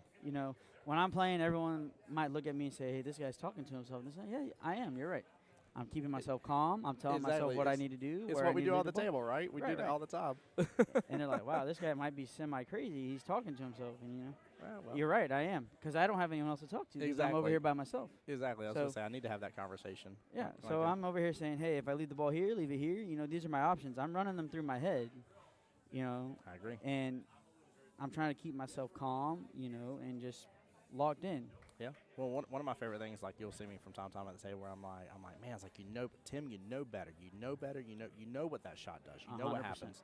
Exactly. And so, like, when it comes back up again later on in the matchup, and it almost always does, whatever it is I'm beating myself up over for a second, I say I know better. It always comes back up again before the match is over. Right. And then I'm like, nope, I've had this conversation already. I've thought about it. I do know better. Let's make an adjustment. Let's for sure. figure something else out and go after it a different way. And I'll miss a shot from time to time, or I'll leave myself where I wasn't supposed to. I'm like, wow, come on, dude, you're better than this. Yes. And I'm like, I need to be better. I need to, I tell myself, you needed to leave the ball here. It's supposed to be here, here. And you tell yourself that, so then next time you get up, you're like, you make sure you buckle down and you leave the ball right where you wanted it to go. Yes. In that window. Yep. And you're holding yourself accountable for that situation. talking about windows as well, especially like let's take these two wonderful lays here in the skill level 2-3 bracket. You got any advice, by the way? So what to talk about a window? Like for instance, when I'm looking at stuff, like I might be like, hey, like I want to be over here, right? Yeah, well, we can take this shot for example that Yeah. she just missed, right? There, I would play that with a third of the speed that she hit. Okay. And I'm leaving the 15 ball right here in this corner pocket, right? Yeah. So that's a tough shot for her to make, right? And making it doesn't really benefit her because, look, she still has this stripe in the side, but then the 14's still buried, Tied up, right? Yeah, it's a problem. So let's leave this ball in the pocket, hit it soft, Yep. and let's make her decide what she's going to do. Now, when you get up to the table again and she misses, you have a free ball to make, Yes, you do. right? Yep. Okay. So if you, especially in 8 ball, 9 ball's a little different because you guys are going for the same ball, Yeah. right? Yeah, exactly. So Yep. 8 ball, as a low rank, I preach to my players, hit as many of your balls closest to the hole as you can. Yep. And when they miss, Run there it. you go. Yeah. Right? You have balls that you can make. Your Yep. balls aren't tied up. Yep. Now, early on in the rack, if I had 3 balls in the corner pockets or the side pockets and my balls were separated, I would have hit that 14 out a long time ago. Yeah. Right? Because now, if she makes the 15 in the other stripe, now she's pretty much hemming herself up. Mm-hmm. Right? So while Elise has a bunch of balls on the table, let's get the 14 out Yes. while our balls are blocking other pockets. Yep. I Right? agree. I So agree. now we have a better chance of winning the rack because we're gaining an advantage by getting our only ball that's tied up out of the way, Yes. right? While Yep. she has all these other balls on the table. So let's go ahead and put a couple in the pocket. When she misses, let's get that 14 out of the way. Make her make a decision. She's going to make the 2, and then what is she going to do after that? But if you're blocking 2/3 of the table, That's tough, man. Right. That's a Where's lot she of gonna make options another that- ball? Yeah, that's a lot of options you're Right. taking out of the equation. so now basically here she could have done the same thing. She could have gotten the 2 out a long time ago. Now she's behind the ball and has no other options, Yeah. right? Yeah, So she's up a little bit of a If creek. she gives Soraya a ball in hand, I would only make the ball on the side here, and then I would just tap the 15 and leave her a shot to break the 2 and hit the 14 out. Yeah. And leave the 14 in a pocket where she can't hide you. You know what I mean? And as as a low rank, if you focus on that, you're gonna win 10 times as many matches as you do. It's funny. I remember a conversation I had with a guy, and he's like, I cannot believe skill level 3 just ran 5 balls. Right. And I was like, 3 of their balls were sitting in the pockets. 100%. I was like, and they took out the 1 ball that wasn't, and the Yeah. 8 was like dead center of the table. I was like, so they had all the opportunity in the world to put the 8 wherever. Like it was sitting almost dead center in the table. I'm like, Right. I don't understand like what you're like. Yeah. Like that's very much well within. Like I understand the amount of balls they ran seems unrealistic, but where they were is what you got to take into equation. Like it was Exactly. very much within their skill set and their level and stuff. Like it was set up like a drill. And no one ever takes that into So- consideration. And even here, Yeah. I would just give her ball in hand. Ball hand would be nice here. Ball hand would be real nice here because you're gonna potential. Ooh. Yeah. Now she left it decent because Yeah. Elise either has to try to bank it in the cross side over here to our left Yep. or roll it in the side here, but then she's not going to have a shot on the 8. You know what I mean? Yeah, she's gonna be in a little bit of trouble. Thank you. See, people just Oh, what- feed what- my addiction. What happened there? A little bit of Little- cinnamon whiskey. Little refreshing beverage come your way. Exactly. Miss Dawn, good to see you on stream. Sorry, me and Jay Money were getting on a good rant here as fellow team captains and Yeah.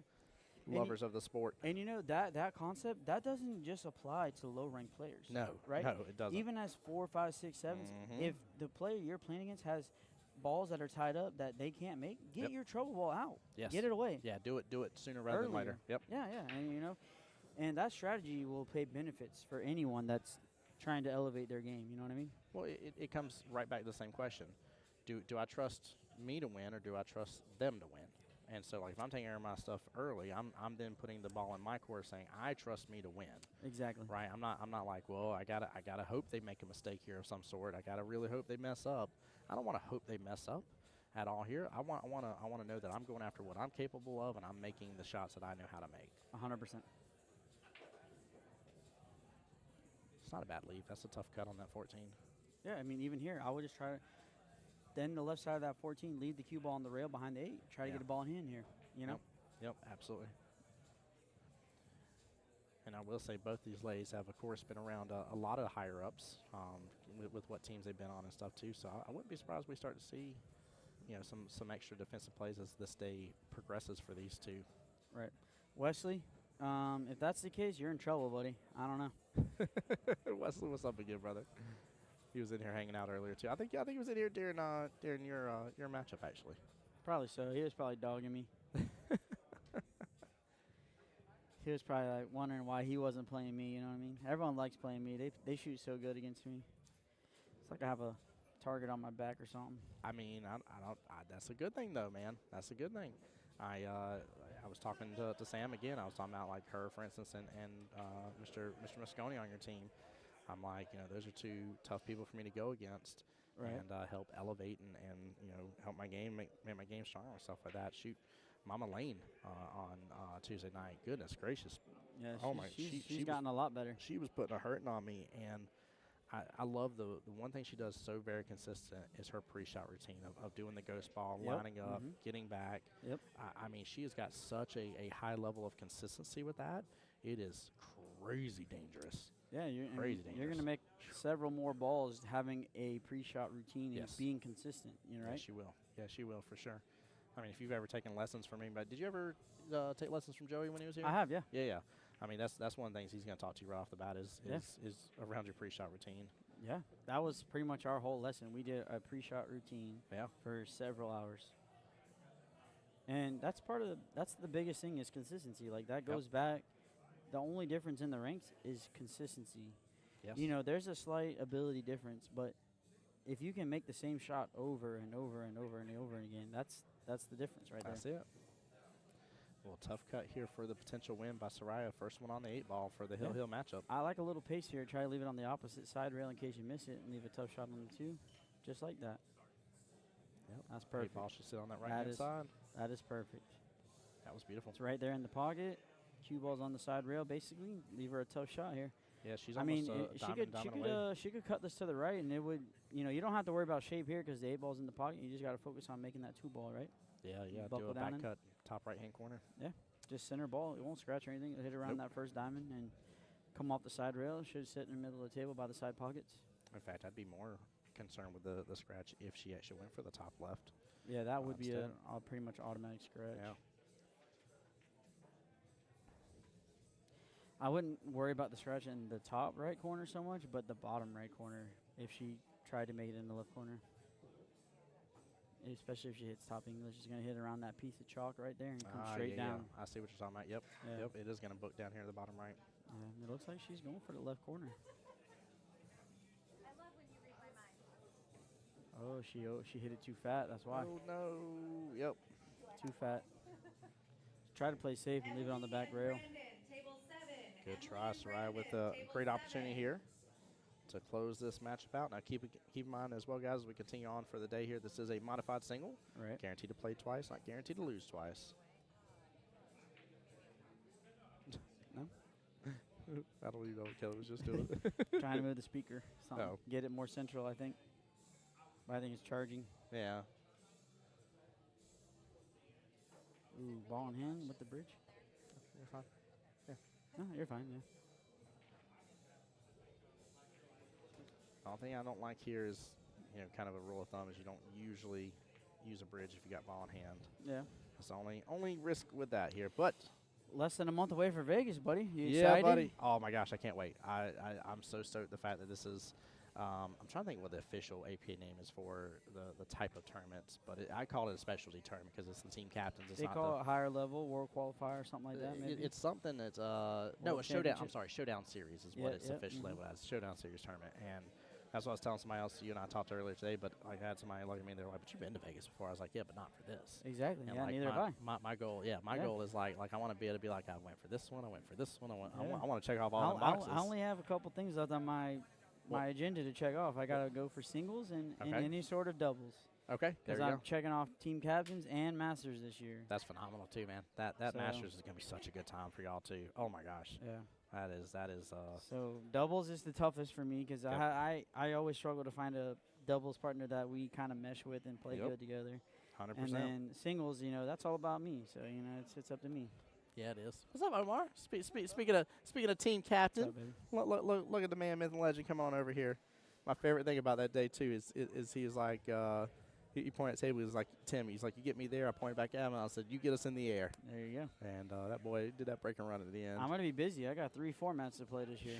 Me, Logan, So my wife. What day do you go up and what day do you even come back? I'll be there Friday the 9th, and Okay. we're coming back on the 18th.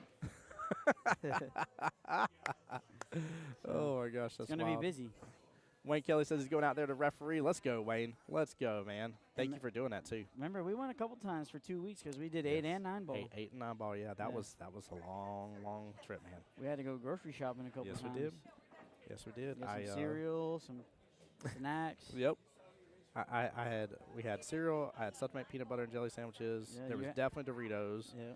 There's some sodas and stuff too that we kept stocked what's up on. what's the jar called that has the peanut butter and the jelly in Oh, it? 'Cause the, that's what you guys were getting. The Goober yeah, grape. Yeah, Goober Yeah, grape. yeah. You got to get the Goober grape. Goober grape and Wonder Bread. Yeah, dude, it worked. Yeah. Oh, let's go! I wanted to see this match too. I'm stoked about this one. Goober grape and Wonder Bread. Can't beat it. Goober grape and Wonder Bread. No, it worked out so good, so good. That was a nice job of Miss Soraya. Absolutely was. She did very well and earned it. And now we get a excellent treat here. We got Jesse Link versus Mr. Vinny. This is one I was hoping All to right, be able to guys. see. Wish me luck. Good luck, If brother. I see you guys again, that means it didn't go so well, right? Right. If you see right. us quickly. Right. You take care, brother. Be Yes, blessed. sir. Enjoy. I'll be back on if I lose. So All right, sir. I'll see you soon. love you guys. Love you too, brother. All right, guys. I'm going to get this swapped on over here. This is 2 skill level 7, so even race to 5. And we'll get that going back up for you next here. Again, Tim Jones here on behalf of Jacksonville APA, the home to the Voice of Jacksonville Pool. Appreciate you guys so much for tuning in and being a part of the stream. Hitting share, hitting the like as well. I'm going to mute up for just a quick minute while we're waiting on this next matchup to get started.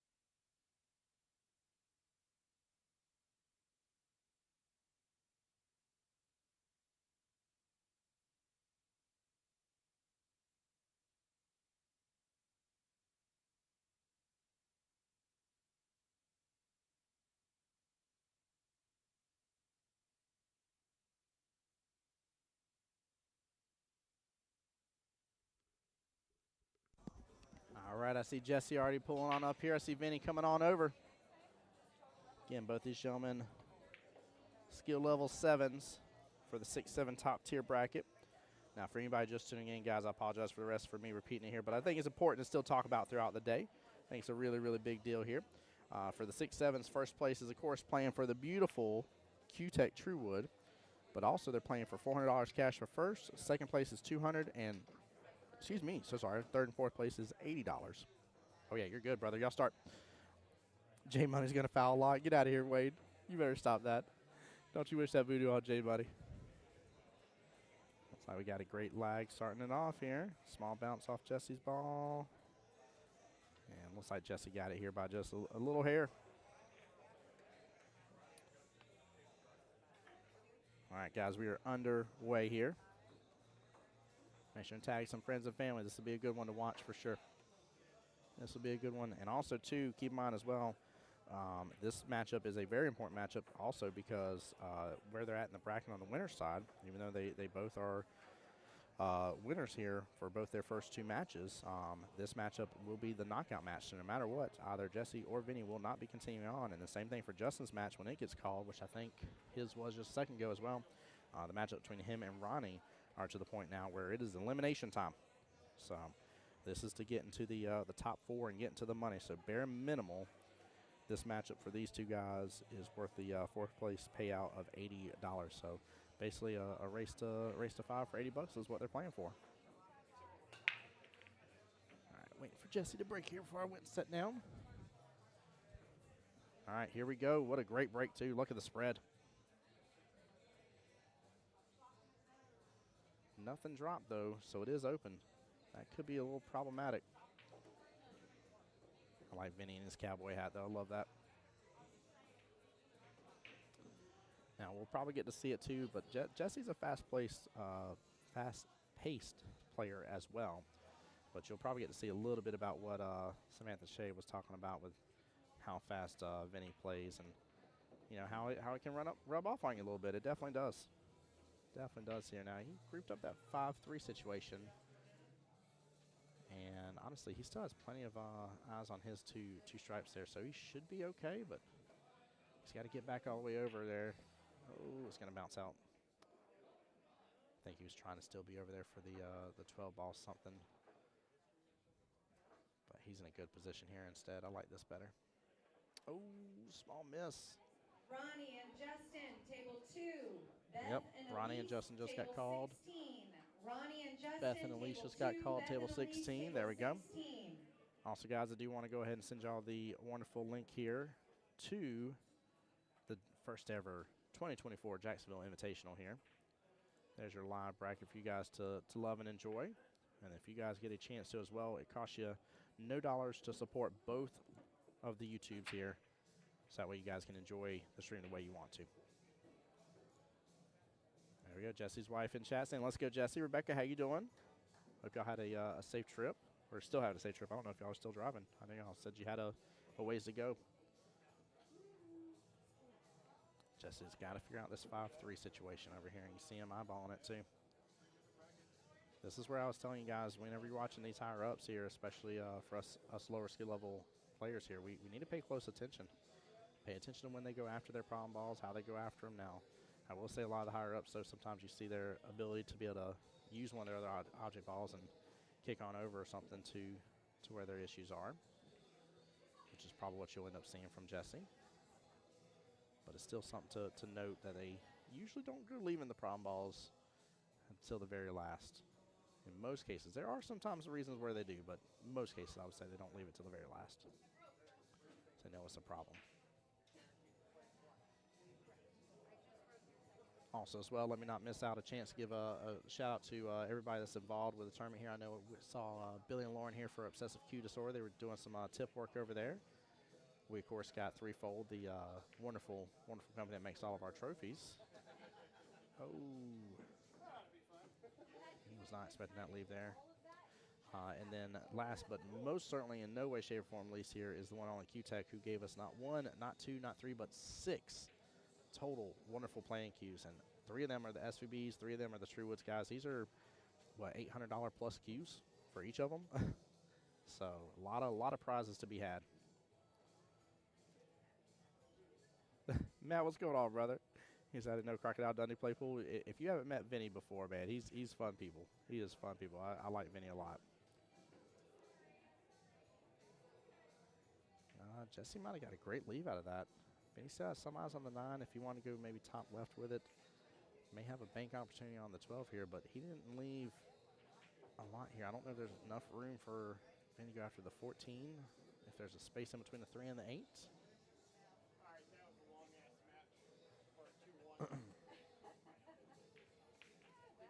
Well, the two of us shouldn't have played each other in the first round. It was.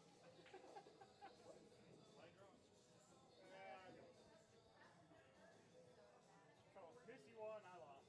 You won.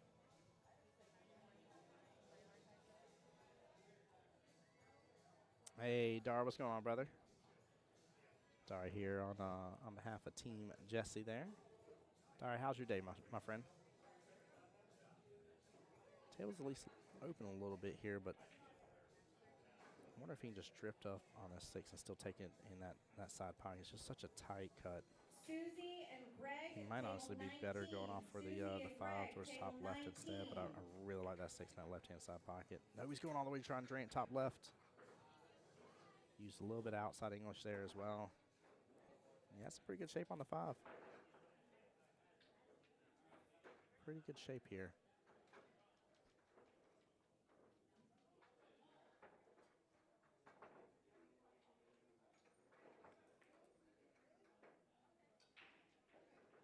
Great shot by Vinny right there.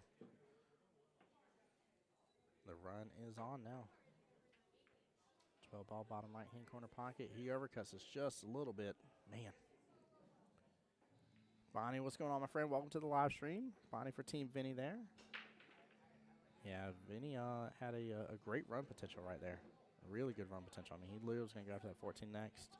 Let it come off that right-hand long rail, take that 9 in the bottom left-hand corner pocket. And more than likely, if I had to guess, be below the 8. And take the 8 in the top right. He had a huge opportunity there.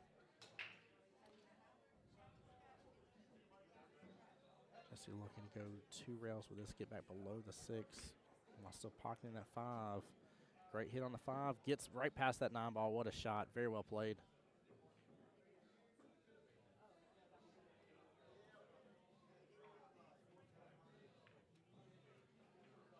Ooh, trying to send it here with a little extra body English, did not go. Hey, what's up, Stoney? How you doing, brother? Appreciate you being here, sir, and definitely good luck to everybody.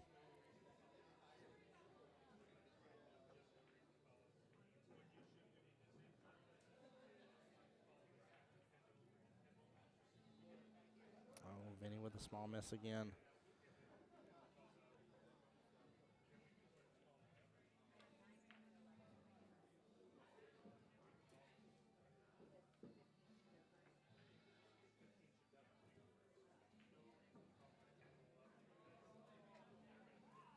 Right, Matt? He sure did. And a good out right there by Jesse here. 1-0 in the race to 5. For anybody just joining us here, by the way, this is for the first ever Jacksonville Invitational here. You were able to get in this tournament one of 2 ways right now here. The first main way that you had was by earning MVP during your session and then coming and playing in the MVP tournament. If you were a quarterfinalist or better, you got an invite to the Jacksonville Invitational. You also would have gotten it by going after the, I was about to call them challenge matches. They're bounty matches, forgive me here.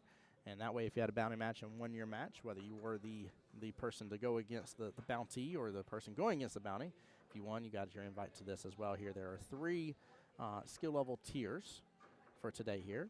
And in each skill level tier, top 4 will get paid out. Rebecca, I can if you'll let me know if too much of the music's bleeding through, my dear. But I'll turn up just a little bit. Let me know if they've turned down the music out of nowhere. Yeah, I can turn it up some. Let me know if too much of the music's coming through, though. Oh, popping off the table here.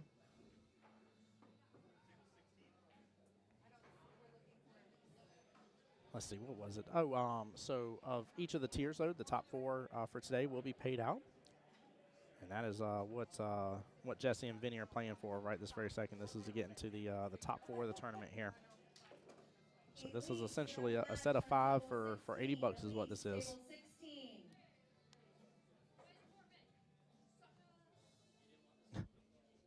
Emily over there being loud as can be. Oh, I love it. Love the excitement.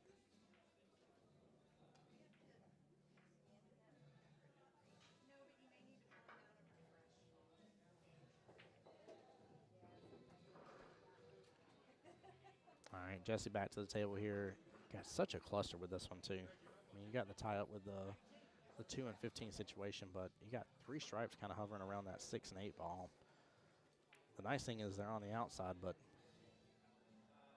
being solids is a little bit problematic here.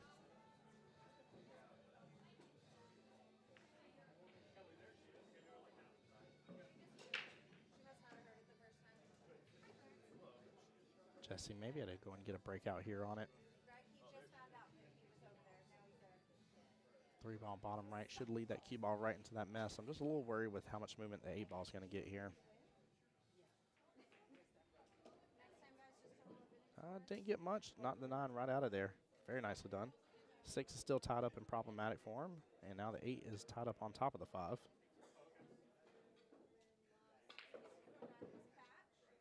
And Jesse firing again at it here. Gets the breakouts, but he is so close to his 2-ball. Oh, man, you can see it in his face, too. He's like, no way. It's very likely Vinny will get another shot at the table unless something crazy happens. Now, he does have a 1-railer here on the 6-ball. But I don't know if I'd go swinging. Actually, no, he does not. I take that back. He is clipped up on that 2. Yeah, I'm trying to look for my other angle here. He's clipped up on that 2 too much. He's just going to have to probably thin the 2 some. Stoney, I turned the volume up some, bud, already. I don't want to go too much louder because of the music in the background.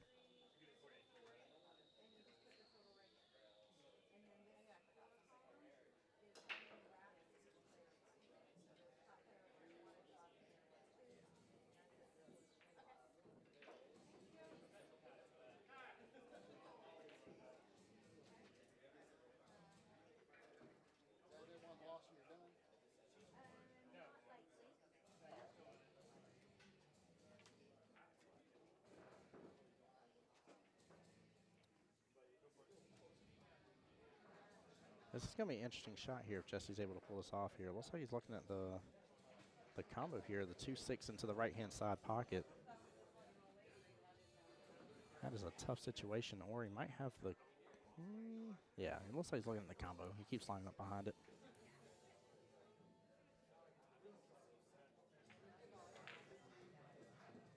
Nice shot here. Sends everything flying a little bit, though. This may turn out favorable for him, though. He's still got good eyes on the 5, and it sure did.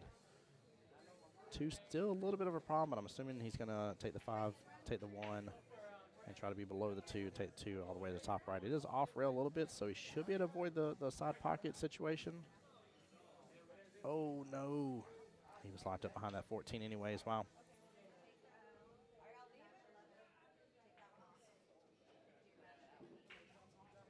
Question is, what's Vinny going to do about this run here, or is he just going to play defense here in a second? He did take over that bottom right-hand corner pocket, though. That was nice. Table 1, Rachel and Soraya, table 14. Brandy and Jamie, table 15. 3 more matches Kendall getting called. and Steven, table 1. Rachel and Soraya, table 14. Great shot. Very nicely done. Brandy and Jamie, table 15. Needs to get back around, and he does. He may just have to just go and take over that bottom right-hand corner pocket here from Vinny. Oh, Mike. Oh, I thought he was about to get a little love there, a little lucky there, top left-hand corner pocket. All right, things have opened up pretty good for Vinny now. He can use this bottom right-hand corner pocket to take after this 11.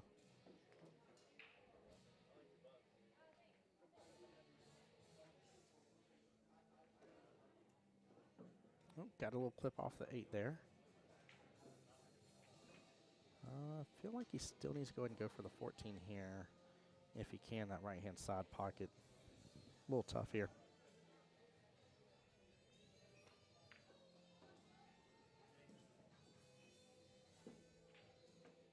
He may be out here. He's got a good opportunity, that's for sure. He's all kind of lined up for just natural shape to the next ball. Hopped out a little too far there, but nothing crazy that can't be done with. There we go. Vinny with the opportunity here to tie it up. Take rack number 2. See if he can succeed and close this one out.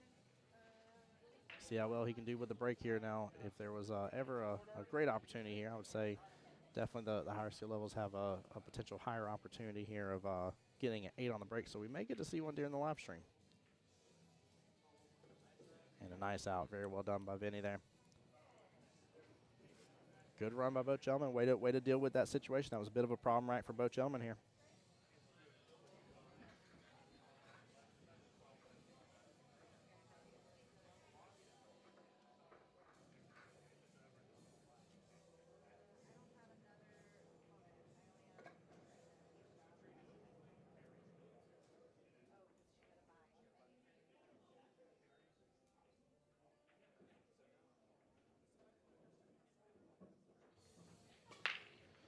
All right, here we go.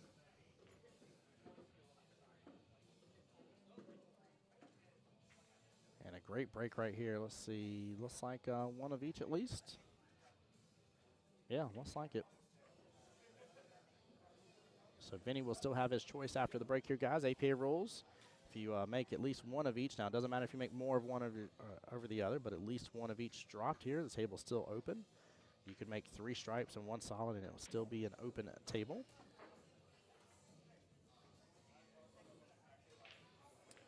I'm a little surprised Vinny went with solids just because of the placement of the one, unless there's a way to still drift that one in that side pocket. Let's take a quick look at the other. Yeah, I don't think there is. That one's kind of stuck up on top of that pocket point.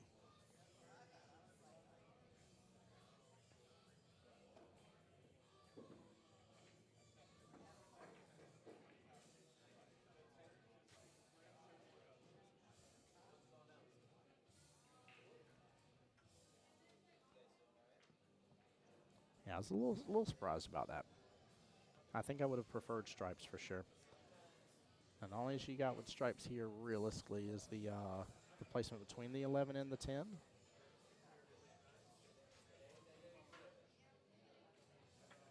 So you may have to go for a combo here unless you get a little bump out. Nope, makes that combo tougher now.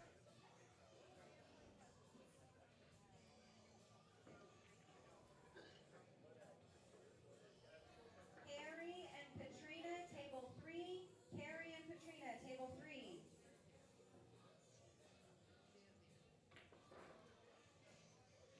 Jesse going for the bank here, fires it. I think he was trying to get a breakout there for the 10-11 situation, but a small angle miss there on the 9 ball. Good try. I like where he was going with that. Vinny's still in a little bit of predicament too. That one does not have its home location there in top right. Again, I don't think he can get inside pocket based on what we were seeing a moment ago. Might get a scratch here. It's going to drift so close. Wow. I am so shocked that didn't scratch right there. I mean, it had almost every opportunity just to nudge off that one and go right in that pocket. Vinny probably is going to have to work on this 2 ball. I still don't know what he's going to do about the 1. This is a rack to go back and rewatch, guys, for sure. There will be some learning opportunities from this rack. Oh, no. He just got snookered almost on top of that. He's got a little thin, even from our cameraman, a little thin room between them, but not much at all.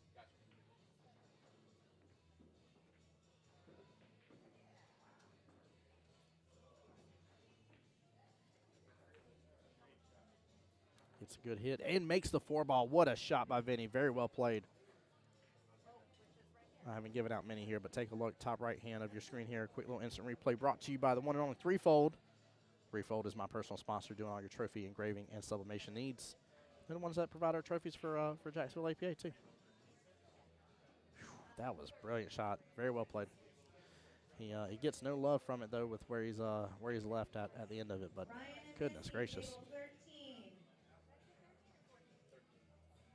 Ryan and Missy, table 13. I expect Vinny's going to go for a 2-railer here by the luck of it. Looks pretty. Oh, no. 8 gets all the movement. And Jesse with ball in hand should be able to do something around that 10-11 situation.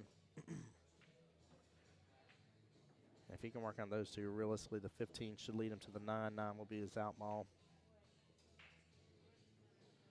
I'm assuming that's what. Well, I mean, he can also use the 10 as well if he wanted to, but 11, 10, 15, 9. Is definitely the way to go. Let's got to be careful stretching a little bit. There you go, good stroke right there.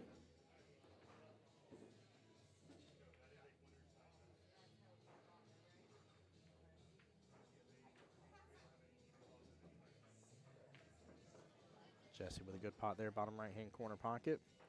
Oh, Qball's going to drift a little far. He's fine, though. He's going to be able to go between the rails. Just don't end up on the 50-yard line, and he'll be good. The drama for the 9 ball there. He is calling top right-hand corner pocket. And a good out by Jesse Link. Nicely done. Vinny showing up and showing out on that rack as well. Just little bit of issues there. Again, that one ball was a bit of a problem for him. Jesse up 2-1 right now in the race to 5 for both these gentlemen. Again, this matchup is a winner side match. However, this is a elimination round at this point in time. So one of these two gentlemen do not continue, and then same thing with the matchup between Justin and Ronnie are in the exact same boat. In fact, I don't think there's any. Those matches are done. Let's see, that table. Oh, that table's already been called. Brandon and Perry are going. Katrina is waiting for the winner of table 6 between Carlos and Brian. So yeah, we're elimination across the way. Yeah, Rebecca, this is a money match. This is third and fourth place for the 6-7 bracket is an $80 payout, and that's exactly what this would put them in. It'd put them in bare minimum third and fourth place. Yep, this is basically a race to 5 for $80 is the easy way to look at it. In which whoever wins this is going to be waiting on the winner of the matchup between Perry Poe and Brandon. But yeah, it greatly increases from there though. Winning this match gets you to $80. The next match gets you to 200, and then one more match after that. Well, that gets you to 400 smackaroos, along with that beautiful Q-Tech cube. Like I said, those cubes are worth, I don't know, it's got to be $800+.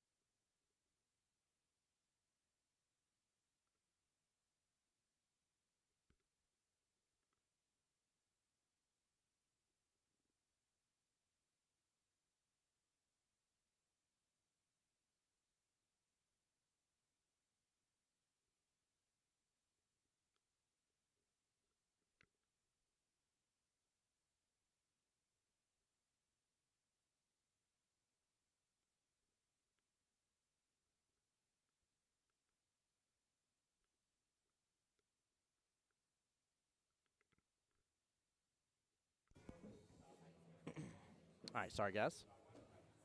Hey, Mr. Goldie, what's up, brother?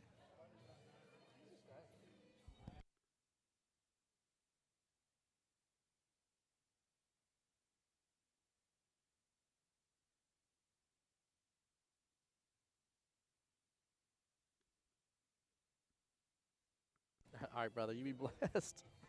Sorry, got people coming by the streamer table here, guys. I'm back with y'all. It looks like Jesse's having a great run here. Oh, don't go too far. All right, he is set up perfect here. There we go. Nice job on the stop shot to bottom right-hand corner pocket. And should be able to pull back on this a little bit or get around. Yeah, he pulled back on it. Oh, went a little far, but he's still well within means here. 8-ball bottom right-hand corner pocket. If so, he will have shut down Vinny for this rack here and taken rack number 4, which would be his third rack. And he does get it. Jesse up 3-1 in the race to 5 right now against Vinny. Really didn't give Vinny much of a chance there at all. So, which honestly, Vinny's giving Jesse a good run for his money right now for sure. So he's got to shut Vinny down in that regards. Right now, guys, by the way, here for the skill level 6-7 bracket here. Let me do a refresh, make sure nothing's changed before I tell you wrong. Get back up. There we go, 6-7. So, of course, this matchup's going on right now, Jesse versus Vinny. Justin and Ronnie here are still on the winner's side, but again, that's an elimination match as well. Mr. Perry versus Brandon's going on, and then Katrino is sitting and waiting on the winner between Carlos and Brian. So we're basically down to the final 8 at this point here. Fixed to be down to the final 4 here in a little bit. That one matchup is lagging behind just a tiny bit between Carlos and Brian. All right, great break by Jesse here. Got good separation. Only thing kind of clustered up is the 5-8 from what I can see. But he's got a good run potential. I like where that 15 sitting as a little duck there outside the right-hand side pocket. My real question is just what is he going to do about the 8? Because right now where it sits is problematic.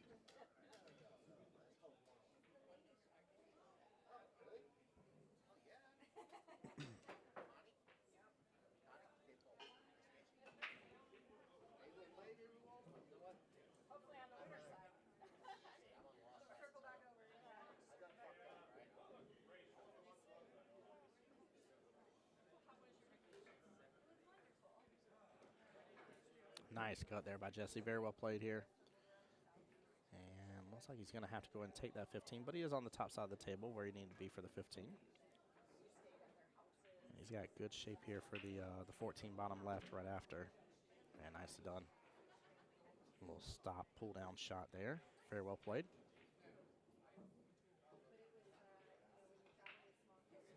So he's going to force follow this just a little bit, come off the rail. And this should give him the leave to not only go after his 12 ball, but to get the breakout between the 5-8 situation that has been clustered up here from the beginning. What's up, David? How you doing, brother? And a small miss there and no breakout, unfortunately.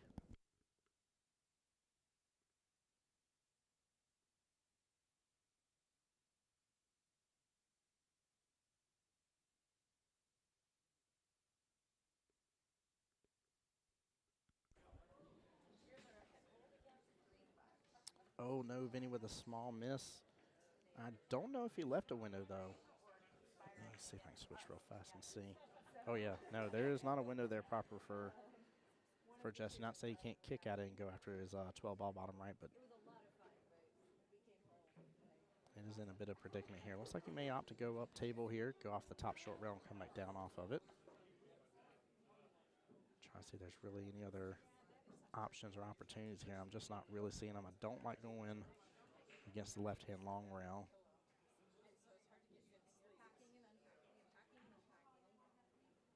Oh, he's going to opt. Oh, very smart move. Very nicely done, guys, by Jesse Link. So he went in and shot into the 8 on purpose, broke apart the 8-5 situation, and gave Vinny ball in hand. Vinny still has all 7 object balls on the table. So Vinny could get the run. We'll see. That 5 ball's a problematic situation, though. And he's going to miss the 3 on the left-hand side pocket, let it drift up to the top left-hand corner pocket, and still hide Jesse once again.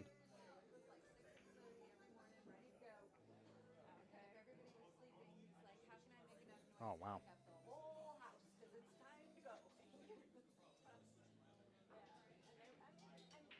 Jesse had enough room to get a good hit on it.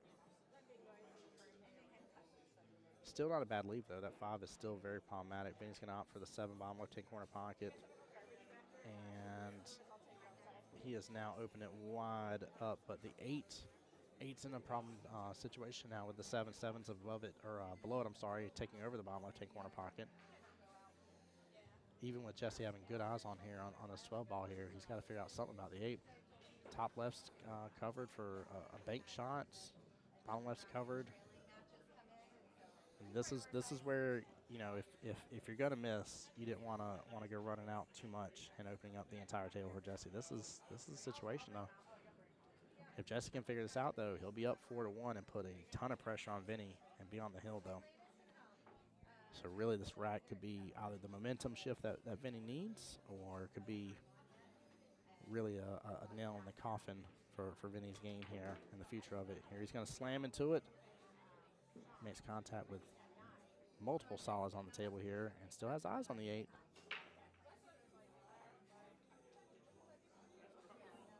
Now he might be able to still take over that pocket and let the 8 come off that left-hand long rail and get behind the 7 ball and be on that left-hand side of the 7 ball after it's said and done.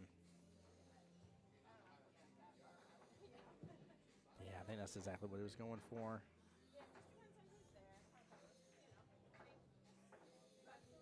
Well, Vinny will have another opportunity here for this rack, but good try by Jesse. I don't blame him for kind of slamming, seeing if he could get something to go somewhere. Nice smooth shot, right-hand side pocket. Yeah, Stoney, we're over here at the Beaches Qball.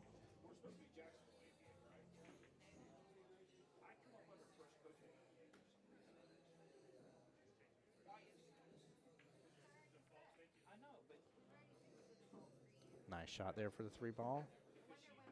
Vinny's on a good run here. He's got a great opportunity, that's for sure. He's just gotta execute everything. But right now, nothing is really standing in his way. He doesn't have a problem ball he's got to worry about.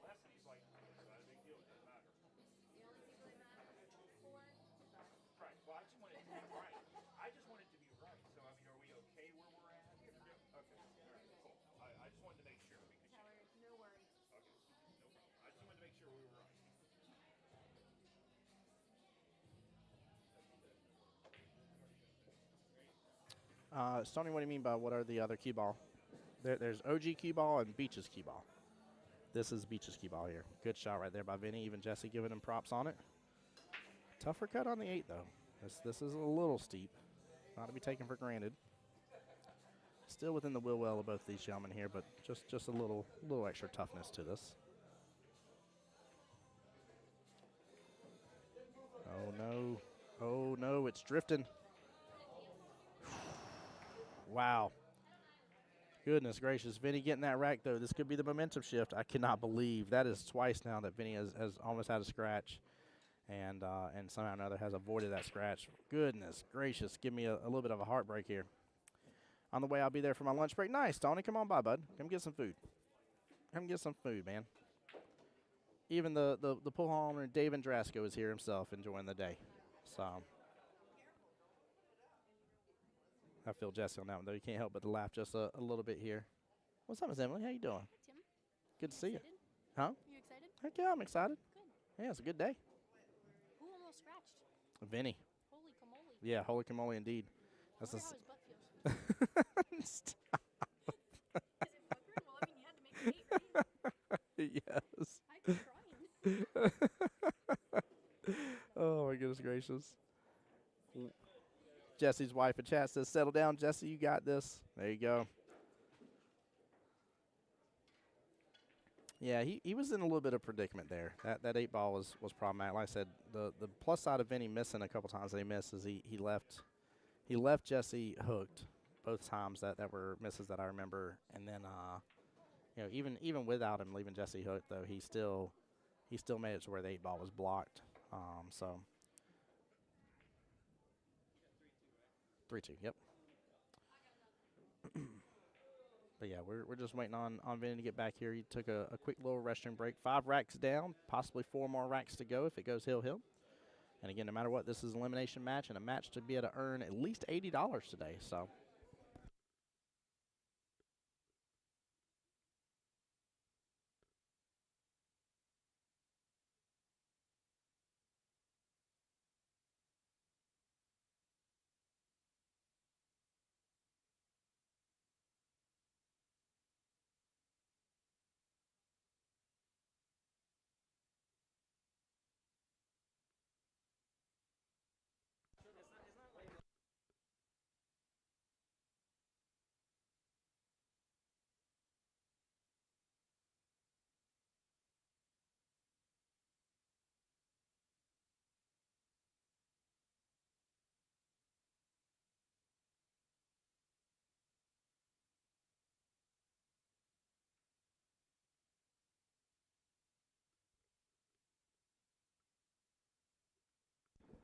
All right, here we go. Vinny is back. Jason there says, let's go, Vinny. Let's go, Vinny, indeed. Showed the love to both these gentlemen, working hard here for the skill level 6-7 bracket, in which there is $400 up for grab for first place, and obviously that beautiful Q-Tech Truewood. Second place is $200, and third and fourth place is $80, in which this matchup alone will put them into the third, fourth place bracket here for anybody just joining in, getting caught up on where we're at in this matchup here.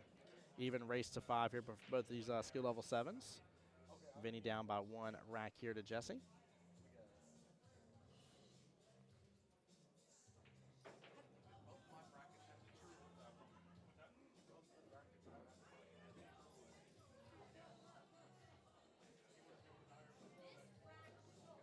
All right, Jesse starting off strong with a 3 here. I think he rolled forward a little too far, though. I was just talking to Jesse about his MVP stats. I saw something that he's like averaging for 9 ball, like over like 17 points per match out of, I think he's at like 9 matches for the session so far.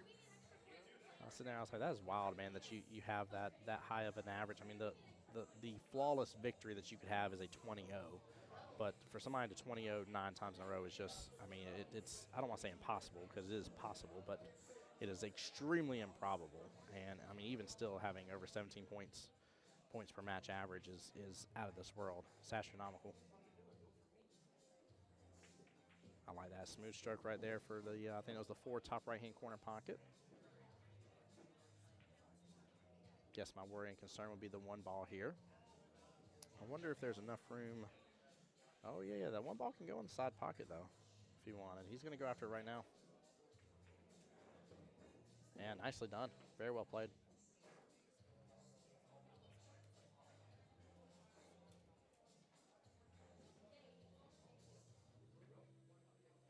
Well, the run is on, and the table is open here. 7 top right. Kicks on over, and Qball slows up just a little bit. 5 top right as well. And depending on how he goes with this, that 8 is pretty much open anywhere, so. Yep, he's going to have good eyes on the 8 for the bottom left-hand corner pocket. This rack, after a great break here, was very solid, very open for both these gentlemen to run some, so not too surprised seeing this kind of fast pace between these two. And Jesse is the first one on the hill, up 4-2 here. It is a 1-3 race left in this matchup. And guys, in case y'all would like to take a look at it on your own here as well, here is the bracket fix to come across your screen there, so that way you can keep it up to date and keep updating it, and refreshing it. Make sure you do hit the refresh though, so that way you can be able to see the brackets as they get updated. Literally, as Mike and Kelly get the score sheets in, they update the brackets, so that way you can see where everybody's at, how everybody's doing for the day. Make sure you cheer on your favorites here and show them love and support. Got a lot of people playing here today, guys. A lot of people.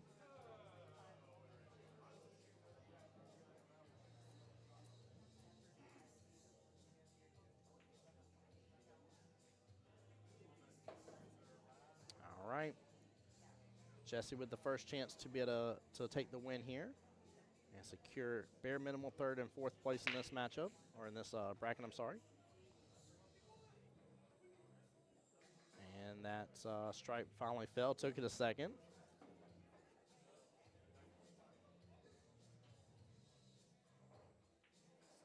Still got a little bit of clutch there. All the stripes are kind of hovered around the 8 ball.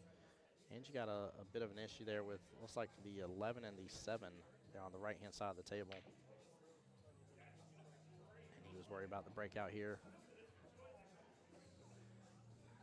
Misses the stripe, but he got a little bit of separation between them. I don't know if it's going to be good enough to work through them. And I'm sorry, that was the 13 over there on the right-hand side of the table next to the 7. He needs to take advantage of this, though.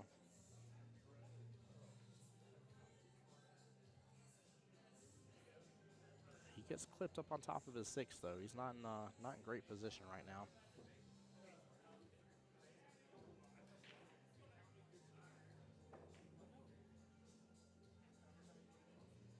I feel like Vinny and I are wearing the same shirt. I just noticed that. Very similar plaid styles here that we have.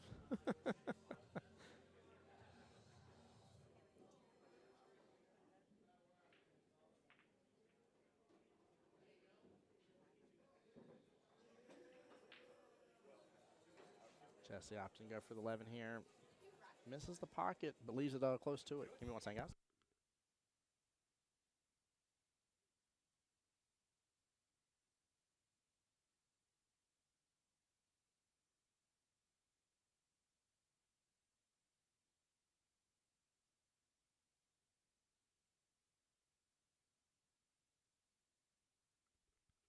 And as always, Kelly being the wonderful person that she is and helping me out on streaming and stuff here. So I got the official which cues are up for grabs here for the bracket. So I'm good from top down here. And these cues were chosen by Q-Tech as being the most appropriate ones for that skill level bracket. And I'm going to give you their estimated retail value as well here. So for the skill level 6-7 bracket, they're playing for the Truewood Leopard 1. That is the 11.8 here, worth up to $925. The skill level bracket 4-5 is playing for the Truewood Walnut 2, and that is a 12.5 diameter there, and that is worth up to $925. And the skill level 2-3 brackets is playing for the SVB Red, and that is the Gen 1 SVB Red, worth up to $675, guys. You're talking about easily amongst all brackets $1,000+ in prizes for that first place right now.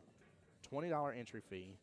You earned your way by getting here, by getting MVP in your session, being a quarterfinalist or better in MVP during the big tournament, along with the opportunity of getting here based on bounty matches. And you pay $20 to enter today, and you have over $1,000 in prizes after it's said and done between cash and the prize of the cues. Oh, and in case you didn't already see it earlier too, I'll show it again on stream. But the sweet, glorious trophy that goes with it, that is literally this beautiful Q-Tech red, is the best way I know how to describe it, but it's this beautiful red with a black piano finish border around it for the plaque. It is absolutely astonishing and looking trophy.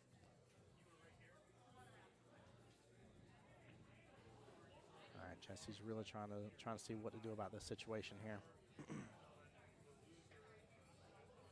I was impressed by Jesse earlier too. I liked his breakout earlier with I think it was the 8-5 situation where he felt like he was going to get ball hand anyway, so went in and took out the 8-5 and broke him up.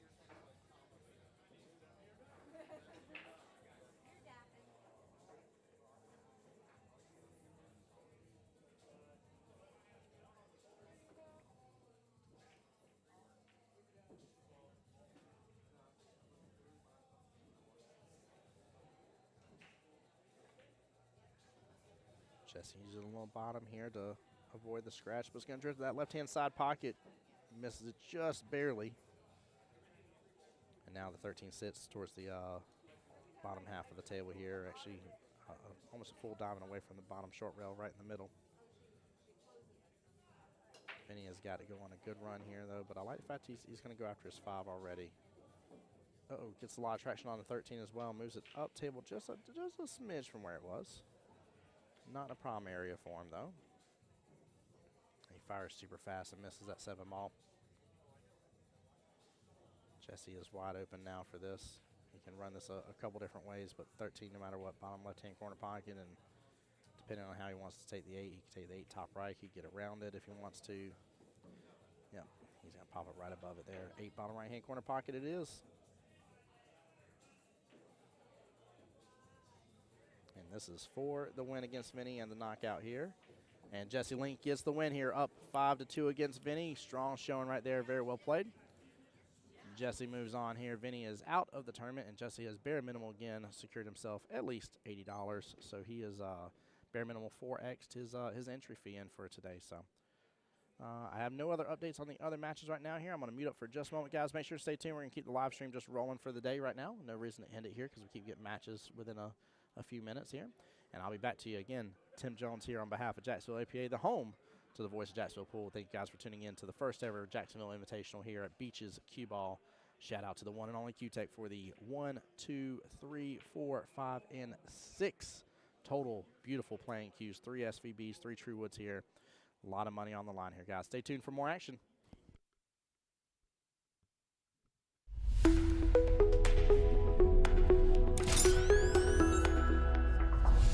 The voice of Jacksonville Pool.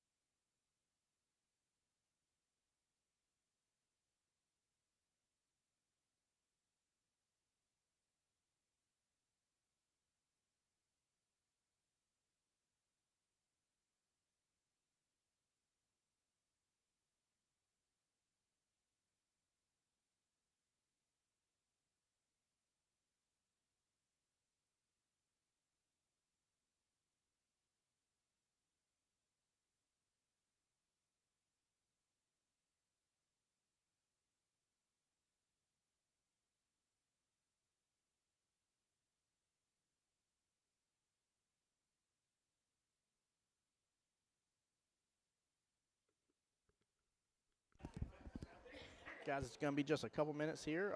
Carlos and Brian's match is hill right now, so one rack left to go. The winner of that goes play Catrino and comes up on the live stream next. So we will be waiting to see who Mr. Catrino is playing. So I'm going to go and change his name on over and get all this reset. But y'all get to see another skill level 6-7 bracket match coming up. Let me do one more thing here.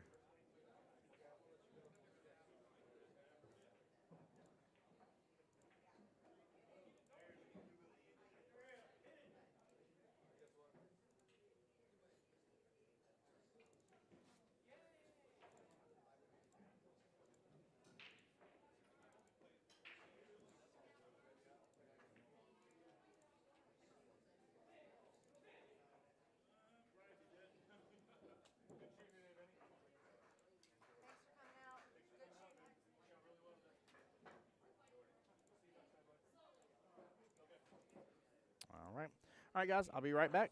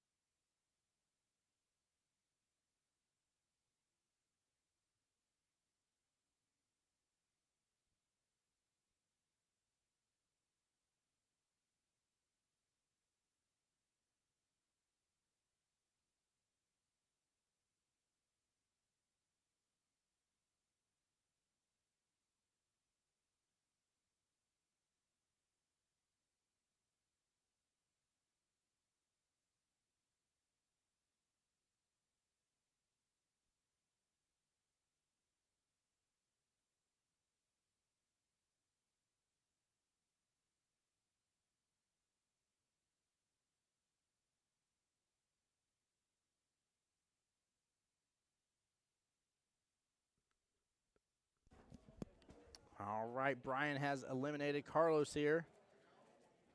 So Brian will be playing the one and only Mr. Catrino. Race to 5 here, guys.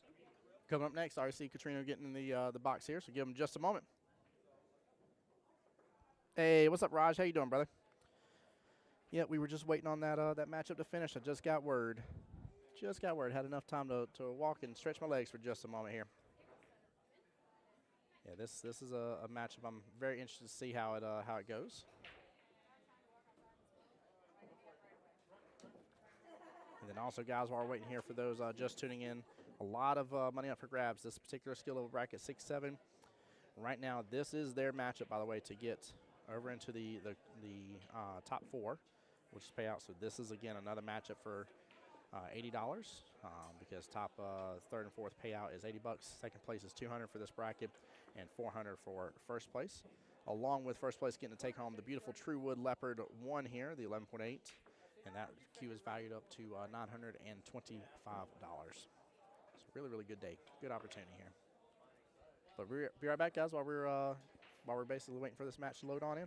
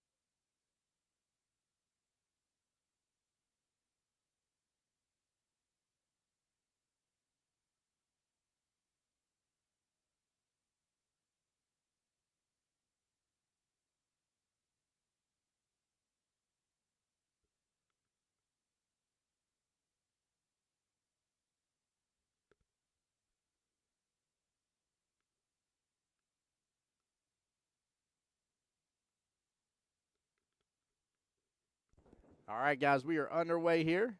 Mr. Brian on the left, Catrino on the right. Race to 5, both skill level 7s. Corey and Wendy, table 4. Jeannie and Crystal, table 18. Corey and Wendy, table 4. All right. Jeannie and Crystal, table Brian 18. wins the lag here. Hold on, is that the Phil Patterson? Phil, what's up, brother? How you been, man? Yeah, I was about to say, I haven't seen him in a while either. Yep.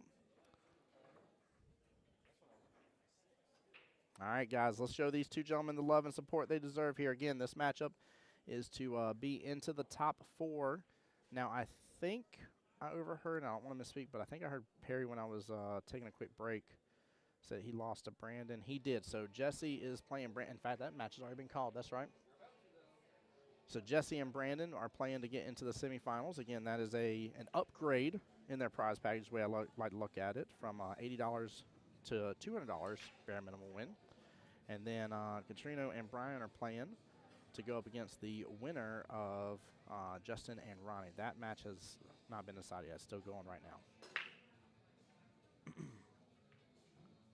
And then, guys, unless something wild and crazy happens today, we will definitely be streaming all of the finals matches for y'all.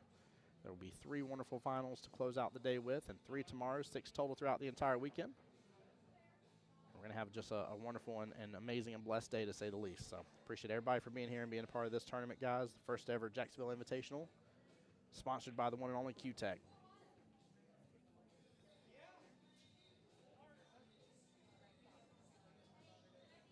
Table's wide open here, guys. Are you going solids? Are you going stripes? Which way are you going? The issue with stripes is you got that 13 and 14 situation sitting there towards the bottom left, but I think I'm still going stripes. I guess the 15 is problematic too, actually, if I take that into account. Let me know. I know you may change your mind here in a second, guys, but let me know. Would you have went solids or stripes here? Because you had eyes on both. Katrina was able to work with both of them. Man, Katrina winds up his stroke so much, man. It looks like he's fixing to just slam into something. He just hits it just beautifully.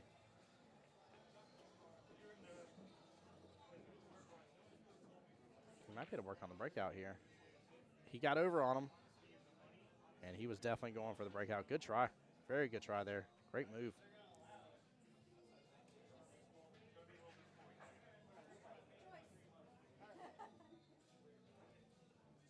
All right, Mr. Bryan to the table now. Got a couple opportunities here for the stripes, but not many. Some of it's blocked up from the rest. Go for this 13, draining all the way top right if you want to. 10 may have enough room to go top left. Don't think he wants to work on the three ball combo there.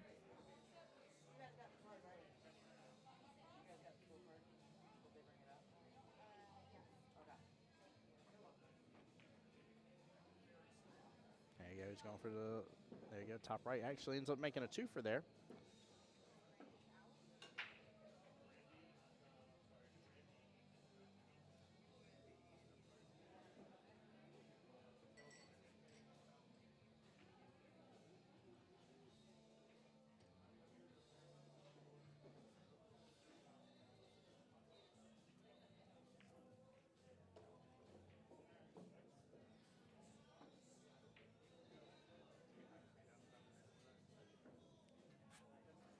Hey, there you go. He says, Phil said my team has a 9-ball triangle play coming up on Wednesday. There you go.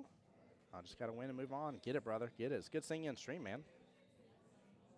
It's funny. I just saw Joe the other day at Pool League, too. I think it was Tuesday night, I believe. Monday night or Tuesday night, I saw Joe Allison Drini. It was good to get to see him. I don't always get to see him much anymore. I don't get to see a lot of the older crew. Actually, I played Jen Towney the other week as well. It's good getting to talk with her. Let's see. I know I see Roberta. I see some of the people from the older Bank Shots days and back when I used to play over there.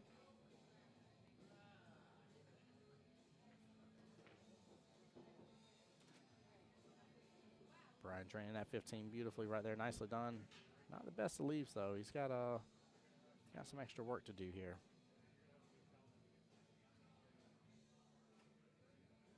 Rachel and Greg, table 15. Rachel and Greg, table 15.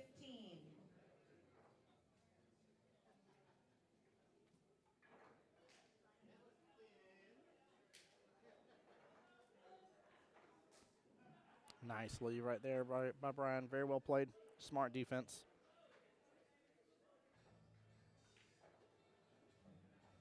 Sure, you're going to have a hard time on this. He is jacking up over that 3. Almost like good hit and just barely misses that right-hand side pocket. Nice try, though. Very, very good try. The run was on for him from there, I think. Question is, what would he have done about getting to a position for the 3, but the rest of it he was going to start knocking down.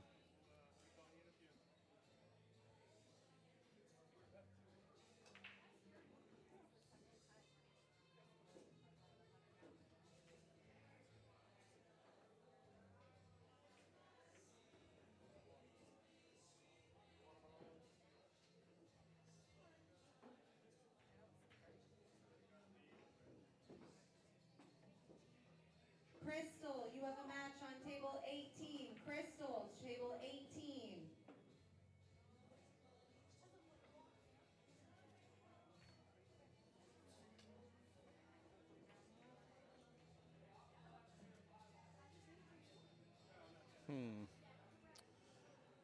Brian's still in a bit of a predicament here.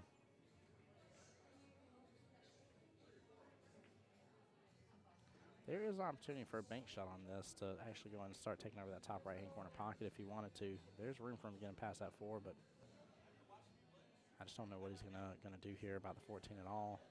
Problem is everything is opening up just a little bit more for Katrino. He's got to be careful, though. He locks up that 3-ball further there. Nicely done. Hey, my boy Ray, what's going on, sir? He says, what's up, Tim, and thanks for the stream. Thank you for being here, brother. How you doing? And coming into a very exciting match here. We saw a great matchup between Jesse and Vinny a moment ago, and now we're sticking with the 6-7s right this second. Getting to see Mr. Katrino here versus Mr. Brian, and this is the match to get them into the top 4, which gets them into the money as well. Thank you. So, yeah, we got some good matches, but this matchup is essentially worth $80. So, because this gets you into the 3rd, 4th payout bracket. And 3rd, 4th payout for this skill level tier is $80. So,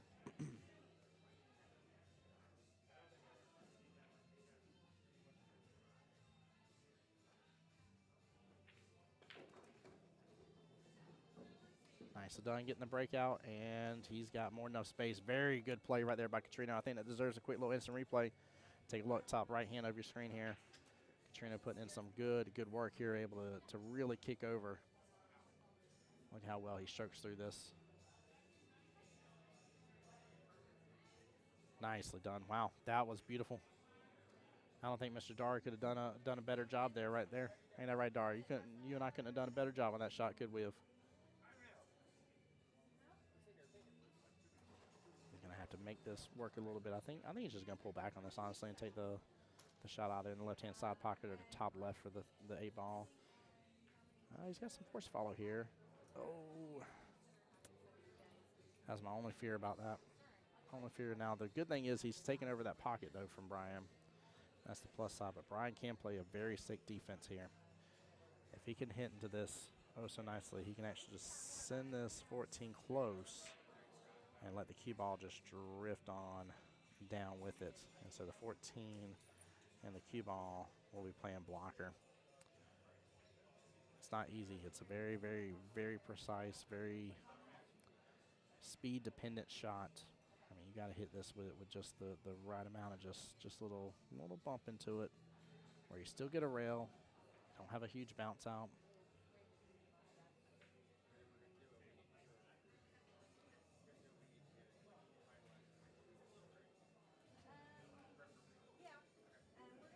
Oh, he just opts to take over the pocket.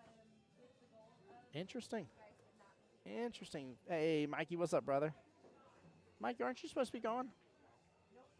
Don't you leave for, like, West Virginia or something here soon before Vegas? Trina going for the top right-hand corner pocket here. And, oh, no, misses. 8-ball still very wild. Qball's heading up that top left. Wow.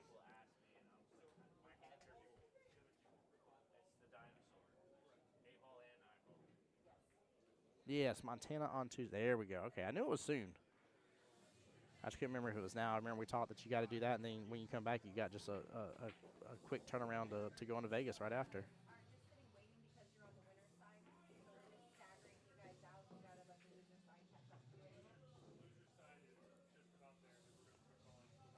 No, any scratches. Very unfortunate here. Brian's going to say you're good, Katrino, given the first rack right there. 1-0 in favor of Katrino. Race to 5. Yeah, Mikey, how's your day going, brother? You getting everything prepped for your trip? Hope everything's going well for you.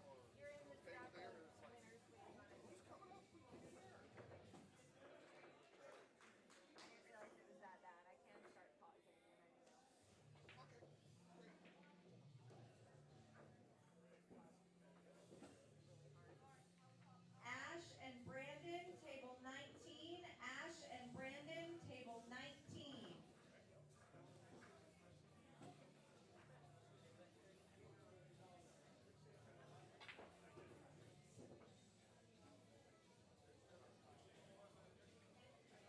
Yeah, Phil, it was surprising mistakes by both players for sure. Hey, Miss Chance, how's it going? She asking, did Emmett or Justin win their match? Justin won that match against Emmett during round 1.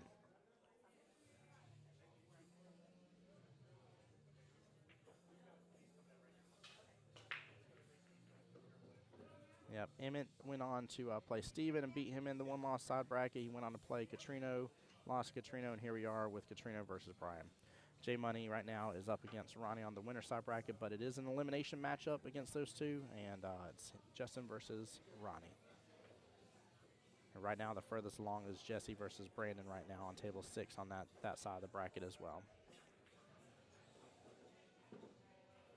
So we'll have here soon, probably by the time this match is either almost done or done, but we'll have an idea on who's in the finals, at least one of the final matches, or one of the people in the finals, forgive me, here very soon between Jesse and Brandon. But yeah, my pleasure. Thanks for being here. How have you been?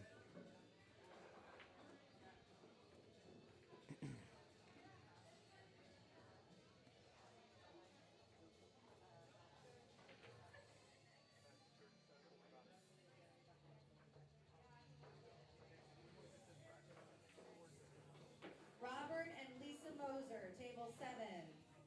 Robert and Lisa, table 7. Yep, another match getting called, guys. They're taking no time to keep these matches going. I love how fast and smooth this tournament's running. This is really fun to see. Mike and Kelly have really done a great job keeping everything just progressing as much as possible and as fast as possible. And don't forget as well, Beaches Qball actually has a Saturday night tournament they're going to be doing tonight too. I don't want to misspeak on it because I don't remember the details, but I think it is like a 6:30 check-in, 7 o'clock start time. Oh, I didn't see your comment, Mikey. Hold on here. Let me scroll up here. I'm gonna have it where it does a couple in my town too. Yeah, I get to go hang out with my favorite person in Vegas. It's going. There you go, brother. I'm gonna go ahead and set you up for this, Mikey. Who's your favorite person that's gonna be in Vegas, my friend? Who is that? Who would that be?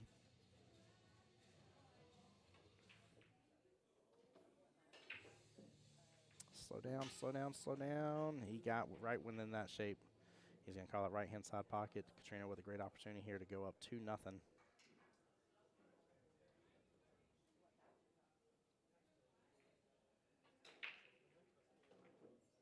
And he gets it.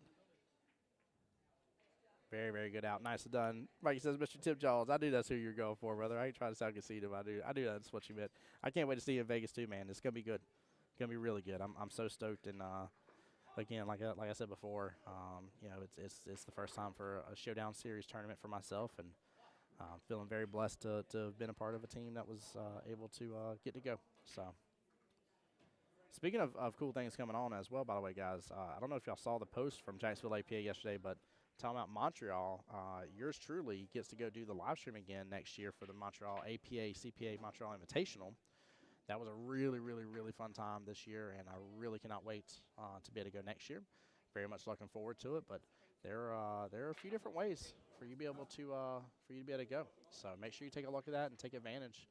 But Destination Division will have an opportunity on it. You'll have the Women's Division will have an opportunity. So there's multiple things. What's up, Stoney? How you doing, brother? Good to see you, man. Raj said Katrina strong out. That was a strong out. That was a very good showing compared to the last right just a second ago. Most certainly was very strong. You think you're ready for Vegas? Says you beat a skill level 7 Thursday night 4-1. Mikey, that's solid, brother. Dara says get my home slice of break and run patch right.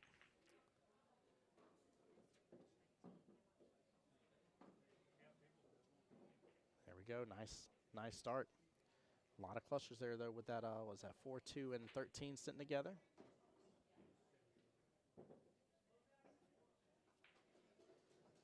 I was impressed on how well Katrina got on that 8-ball, too. He got in such a good window for it. And it wasn't a gimme 8-ball. He definitely gave himself better odds on it, but that was still a tougher cut.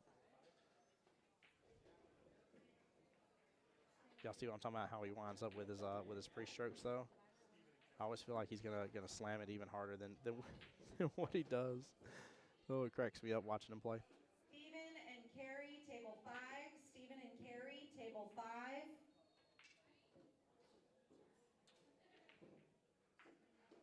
Great shot on the 1-ball here. Let the cue ball drift over a little bit. He might actually better work with a 6 to get the breakout on the 4-2 situation. He's taking a look at it right now. I think he can make this happen, though. I think there's enough angle there where he might just be able to use bottom, if not a little bottom right. Should be able to kick into it. It's just more so about the leave he gets afterwards if he goes for that. Oh, He's going for him right now. Oh, he had a nice little combo right there off the 4-2. I did not see that at first. Very well played, Katrina. Very nicely done. Wow. If Brian ain't careful, man, we might end up seeing Katrina even in the finals potentially. Guys, I'd love to know who y'all would like to see in the finals. Now, right now, one of the two people going into the finals will either be Jesse or Brandon. And then your other choices for the following matchup will be between Justin and Ronnie. The winner of that gets to play the winner of this between Katrino and Brian. So between Justin, Ronnie, Katrina, and Brian, who would you like to see in the finals for this skill level bracket? And then between Jesse and Brandon, who would you like to see in the finals? What's your ideal finals match between these guys? Nice. He got the 8 out of there a little bit. I think he can work with that.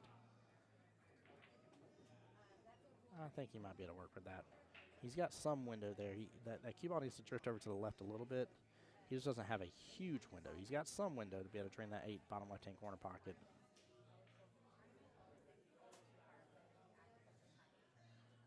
Mikey, I'll be honest with you. I know I've seen Brandon before, but I don't know his last name. Just be upfront with you. Just to keep it 100 with you. Like I said, I've seen him before. I know I've talked to him before, but I don't know his last name.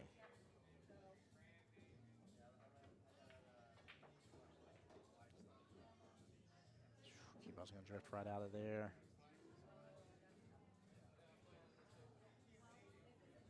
He is still going to call for the drain, bottom left-hand corner pocket. He just needs to be up just a little bit further. He would have had a far better option. But it was tough, man. That was tough to get right in prime position for that. He had too much block in him. Way too much block in him.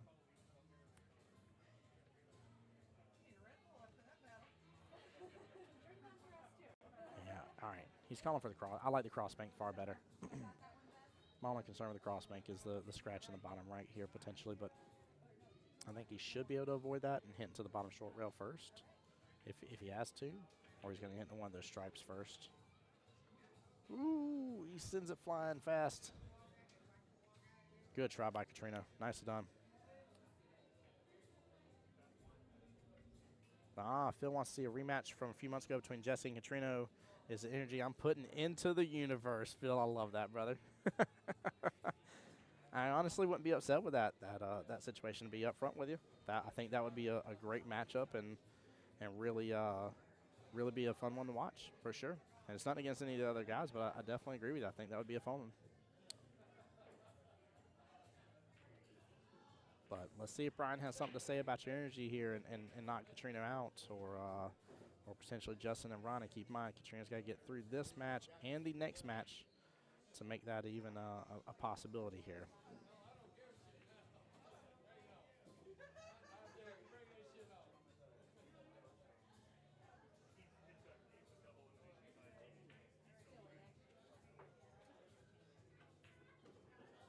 Brian with a great opportunity here. Everything is wide open for him.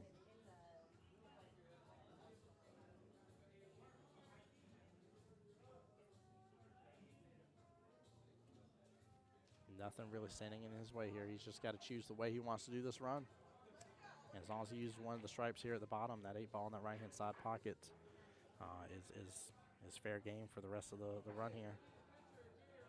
I'd be surprised if he chooses to do it any differently than to choose one of these two here as his final ball. Slow down, Qball. All right, he's good. 14 top left. Come on over off the top short rail a little bit. And if he can get straight in on this 10, do a stop shot, take the 12 in the bottom right, and 8 is a stop shot as well. He can tic-tac-toe this really quickly. Really, really quickly. No doubt in my mind that Brown will put up a fight here, yeah. Running out after opponent misses is the 8 is always satisfying, Phil. It really is, Phil. And it's what these higher-ups have to deal with, right? Like this is, as a, ooh, that Qball still got a lot of traction.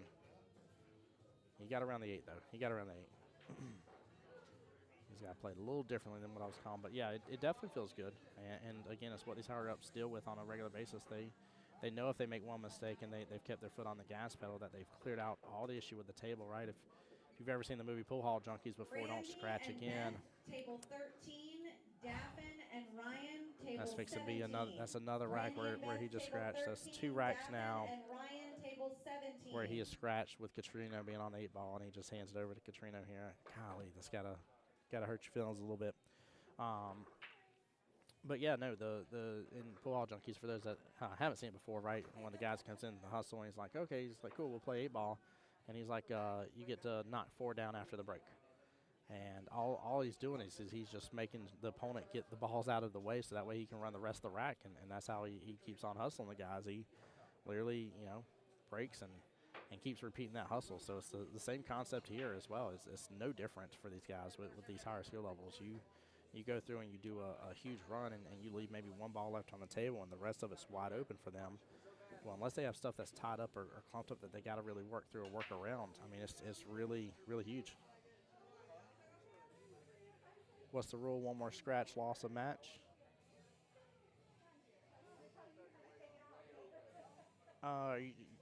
Raj, you referring to like 3 foul?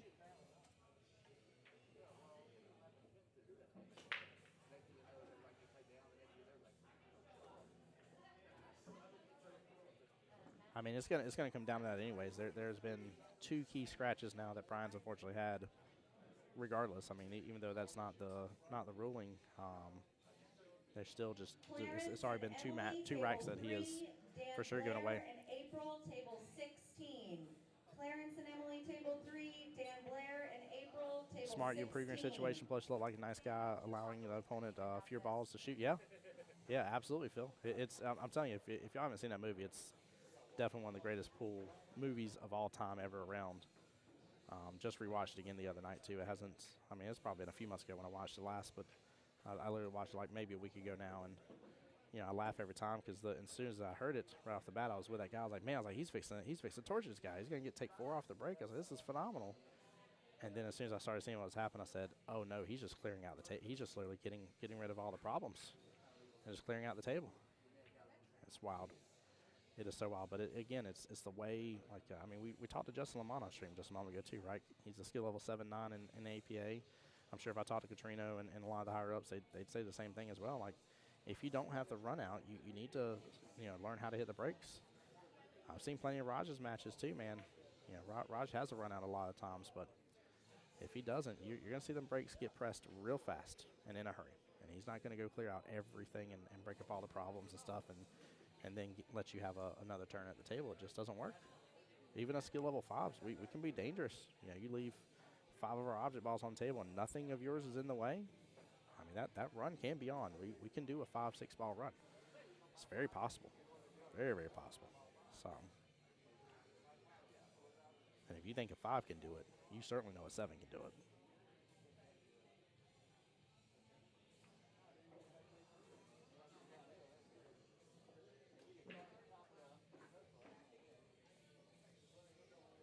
Brian needs to get a little momentum swing here. This will feel very, very disheartening here if Katrina somehow or another goes up 4-0 versus it being 3-1.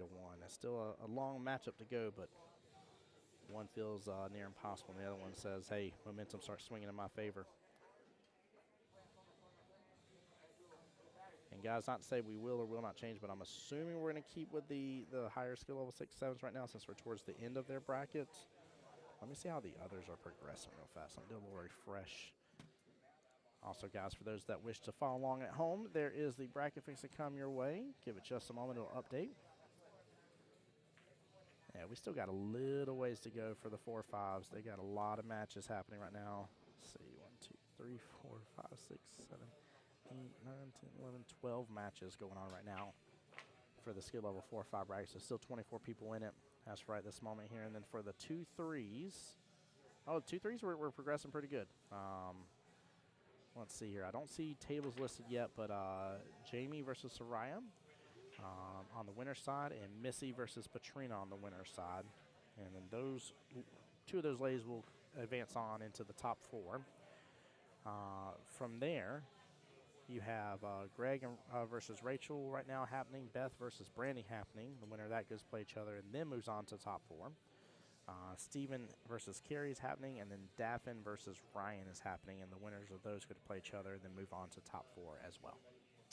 So yeah, we're progressing pretty good. So I'm assuming Mike and Kelly will keep the streams to where we're sticking on the 6 7s right now, just because of how far along we're progressed.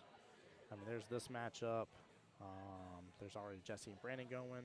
So there's only 2 matches that have not started in the 6 7 bracket, which is the last semifinals match and the finals match. So.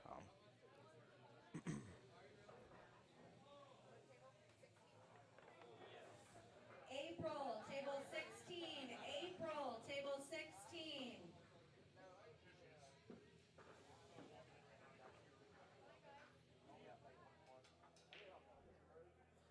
Brian not happy with that leave, and he shouldn't be.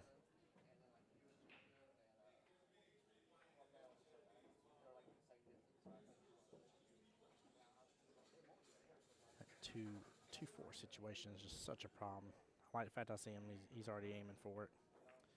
He could drain that 4 all the way down, and it starts drifting, and he gets it. What a shot by Mr. Bryan. Nicely done. Very well played. No love for the leave, but very well played otherwise. That was amazing. I think I like a little two-way here with that 2-ball. I'm going to try for that right-hand side pocket and try and leave the cue ball down here, hopefully below the 6 and 14. You gone? Hey, brother.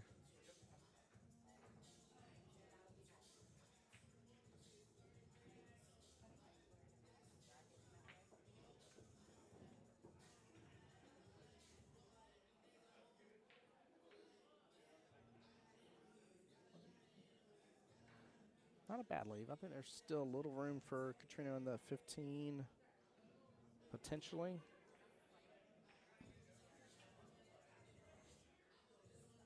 Even if there isn't, he can still block at that pocket from the 5 if he wants to. So we'll see if he goes on a bit of a run here otherwise. Oh, he's already working on the 15.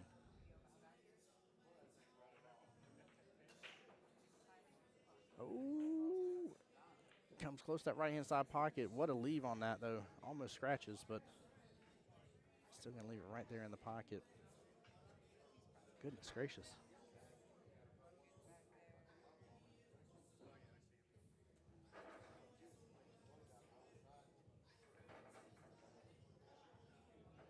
Looks like Mr. Bryan may be looking to go and drain this 5 all the way down. It's a very tough shot here. He's got very little pool table left to deal with. He hits it really good, though, and scratches. Man. If Brian can get a rack without scratching against Katrina, man, he will be on cloud 9.5 here. Katrina's got to do something about this 14, though. So he's trying to look at right now what was his options. I don't know if he has enough of it that he can see to be able to get it all the way down, but he can at least develop it towards that direction.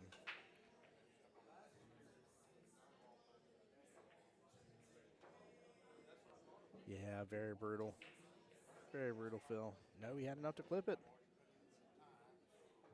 Not a bad leave there, but now everything's opened back up a little bit more for Mr. Bryan. 6-ball seems to be the problem, unless he can take advantage of the 1 here to get to the 6.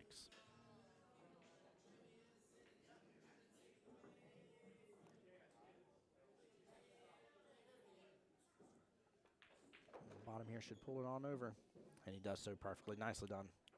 Very nicely done here. What an angle, too, to get back above the 5-ball. And then 5 to use the cue ball off the bottom short rail, pop back up for the 8, top right-hand corner pocket. The run is on. Nicely done. Nicely done.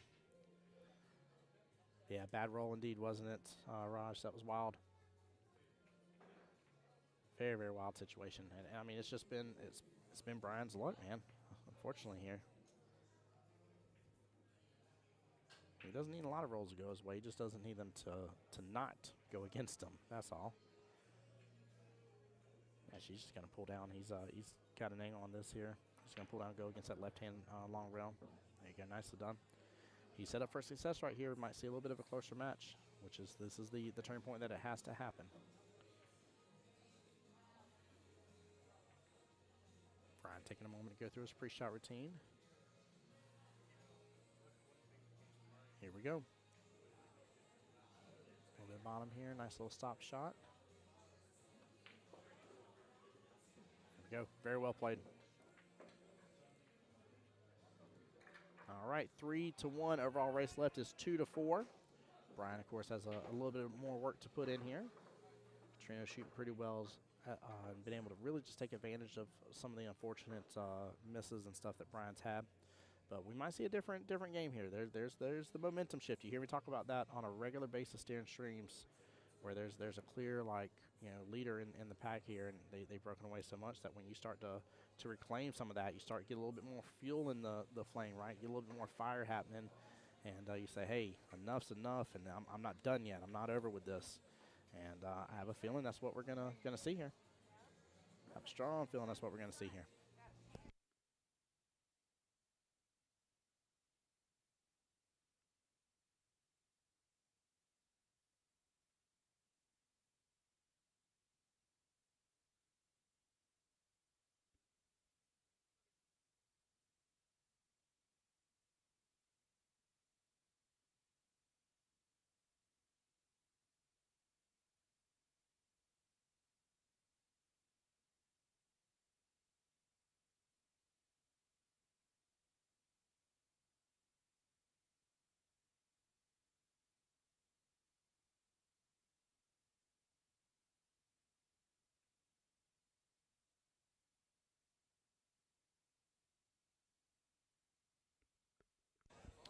All right, we are underway to Clusterville here. 3 stripes, 2 solids sitting all around that 8 ball. That is a major problem for both these gentlemen here. This is not a fun scenario to have to go after. Who's going to break it out? It is a question who's going to break it out here. Looks like he's got to go for 2, 4. Yeah, so he is stripes, so he's going to have to work on it here soon. I think he may as well go and start working on it right now to the 11 into the 15 if there's enough room. Chance for the 8 to get closer to that pocket. Here we go. Nice shot. Good attempt here. Look at the leave he had on the 13 too. Good play. Good play. Katrina might actually go ahead and start working on his 2 ball here. He does have eyes on both it and the 3. Play tomorrow, 9 months. Small miss right there. Just hitting off the pocket points, but good try. Well, Brian's going to have another opportunity here to go ahead and start clearing up this mess around the 8.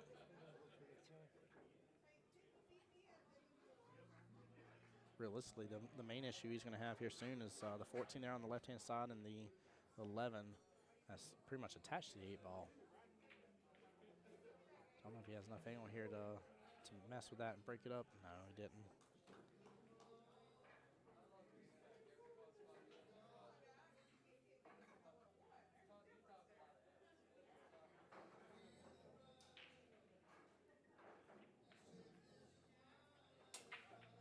Trina looking for that 6 ball left-hand side pocket here with a no-go. This rack could be Brian's rack here. I think we may end up seeing a 3-2 situation.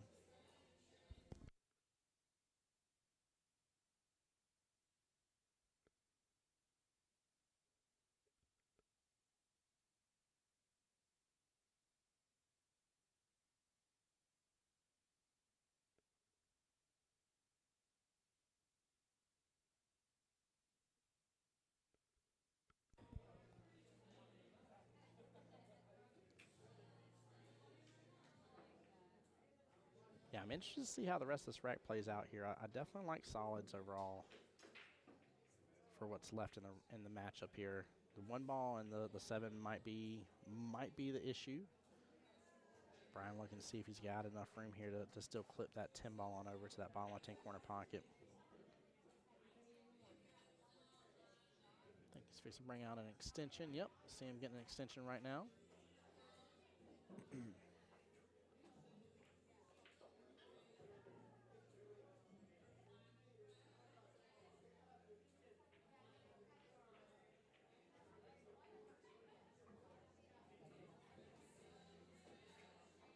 Here we go.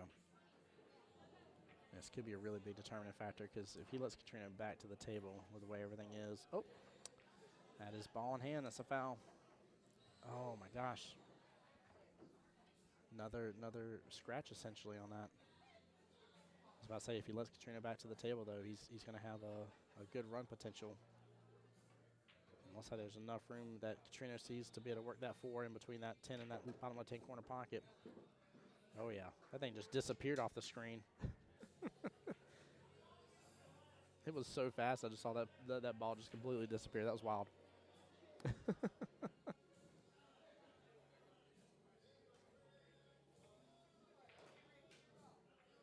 Katrina looking for that two ball right-hand side pocket. Yeah, the run is on. Just the real question is, can he do something about the 7, get the 7 out of the way for the 1?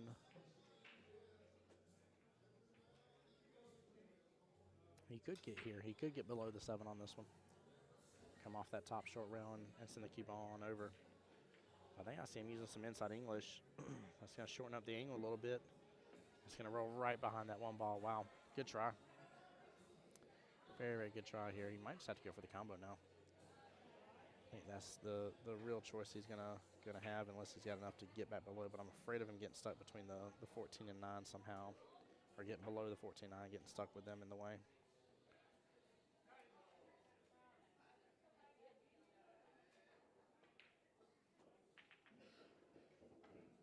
No, he stayed above him. Good try. Very, very good try. Small miss.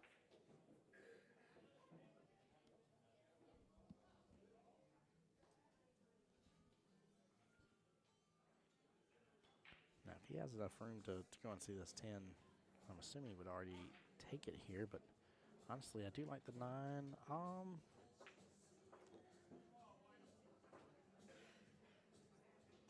Really just depends on his angles here, but I think the 9 may be the right call. He just has to leave an angle where he can get back above the 14 is the issue. Dan B and Teeny, table 14. Dan B and Teeny, table 14. Another match being called. Another match bites the dust. We're just progressing so good here. What time is it now? Oh my gosh, it's about to be 4 o'clock in the afternoon. Chat, how'd y'all let it become almost 4 p.m. in the afternoon? Huh? Who here's been with me since the past 4.5 hours of live stream? Who's been chilling with me all day?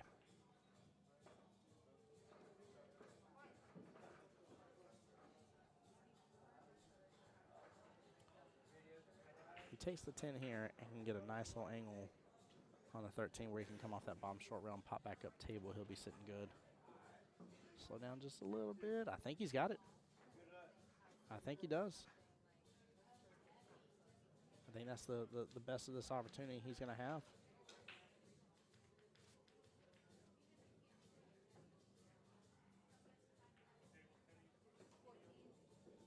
There we go. And he did it just perfectly. Nicely done, Mr. Bryan. Very well played. Great job working through that situation.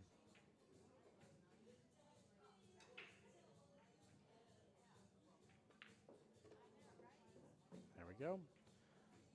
Pockets that 14 bottom left. Let's get Qball drift on over just beautifully here. Sets himself up for great success. 3-2 is a realistic expectation here. We'll see if he makes it come to life.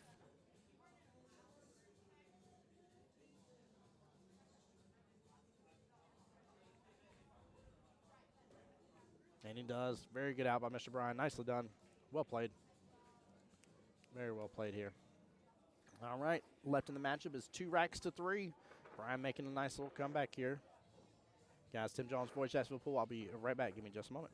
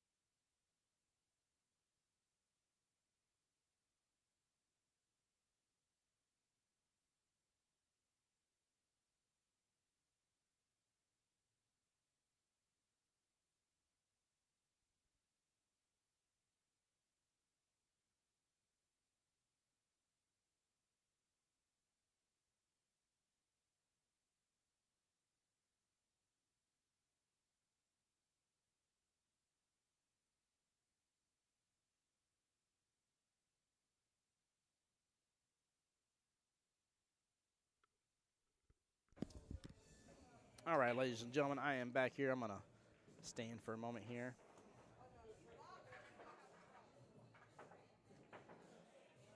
Let's take a look what we got after the break. Let's see.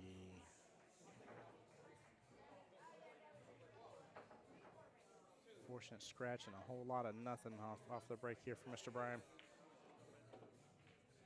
Katrina going to opt to go for stripes here, which I definitely don't blame him. There's a little bit of an interesting table to play through on this one, though.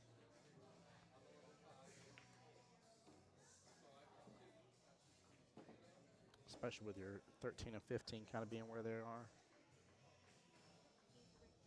He is, though, at least taking care of kind of a rule of thumb I like playing with and kind of been taught is where you take care of one half of the table, then take care of the other half of the table. And he should be in a window beautifully for the 11. He gets there.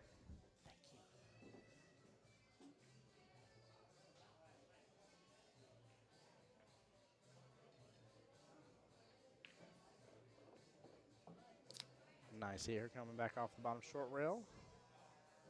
He's got eyes on his 12 still, which should lead him to his 15. The real question is about that 13 ball.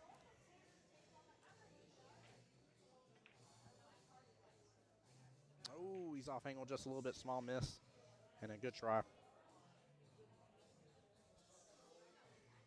Look at where he was left with that 15 too. He was going to get a bump out of that 13 regardless. It just naturally had to make contact with it after, so not a bad opportunity there. Good try by Katrino. Tough shot. He was very close up on that 12.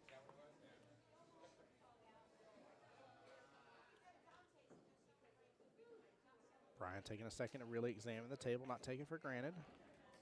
I'm assuming he's looking to see if that 3 ball goes in the bottom left, and I'm assuming it does. 6 is still helping him out because of the 13. Gonna start with a 2, pop back up. Very nicely done. So Jesse is one of the 2 people into the finals then. So Jesse taking out Brandon there. So it's a matter of who's against Jesse. It'll be either Justin, Ronnie, Katrino, or Bryan. So we got this matchup, then one more until the finals after that.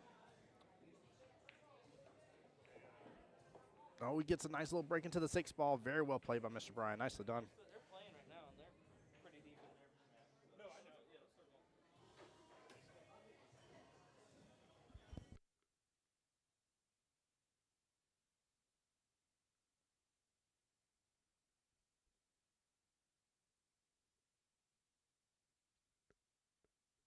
Yeah, Heard. So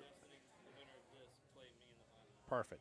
So quick little update here. Justin did take Ronnie out, so Ronnie's out of the run-ins here. So Justin plays the winner of this. The winner of that matchup goes on to play Jesse Lincoln to the finals here. Jesse has bare minimum secured himself at least second place winnings here. $200 in the pocket, if I remember correctly. Or it was $250. I don't want to say wrong. It was $200 for skill level 6-7 bracket. Going for the cut shot here on the 5 right-hand side pocket. Small miss there as well. Saw him do a little jump up, try to get it over. He's not leaving Katrina with much, though. Jesse's saying he's over here by me. He says that 13 goes. That's a tough one. He does have a sliver of it, though.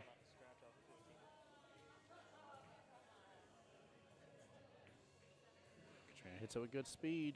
Nicely done. Never clips the 15, making it where he doesn't scratch on it. Very well played. Jesse calling that shot 100% correct on that one.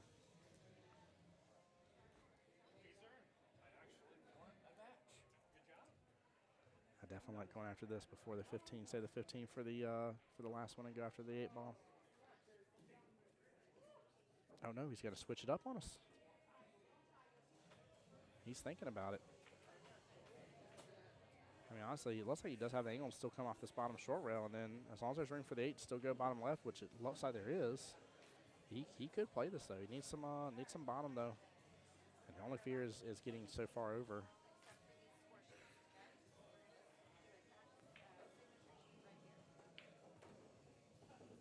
This is my fear right here.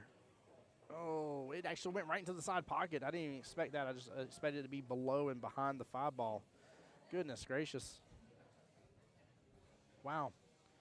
I think think he's, having a little bit of Brian's unluckiness there. It's been the side pockets for a majority of the scratches for this matchup too. That's the crazy thing about it.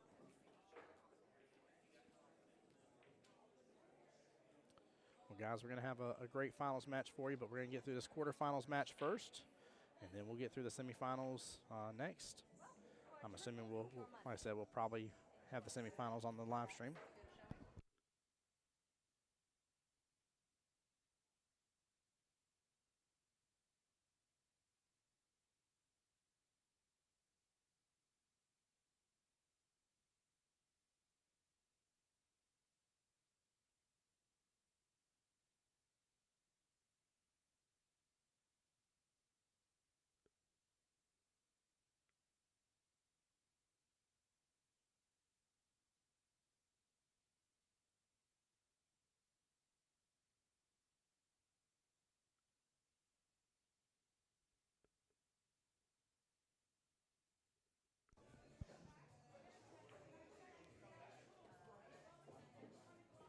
Yeah, Phil, I definitely agree with what you just said there. He said it's always tough when both patterns are close and difficult to run out. If you don't really clear your mind, you can be debating in your own head while you're doing the shooting. Yep. And if you're debating while you're doing shooting, you're not shooting. When you're down to shoot, you're down to shoot.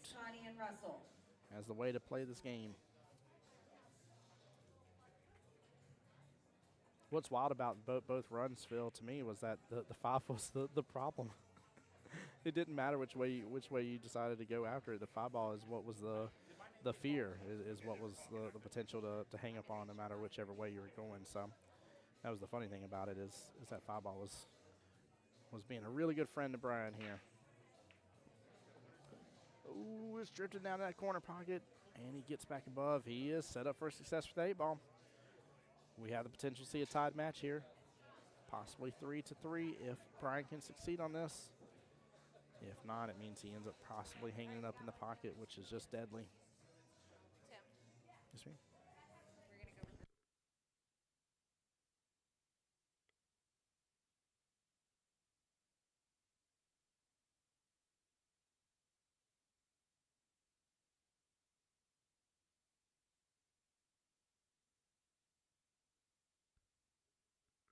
All right, guys, so I've been confirmed from Mike and Kelly that once this matchup is done, we will be going to a different skill level group after that, and then we'll bring in the finals at the end there. So the best thing is Brian decided to take what I said and not hang it up in there, which is very well done. And he really hasn't left Katrina with a lot. Katrina could try to walk the dog all the way down. That is a lot of distance. 6 diamonds away to bring that 12 ball all the way down in that bottom right-hand corner pocket. He could also go defensive here and leave the 12 and 8 kind of tied up while potentially having the 12 block the Qball's line of sight on the 8 too. But that is, again, that is a very tough shot. Very, very tough shot.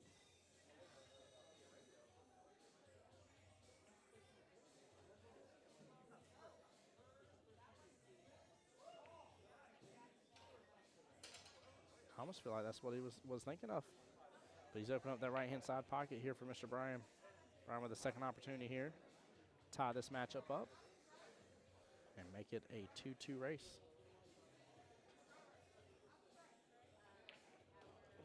And he does. Good out, nicely done. 3-3. 2 racks left each in the race. Both these gentlemen trying to get into that money, essentially. So get into the top 4. Mr. Brandon just cashed out, got his $80.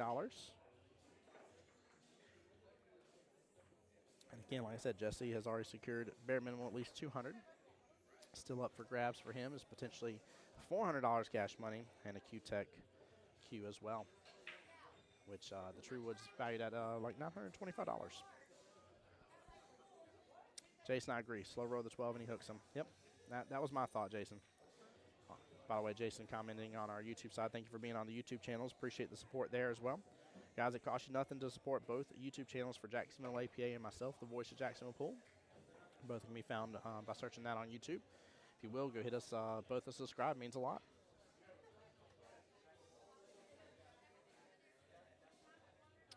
All right, guys, and we are off to the races here.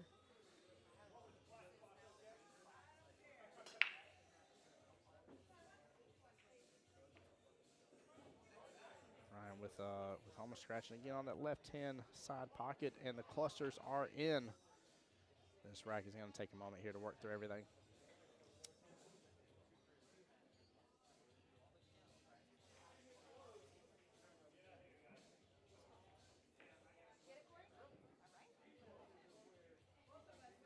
Trina looking at this 4-ball bottom left-hand corner pocket. He's got to get a little bit of bump out of some of this mess, though, if he goes for that. 112 is definitely problematic as well. There's a lot to work through on this table. Oh, 8 gets a lot of movement, but he is good. Woo! He better go after this 4 bottom left-hand corner pocket afterwards. And actually, maybe to go after the 7 after. Take 7 all the way top left if you wanted to. He's going to force follow through this a little bit, get back up and around. I don't know if he quite got in a window for any of those 3 down there. He may have to already go for his 3 ball. If you see the 7, definitely go for that. But if he's clipped up on it a little bit and can't make it, I would say go for the 3 next.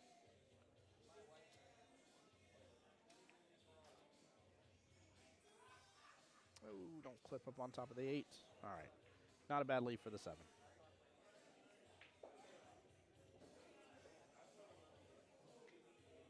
Surprise. I wonder if he's trying to leave his 3 as his out ball for the 8 in the bottom right afterwards. So that's maybe why he didn't go after the 3.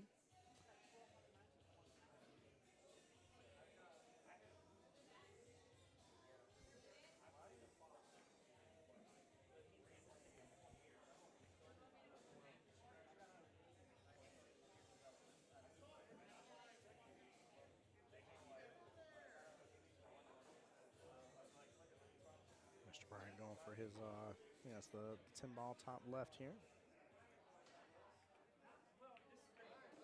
Good speed. Don't tell me he's scratching the side pocket. Get out of here. This man has a unfortunate and uncanny ability to find the scratch in those side pockets. I mean, it is wild how many times it's happened for him. Trying to look and see what's possible with the 1 ball. As he should. 1 and 5 are the problems here.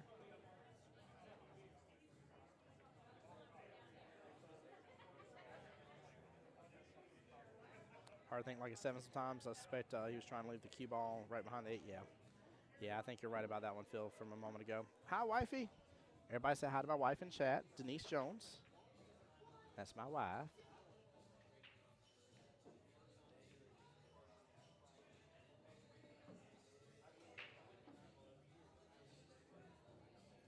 Yeah, Phil, there's definitely limitations to my knowledge still. That's one of the things I love about doing the commentaries. I see the errors in my way of how some of these higher-ups handle things. Oh, my gosh, at the pace he just put on that. Did he just get the breakout? Wow, guys, what a shot by Catrino. Goodness gracious. Let's take a quick look at the instant replay top right on that one. But he put a lot on that. Goodness gracious. Luke says hi, Dad. Hi, Luke Sampson. I love you, my son. Here we go.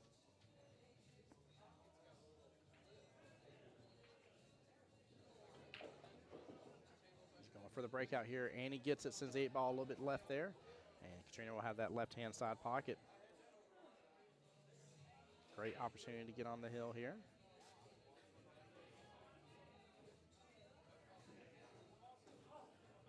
No! Wow. Wow. Good try. Very good try. Hey, wifey, having a very blessed day here. We've been live for about 5 hours now. Let's see, I got here probably close to 9:30, give or take. So it's been a good day.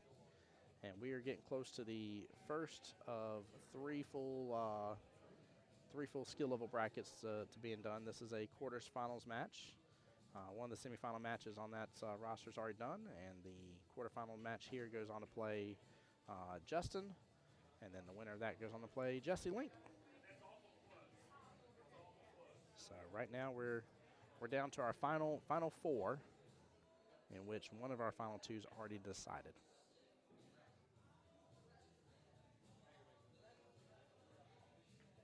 All right, Brian's going to punish Catrino here and start playing defensive. You love to see it.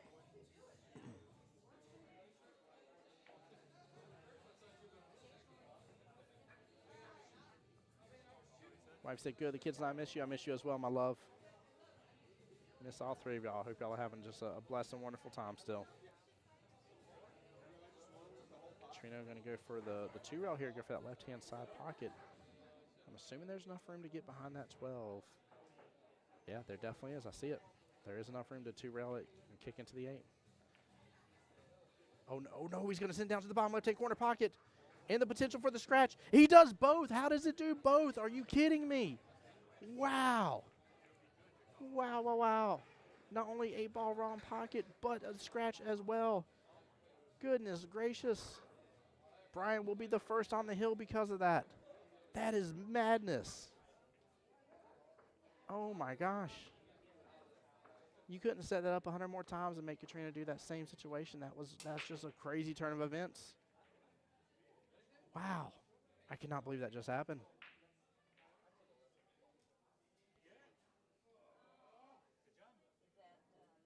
Man. All right, here we go. 2 racks to 1 left in the battle. Again, winner goes on to play Justin. Winner that goes on to play Jesse. Kind there says that was crazy. Yep. Brett says very unlucky. Yeah, absolutely unlucky here. Christine, what's going on? Says let's go, Katrino. There you go, showing him the love. Yeah, that was such a wild start. I mean, like, there's no way I could have ever been like, you just got to be careful for this, that you may not only hit 8 in the wrong pocket, but also scratch in the right-hand side pocket, too. Like, the circumstances to make that happen were just ridiculous to make both those things happen.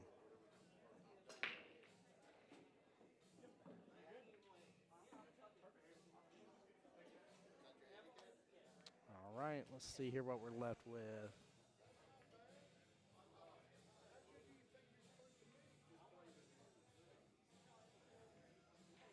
Stripes it is for Mr. Brian here. Again, as always, I like to look at the clusters here. You got the 7, 14, 8, and 15 all in a little row there, but you'll have a little bit of working room with them as stripes. I definitely like stripes over solids in this case anyways. So, there you go. Christine says turn the mic up just a little bit here. I can turn up just a tiny bit. I got to be cautious of the music is all, so I'll get a little bit closer for you.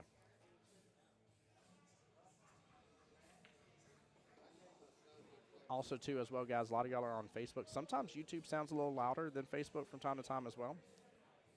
So don't hesitate to check out both live stream on Jacksonville APA's YouTube and on my YouTube, Voice of Jacksonville Pool. That may work out a little better for you.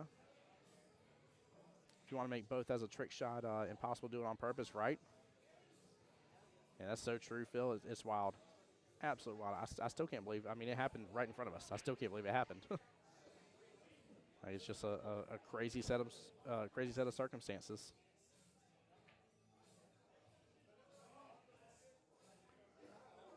Brian with a nice little run here.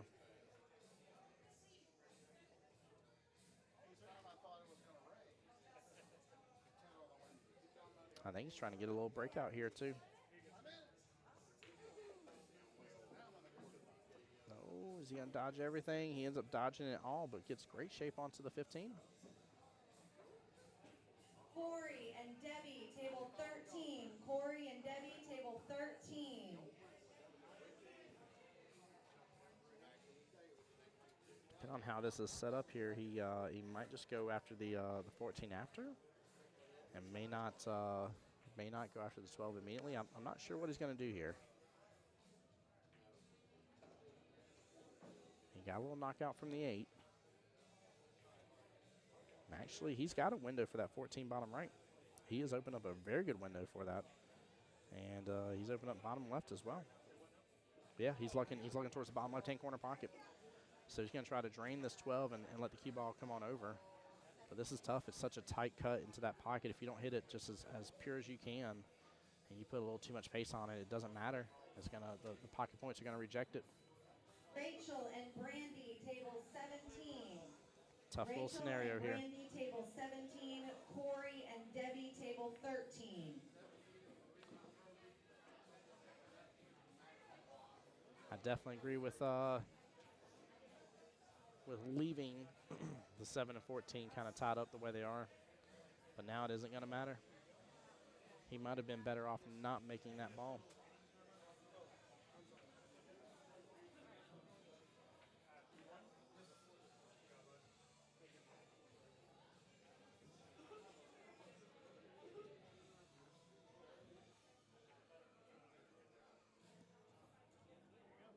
Christine, let me know if the mic turn up was a little better for you.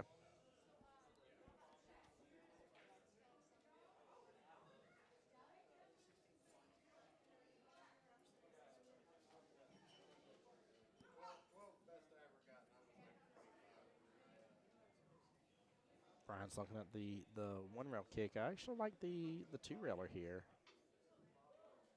The one rail looks like it's blocked up. No, but it's all good. Here, I'll turn up just a little bit further. Did you try YouTube by chance, Christine? You may want to try YouTube. Bad hit, 7-ball first, but what a leave on the 14. That was not bad at all.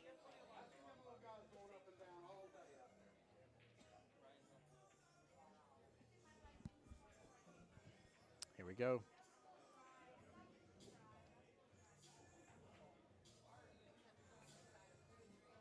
Katrina opting to go for that 6-ball top left-hand corner pocket. What's the link? Here you go. I'll get you both YouTubes. Like I said, I've been told, depending on what phone you have and stuff, if you're watching on the phone, I've been told by some people the YouTube's louder. I've been told Facebook's louder.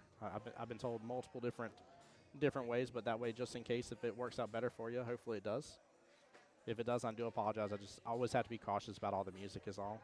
That's the only issue.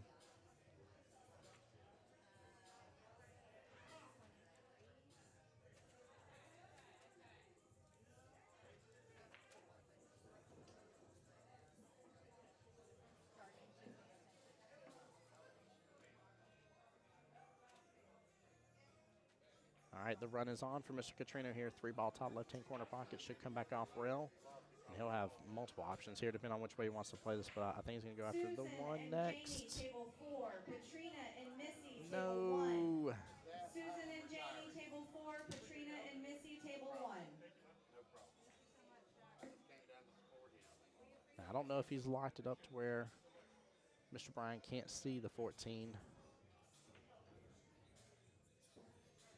He has. Brian's looking at the one railer here coming off the left-hand long rail and clipping across it. Very unfortunate to have to go with this.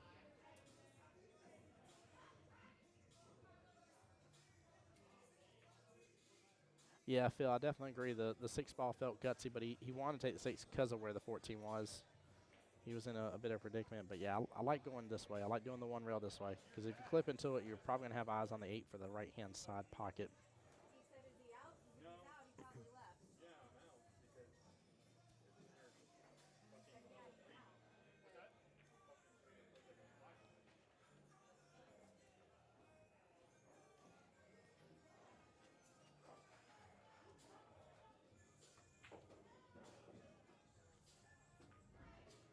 He hits right into it and scratches in the process. Oh, my gosh. Katrino has got to make this hill. He's got to try it. Yeah, okay. I'll do that. I haven't had to actually physically do it personally in years. So. Looking at taking the 7-ball right-hand side pocket. He'll go after the one next, I'm assuming, and pop back over on the right-hand side of the 3.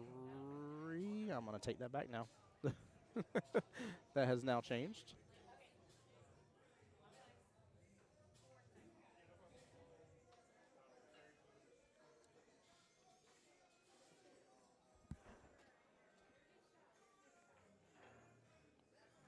Oh, he went for the combo. I am very shocked he went for the combo, but what a leave here. Looks like that 2-ball is blocking that bottom right-hand corner pocket. See Brian kind of nodding his head, too. He's like, of course. Very surprised Katrina didn't go for that 3 there. 100% would have went for the 3. The 3-ball would have been the right call, without a doubt.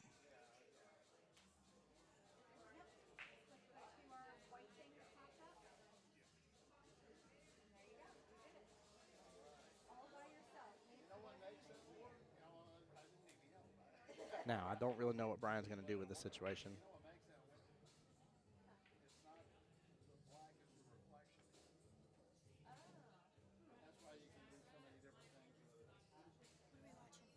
Oh, we're watching Katrina versus Brian.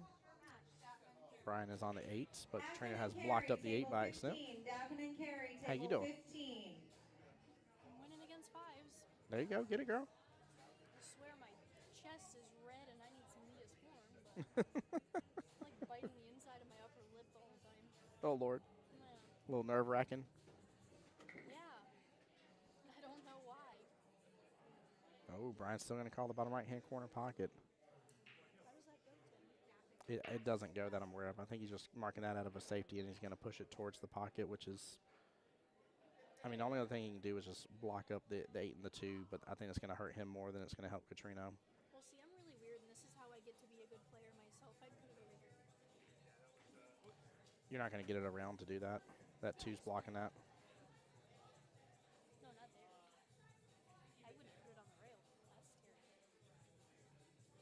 I would have put it short and set it this way to where it was actually in front of the thing instead of mid-table on the rail now. Yeah, the 8's in a problem. 8's in a big problem situation. And the issue is that Katrino has a way out because the 1 leads to the 3 leads to the 2, and the 2 leads to the 8. It's just about landing this 1 ball. This is a tough shot. Yep.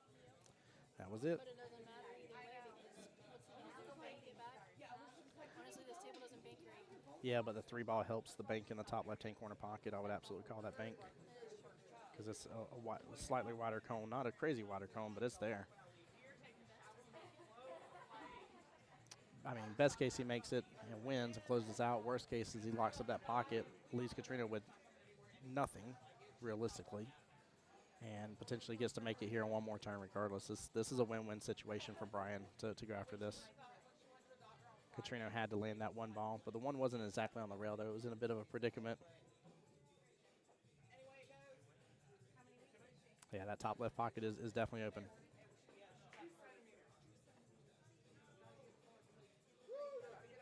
Oh, my gosh. Oh, my gosh. We're about to have an 8-ball wrong pocket for the second time during this matchup. That's, oh, leave me alone. Guys, y'all need to stop it. Jason on the YouTube side said top left pocket is huge. Yeah. Yeah, it definitely provides a stronger opening for sure. And again, like I said, worst case scenario, what do? Clip directly into the 3 and leave the 8-ball sitting there anyways? Like,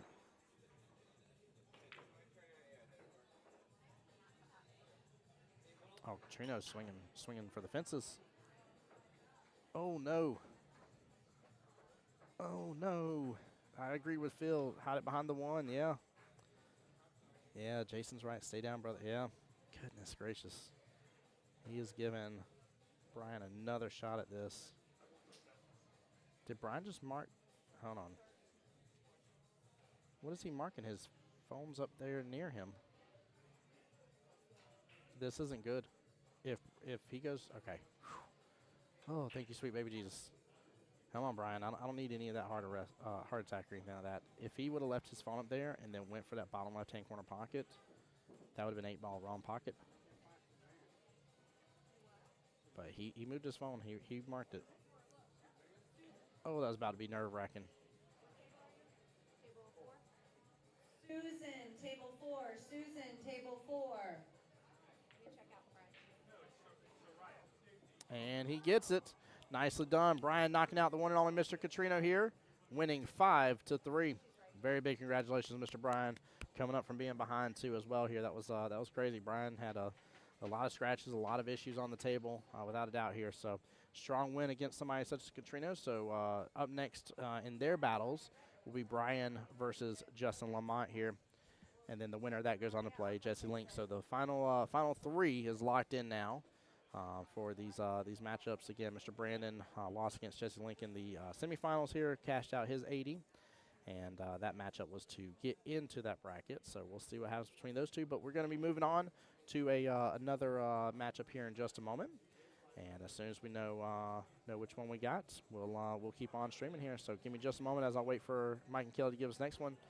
Tim Jones here on behalf of Jacksonville APA, the home to the Voice of Jacksonville Pool. Thank you guys for tuning in to the one and only first ever Jacksonville Invitational.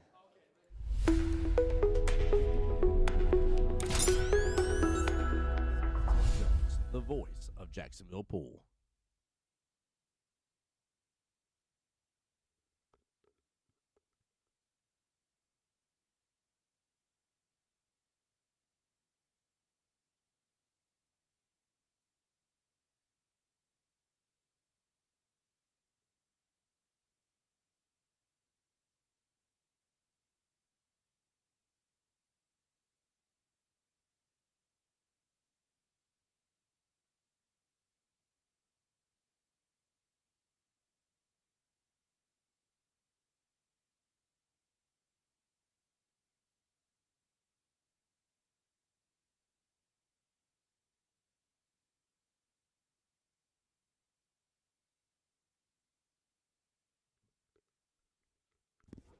Sorry, Jason, didn't mean to leave you hanging on the YouTube side. Jason on YouTube asked, were they both 6s? They were both 7s.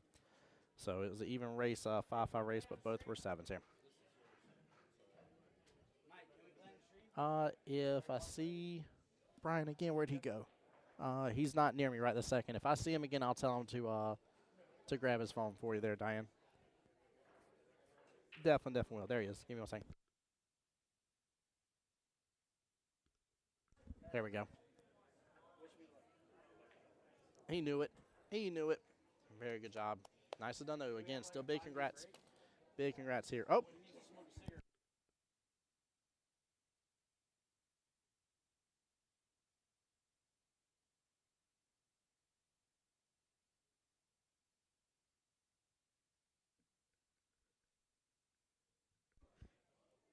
Your boy's back. Careful what you say.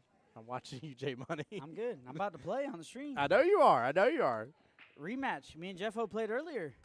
Oh, did y'all? Yeah. Oh, snap. He's trying to get me back to get to the finals, baby. There he is. Goodness gracious. This is going to be a good one, too. This is going to be a good one. Good luck to I you, just brother. beat Ronnie 5-2. Wow. Yes, sir. Really? Yes, sir. I don't mean that anything against you, brother, but 5-2 strong against Ronnie. Yeah. Goodness gracious. Now, Daddy's back on the stream again. Yeah. 5-5 race. 5-5 race. Me and Jeffo played earlier. Now we're going to have another rematch. Yep. Goodness gracious. Wow. I don't want to jinx anything, but I beat him earlier. But, you know, hopefully have a good match, right? We'll see. Yeah. Definitely, hopefully He so. shoots good. Dude, he was dealing with scratch central over here, man. I was feeling Was he? for him. Dude, if there was a scratch possible and it looked impossible, he was getting it to happen. Wow. I mean, he literally, like, 2 of the racks that he ended up losing to Katrino was because he scratched on the Katrino was on the 8 afterwards, and he scratched, and it was just one of those things. Even Katrino had a weird one where he did a 2-railer to the 8-ball. Yeah. Knocks the 8-ball in the wrong pocket here, bottom left after calling side pocket, and still scratches in the right-hand side pocket. It was one of the wildest games I've seen on the live stream here lately. I mean, it was not – I felt for both gentlemen, but especially for Brian just a second ago. So we'll see if he can get everything back under control. But up next, guys, is the semifinals here. Again, the winner of this goes on to play the one and only Jesse Link as well here.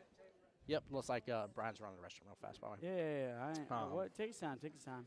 So I'm right here. He asked where the pros are. I'm right here. Thomas, do you need my glasses or something, brother? I'm sitting right here, too. Come on now. I'm just kidding. All right, I'm going to go get my stuff situated. Get it, brother. And, good luck to you. Yeah, I know. I'm good. Yeah, I'm going to share the stream. Yeah, he is. Anything for you all. Where's Miss Samantha Lamont in? She's at the beach. Well, does she need to get a beach up on her phone? Beach up on the phone. Get the beach up on the phone. Get over here. There you go. APA commented on me. They mentioned me, so I'll go ahead and share it for him. Get it out there. Mama Lane did say something very important. She said, remember everything I've taught you, Justin. Yes, ma'am. Mama Lane's words. I love you. I'm coming over for dinner after I win this and the next one, and I'll be there. Don't you disappoint Mama Lane. I never do. Don't you do it. Hey. Gotcha. If I win this, omelet house on me, Mama Lane. That's all I got to say. Omelet house on me. Omelet house on him. There we go. That's in Vegas, so you know what I'm saying? There we go. I know exactly what you're saying. Foul on Justin already. Wow. Haven't even put my cues together and I already fouled. Wayne Kelly's working on his refereeing skills over here, by the way. Good job, He's Wayne. already getting prepped for Vegas for his refereeing skills. Okay, Mama Lane. There we go. Hey, work on that magic for me, all right? Remember what we do, right? That's right. I love it. Send it my way. There we go. Well, all right, guys, I love y'all. Yep. I'll be on the stream. Wish me luck. Wish Brian luck. And let's have a good match. Absolutely. We'll be back in just a moment, guys.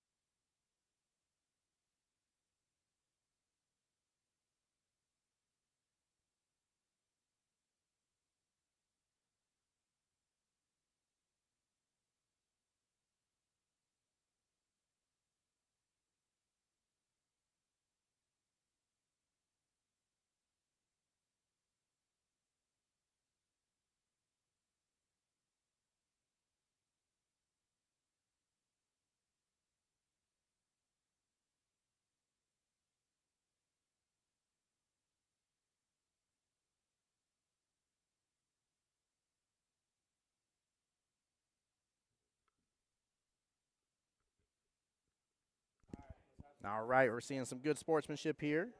Both gentlemen ready to go. Race to 5 for both gentlemen.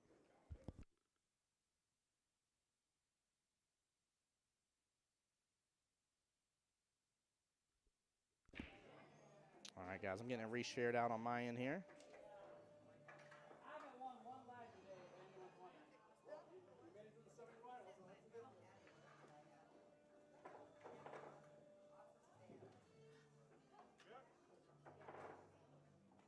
All right, shared out on my main page. Let's go, ladies and gentlemen. Let's show the love and support these two gentlemen. Here we go, here we go, here we go. Zach in chat says, let's go, J Money. Been doing it there by Mama Lane. The real question is who does Jesse Link want to see and go up against here in the finals? That's my question. That is up to these two beautiful people behind me. Who do you want to face though? It doesn't matter. Oh, it doesn't matter to you. You're good either way. He says. He's taking home the True Wood. Yeah, the True Wood. Sorry, I was about to say the wrong one again.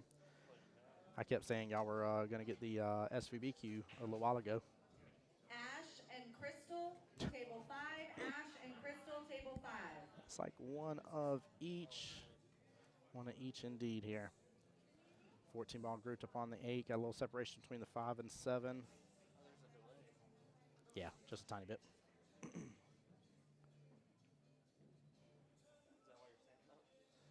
The legs are bothering me. Oh. Yeah, I've been sitting too long.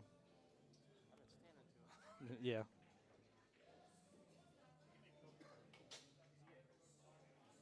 All right, looks like Brian's going to opt for solids here. Go after that 7 or the 5. Yeah, go after the 7 right off the bat. Gets popped back up on table here. Has good eyes on the 4. Might be able to go and clear out the 4 and the 6 afterwards. Go and clear off his kind of top half of the table per se. It's middle of the table, but clear off one side of it. And it's open for him though, especially if he uses one of these final 2 on the bottom right. 8 ball should go in that left-hand side pocket just fine for him.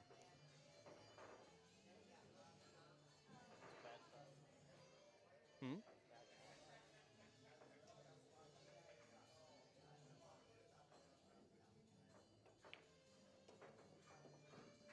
It's going to drift back over. It's going to get close to that 6. Slows down just a little bit.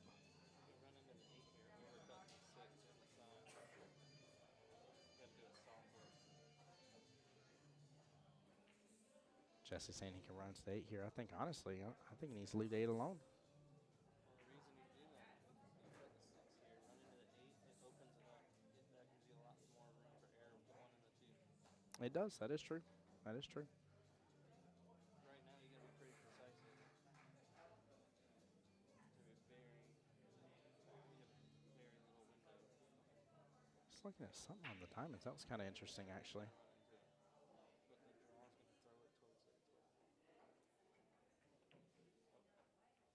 Wow, he missed it completely.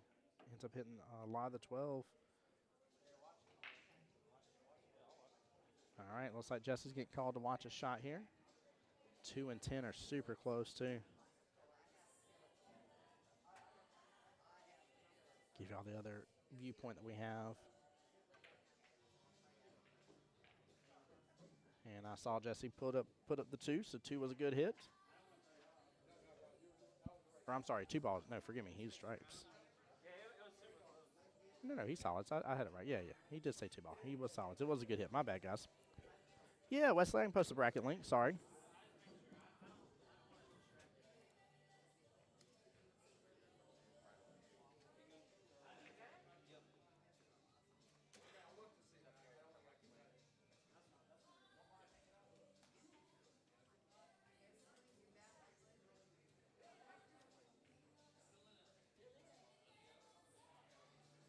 Justin has a lot of opportunity here for a really huge run. The real question's about the 14.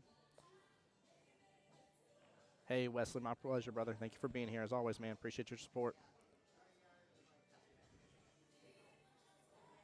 Jen, how are you doing, by the way? I see you in chat. He's got to get the breakout here, and he does. Beautifully, nicely done. I think he's got enough room here for the possibly that 9 top right here. Sorry, I'm trying to stay still a little bit. He's looking down towards my side of the table here, guys. I had to stand up for a moment. Jess was asking me why was I standing for a moment there. I was like, my legs were bothering me. Been sitting too long.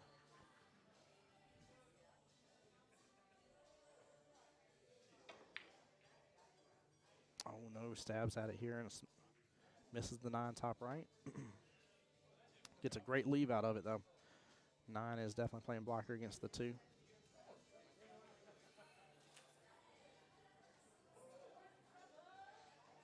Tell you guys, y'all have missed some of the behind the scenes, but the amount of work and effort Mike and Kelly have been putting into this tournament and keeping up and keeping track of what tables are available and calling match after match. I mean, we are steadily along in this whole thing. I don't have an exact percentage, but you got to think we're down to the final 2 matches of the 6-7 bracket. Let me do a quick refresh here for the others. Do a little scroll back up here for the 2-3s. Let's see, we are down to the final 8, in which all 4 of those matches are already going. So about to be down to the final 4 there. And then the skill level 4 or 5 bracket, still got a little more work there. Let's see, 1, 2, 3, 4, 5. That one's done, sorry. 5, 6, 7. Actually, all 7 matches are going right now, so 14 people are playing right this very moment. Emily's already moved herself on from Clarence, and we'll be progressing further into the bracket as well. But yeah, we're trucking. I mean, this thing is really moving, really fast. Very impressed with how well this has been going. Jay Money just doing a great job. What he talked about right there on the live stream, just progressing everything forward a little bit. I don't know. Can Brian see enough of it? No, he's getting back up. I feel like he's got enough room that he can use a little bit of right hand, a little bit of right English here and still clip on over, but it's tough to see. I want to get in his line of sight, but I feel like he does. But the problem is Qball is almost fairly close, almost right up against the rail. This is tough. Very tough situation. I don't know how to do that.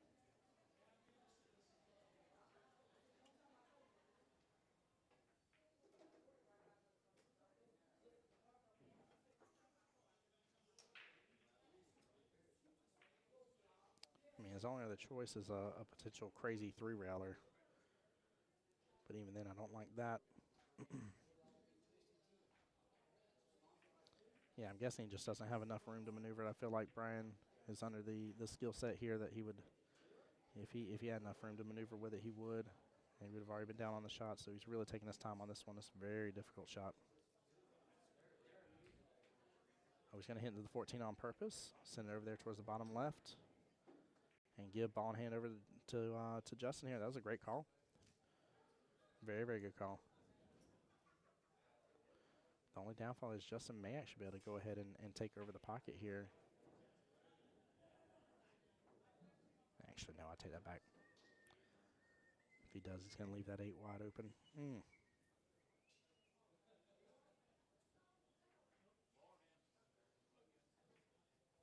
I feel like he may just want to still just keep things calm right now and kind of play defensive here. Things have gotten quite a bit quiet and yeah, that works. Things have gotten quieter here in the pool hall for a moment, so I'm having to keep my voice and volume down just a little bit, guys. Bear with me for just a second here. Yeah, Justin just going straight up defensive here. Not making anything, not really changing much of the field. The 1 rail is there. Last time this happened, though, Brian did follow it right on in.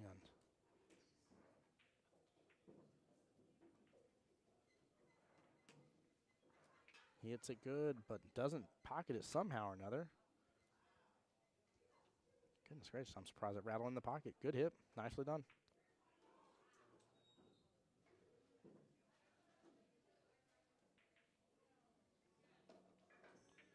J Money going to go ahead and progress along the rack a little bit.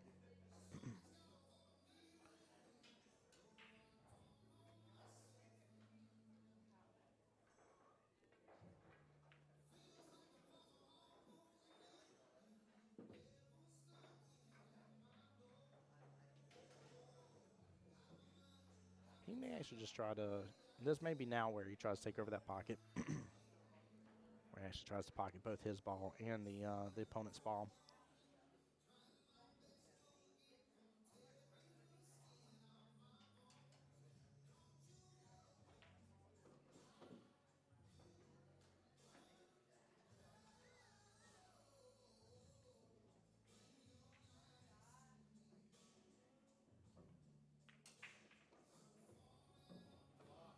Oh, no, and he scratches. He says, you are good. Gives Brian the first rack there. Good try by Jay Money here. Race to 5 for both these gentlemen. Again, this is a semifinals matchup here. The winner of this is going on to play the one and only Mr. Jesse Link. And go ahead and work towards increasing their prize package here. So right this very moment in time, they are both guaranteed the $80 for the third, fourth place. And they are planning to increase that up to $200 total for second place at bare minimal here. Then, of course, for the chance still to play for the big old $400 and the beautiful, gorgeous, absolutely amazing, brand new Q-Tech True Wood. By the way, huge shout out to Q-Tech as well. Thank you again for being the sponsor of this tournament. First time ever. Hey, what's up, Jake? How's it going on the YouTube side, bud? Welcome into the live stream.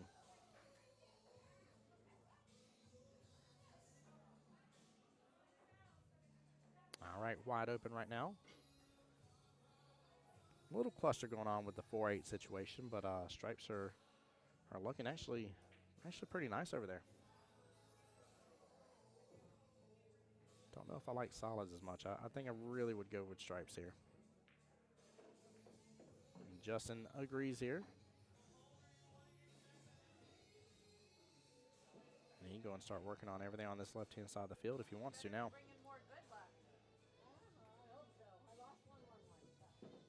Hey, nice, Jake. Appreciate it, bud.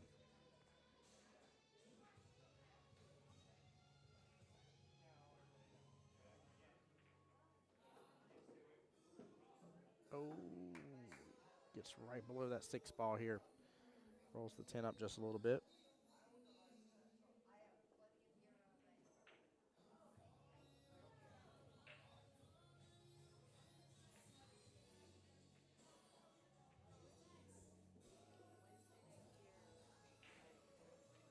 Not a bad lead for Justin. Going taking over that bottom right-hand corner pocket with his 14.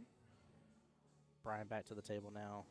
And he's got a little work to do just because of the 4 situation, but it's almost a favor to him, too. It's almost as if it's not worth for him to mess with. I don't know if the 9 goes freely somehow or another by that 11 towards the bottom left, then I probably wouldn't go for that 4.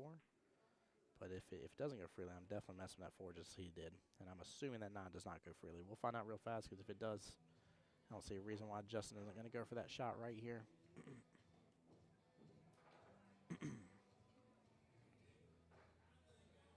Yeah, I'm looking down the table right now. That 9 does not go freely.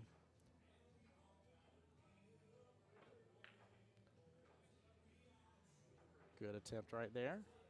Not a bad lead. Jake, this is 8 ball. Yes, sir. Yep, 8 ball. So you either have solids or you have stripes. So you have 7 object balls each, and the 8 ball is the final object ball that you're going for. Right now they are playing. They're both considered skill level 7s in the APA, and they are racing to 5 racks. Who can win 5 racks first? And they are part of the final 3 in their entire bracket for skill level 6-7 brackets.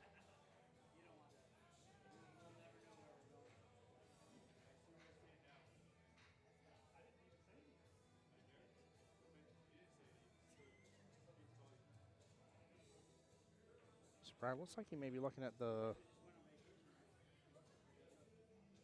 2 rail, I'm assuming.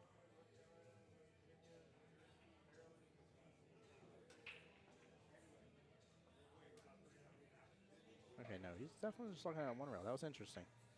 I don't know if I've quite seen that.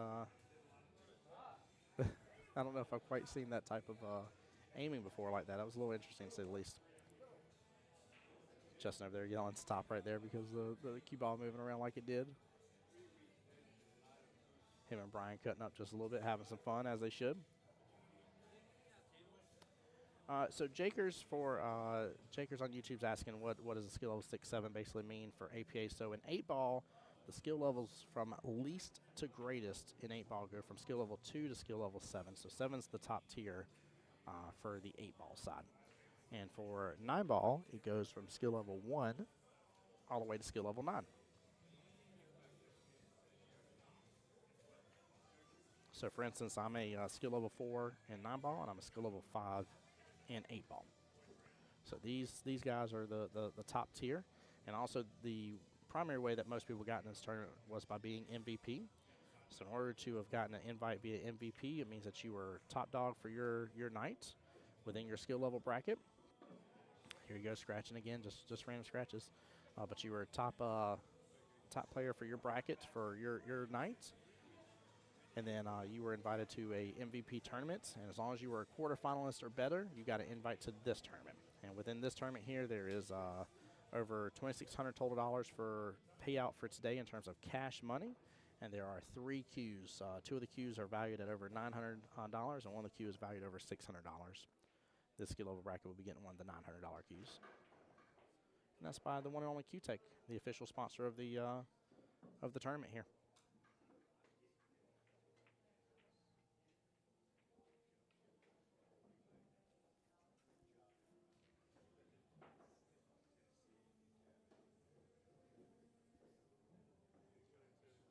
Yeah, man. Appreciate you being here, Jake.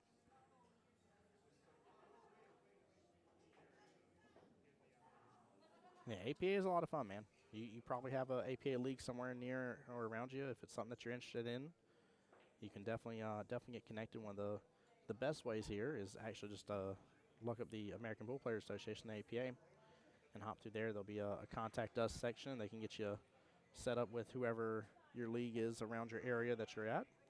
And they'll get you in contact with league operator. They'll let you know. They'll say, hey, we play these nights at these pool halls. And they're always looking for new players, man. It takes all types to make a team. This is a singles matchup, so this is not teams-based here. But for the teams are usually consistent of up to 8 players. 5 is normally necessary, but up to 8 players. And the max skill level that you can play in a night of 5 1v1 matches is a max skill level of 23. So you can't just make a team of all 7s and then be like, boom, I'm playing a 7, I'm playing a 7, I'm playing a 7. Nope, you cannot do that. So you got to have low ranks, got to have mids, got to have highs.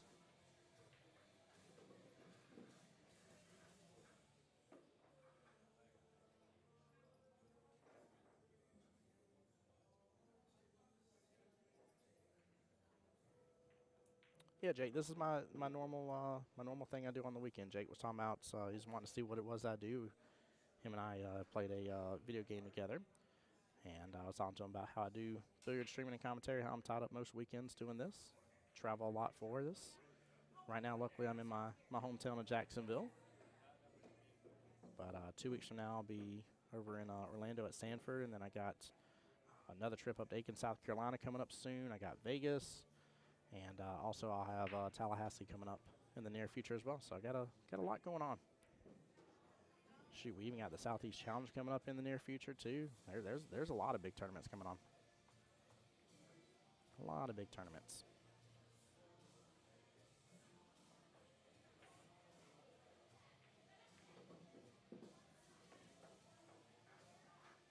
Brian getting a lot of movement off that 10 ball. He has eyes on the 6 ball. I actually like the 3 ball here. I think take the 3. Let the Qball come back up table, take 6 top right hand, take the 8 bottom left.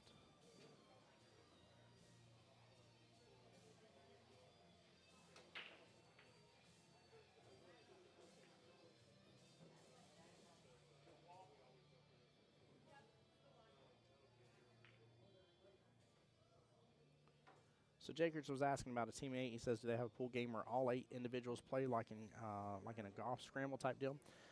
So not necessarily per se. Most nights for majority of APA, I would say leagues, are both 8-ball and 9-ball nights. What that means is that on one table you have 5 matches of 8-ball, and on the other table you have 5 matches of 9-ball. So it is possible for a team of 8 to where every player at least has played once. That's not an impossibility. It's just not a requirement. So it definitely could have nights where, you know, some people play twice, some people play once. A night where you may not play at all. Depends on how strategic you want to be about it. Some teams just come here to play and drink and have a good time with pool. Some teams are very competitive and really want to win and push forward and be able to go to Vegas and play for the bigger money that's possible out there. It really just boils down to what type of team that you're looking for and what type of team you get on. Uh-oh, Justin needs to hit a rail. No rail with the Qball. He gets a rail with the 10 ball. Good hit. That was about to be real dangerous right there with ball in hand.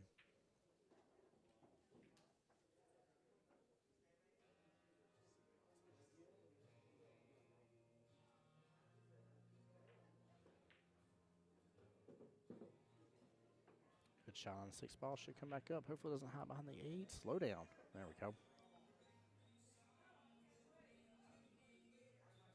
Well, this should work just like I called out just a moment ago with the run out. So we'll see if he can complete it and close this rack out and be up 2-0.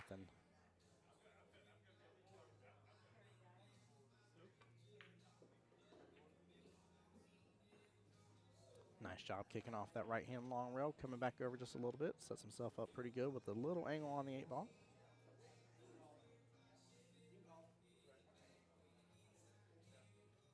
J Money says you can call it, you ain't got to mark it. So Jakers, after you've made contact with your object ball, any ball, doesn't matter whether it's your object ball, their object ball, the cue ball, another ball has to make contact with the rail. If not, it's ball in hand. Oh, no. He has missed. That 8 ball is getting a little wild. It's going to end up there hanging out towards the top left-hand corner pocket. Question is, can J Money get back upfield? This is going to be a tough leave. But yeah, it's considered ball in hand, which an 8 ball, with the exception of after the break, ball in hand means that you put it anywhere on the table that you want to be able to make your next object ball that you're looking to go after. Yeah, yep, it's a foul, yeah.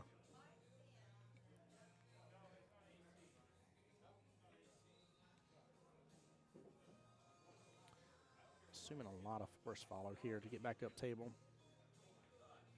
No, rattles it. Brian says top left-hand corner pocket is what I'm marking for the 8 ball.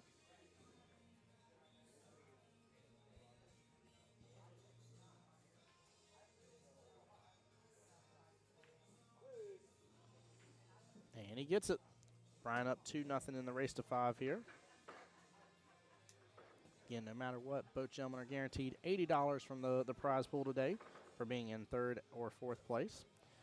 2nd place, which is what they're fighting for, bare minimal to get to, is $200 for the cash money, and then 1st place is $400.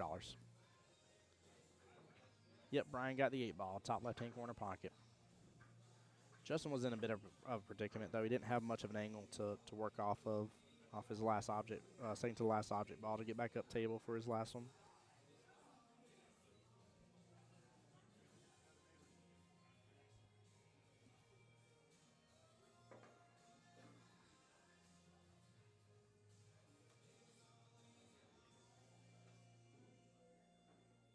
All right, here we go. Rack number 3. Brian ahead 2-0, race to 5. A lot on the line here.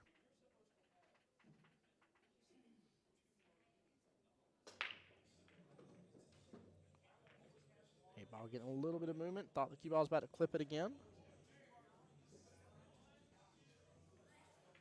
we're back in a little bit of cluster city here.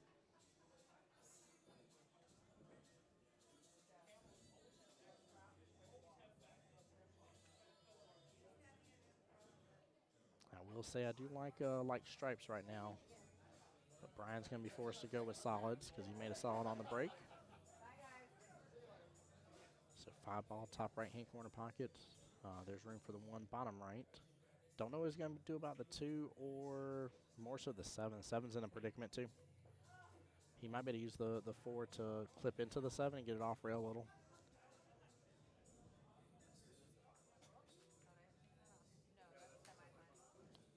In a practice game scenario, I'd bet he had to be, hold on.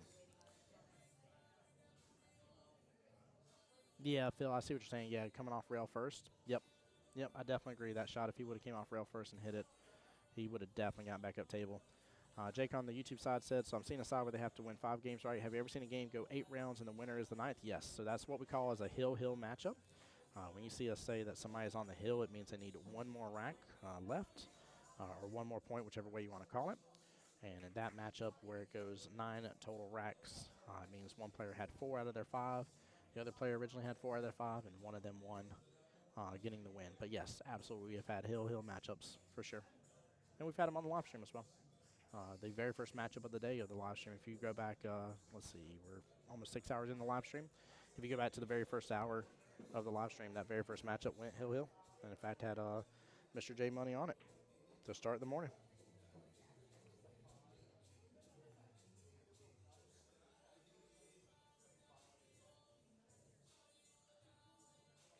Yeah, if anything that somebody could ever accuse me of rooting for Jakers, it would be hill matchups. I love hill matchups. They're a lot more entertaining, a lot more fun. It's not as much fun to see the shutouts happen.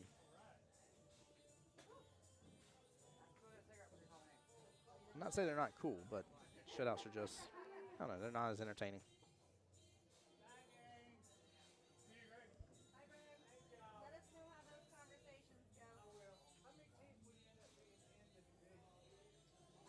It depends on who wants to do what. I mean, I don't think Broken Spoke isn't going to want to go to Mayport. That's 30 minutes for them. No.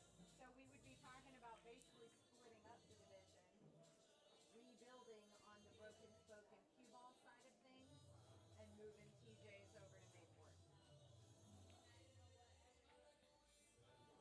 Mecca and Sean back here to support Jesse, I see.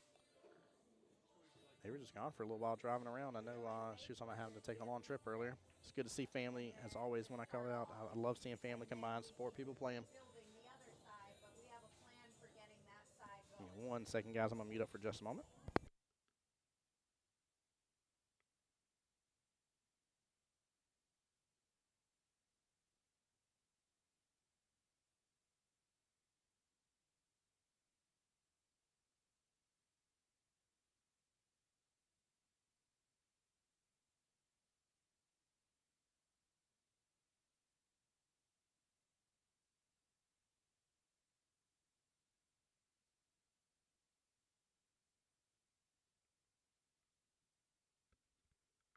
All right, sorry, guys. I'm back with y'all. Appreciate everybody tuning in. Just as a heads up and reminder as well, we're about to be at the 6-hour mark. Keep in mind, Facebook automatically kicks us off at the 8-hour mark, so very likely we're going to have this, and I would be surprised otherwise to have the finals. We should be good enough there. From there, after the first finals is done for the 6-7 skill level bracket, I will very likely have to end stream and reboot it. So if you're like, hey, I don't see the streams back up, it'll be a fresh post, a fresh live stream. And, of course, we're live, as always, on Jacksonville APA's Facebook page, and then my YouTube, along with Jacksonville APA's YouTube as well. Still waiting for my main The Voice of Jacksonville Pool account on Facebook to be at the 60-day mark, so that way I can go live on that as well. And thank you for everybody that has swapped over and followed that page for me. Just one nice smooth stroke there, very well played. He's got the 9 here to be back below the 10 ball for the top left-hand corner pocket. It's just a question of after that for the 8, which he can be on the left or right-hand side of that 8 ball. That does go in the side pocket. It's just fine.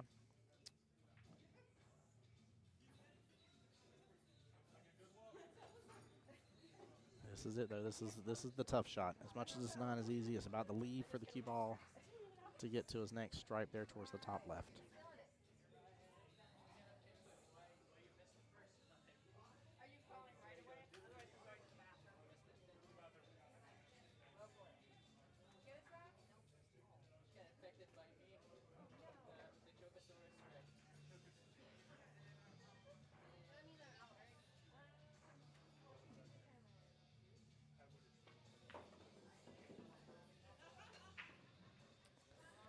I think he still has eyes on it. As much as that looks like it was a bad leave, I think he can still work with that, to be honest with you. It's a tough cut. I mean, he's got to hit it just very precise. Very, very precise there to take it to the top left-hand corner pocket. Had that cue ball been over just a little more, I know for a fact he would have that without a doubt. This is tough, though.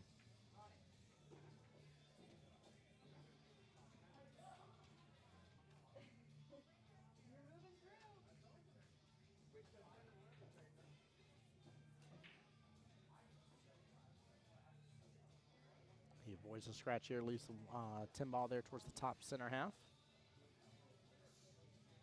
And does not end up giving ball in hand to Mr. Bryan. Bryan has some work to do, especially with the one, possibly that 2 ball on the right-hand side is choked up a little bit. I think there may be some room to slide in that side pocket, but it's tough. Very, very tough here. Let's take a quick look. He may still be able to get that 2. I've never done it. I saw somebody else do it. That makes sense if you only ever learned it on the scorekeeper app. Let's see here. Zoom in a little bit more. Here we only ever Just counting innings. Yeah, so every time like the bottom player Yeah, he may have some room with that too. I mean, he's got to ease it in perfectly though. That is not easy at all.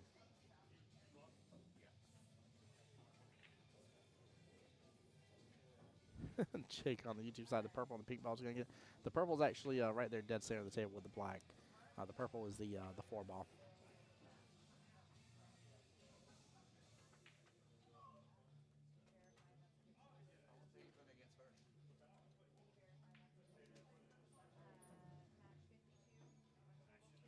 Just trying to decide how to play this, but I think honestly he needs to roll the 3 down, bottom left.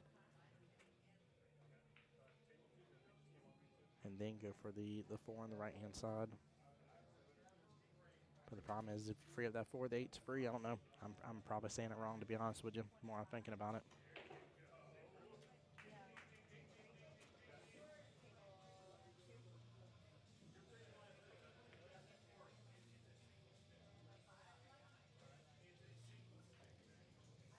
Good try on the 3 here. Justin's going to have a good opportunity. Brandy and Jamie, table 2. Mark and Connie, table 7. Brandy and Jamie, table 2. Mark and Connie, table 7. Oh, no, he missed again. J-Money would have had a great leave to go after that 8 on the right-hand side pocket. Now, I'm going to tell you for sure, Justin would love for him to free up that 8 ball.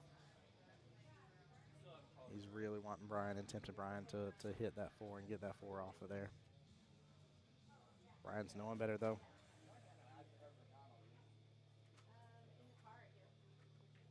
The one above the yellow is the 2 ball. J-Money's still going to have eyes on his stripe there, top of the table here. Might actually be able to bang this and get on the left-hand side of the 8 ball.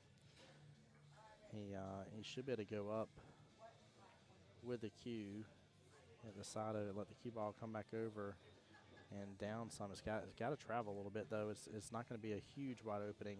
It needs that to hit about right there and drift its way on down instead.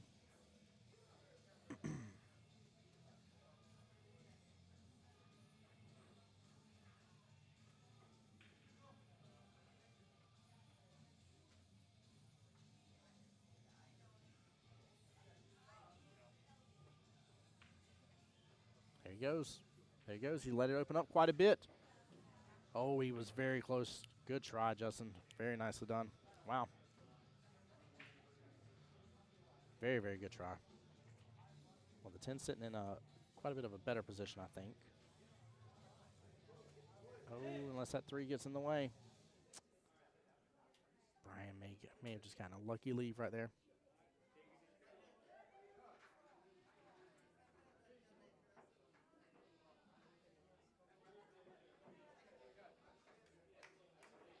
Jake, the ball above the 8 ball, this one is purple. That one's black right there. And the black one is the final object ball.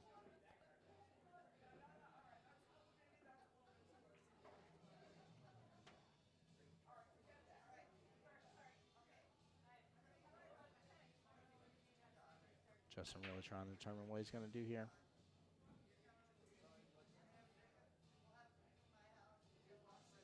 Well, looking at possibly massing and curving the cue ball around.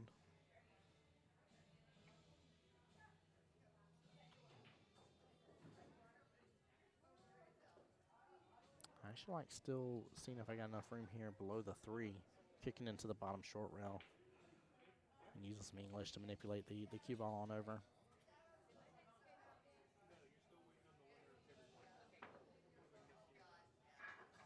Oh, he's just going to come up just short on it.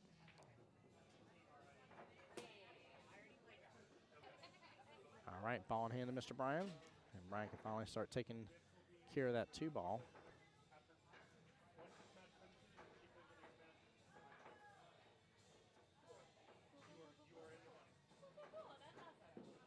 Two balls down. And he has pretty good reasons now to possibly go and take the 4. It's just a matter of if he trusts himself to close this out or not. If you don't trust yourself to get the run, you do not touch that 4 ball at all.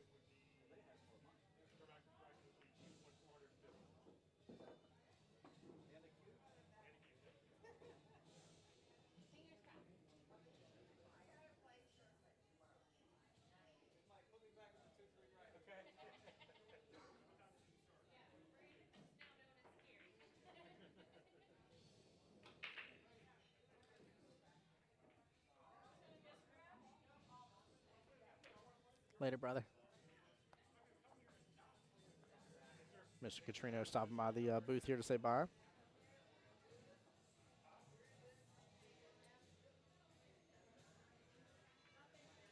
Justin may have enough room to actually cross-bank this still in the bottom left and get eyes on the 8.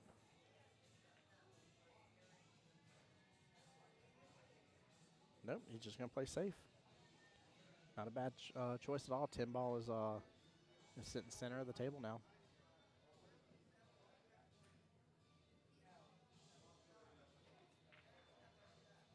This is a good job by Justin, too, not getting over flustered with this this rack. Qball's going to drift towards that top left, but not a bad leave at all. Hey, Miss Karen, what's going on? How you doing, my dear? Welcome to the live stream.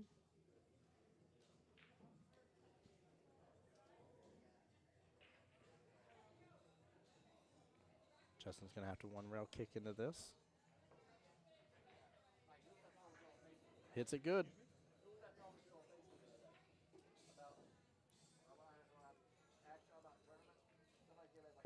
Oh.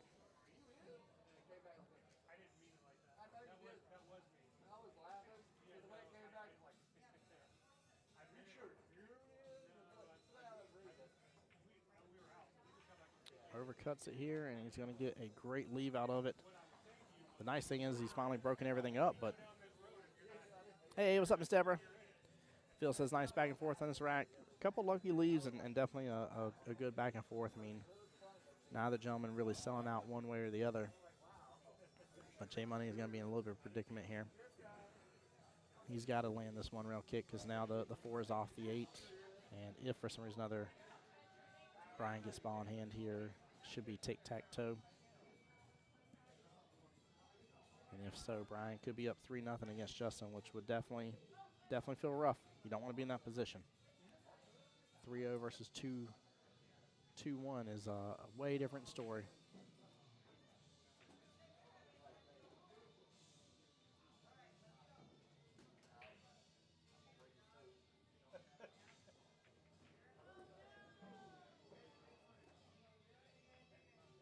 Wow, Justin goes right around it somehow. He just bounces back and forth between ball in hand to Mr. Bryan. Good try. Guys, welcome in. This is a semifinals match, by the way. We'll have the finals up next. The winner of this goes on to play Jesse Link for the chance of $400 and a beautiful Q-Tech True Wood.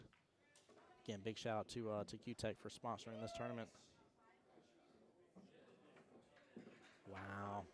That has been so that has unfortunately just been what's happened to Brian every single time. I mean, he has done that probably at least 4 times now on the live stream. It's just wild. Like I said, his uncanny ability to scratch when there shouldn't be a scratch happening.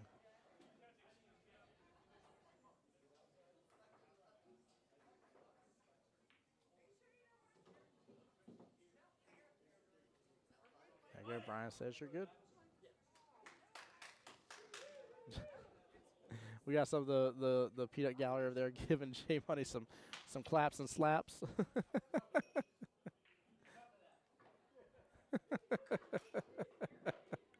Oh, we got some good banter going on here.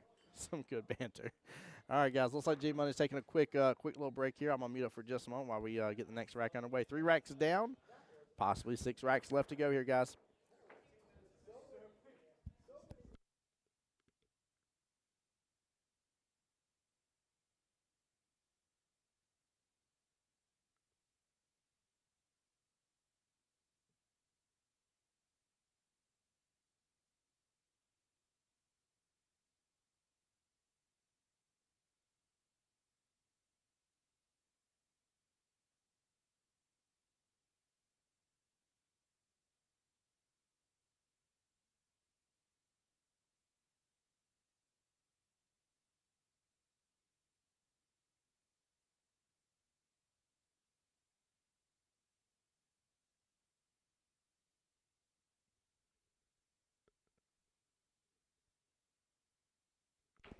Ms. Deborah, this will be the first possible finals to come up yet. The skill level 6-7 brackets had the lower amount of people left in it, and then also as well, it's just been trucking along. Now the other two brackets are doing good, but no, we do not have any other finals or semifinals done yet for any of the other brackets just yet.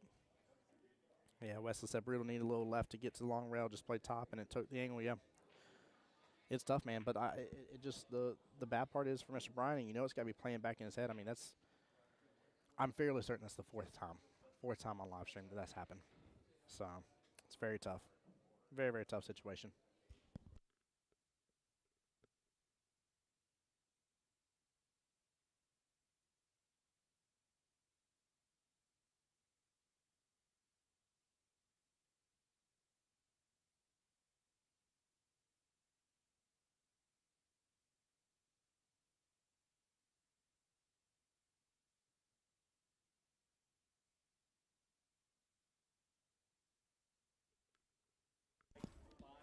Yeah, right now the next closest bracket is the skill level 2-3 bracket.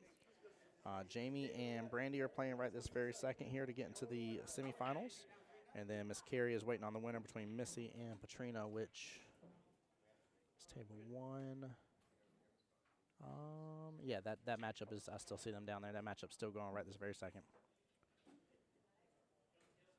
So I'd be surprised. We'll probably have, let's see, we'll probably have this semifinals match. We'll have the skill level 6-7 finals. Then we will probably have the 2-3 finals, and then we'll see where we're at for the skill level 4-5 brackets and finish up with them with the night, more than likely. And that's me taking some things into assumption, you know, just in case things could change. Just know that, but that's just me taking some things into assumption here as for how everything's rolling along right now.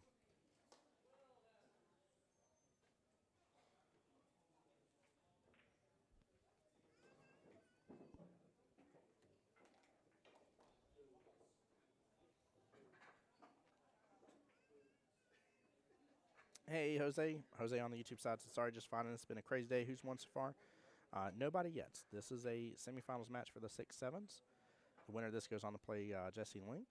As for the skill level 2-3 bracket, that's the next closest along right now. Jamie and Brandy are playing each other to get into the finals here. Miss Carey is waiting on the matchup between Missy and Patrina, and they will play to get into the finals as well.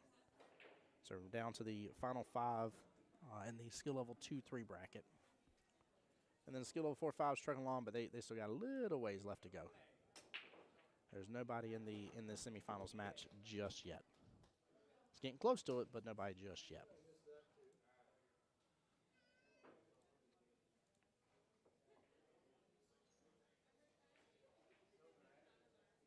And if you're just tuning in as well, we've had a interesting matchup between these two so far. As it says, my teammates Brandy shoots good. Hope she wins that. There we go. So she'll if so, the 2-3s are playing for an SVB cube. Along with a good amount of money as well. First place for the skill level 2-3 bracket is $450, and that cube that they are playing, the SVB cube, is like almost a $700 cube. So you're talking about $1,100 worth of prizes here between cash and cube.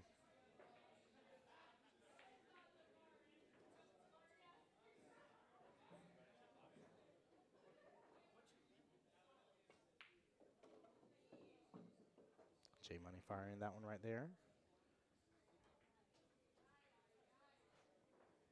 5 stripes remain on the table here. He's going to aim to take the 11 top left. And smooth stroke it is here, opening up the 14 on the right-hand side pocket.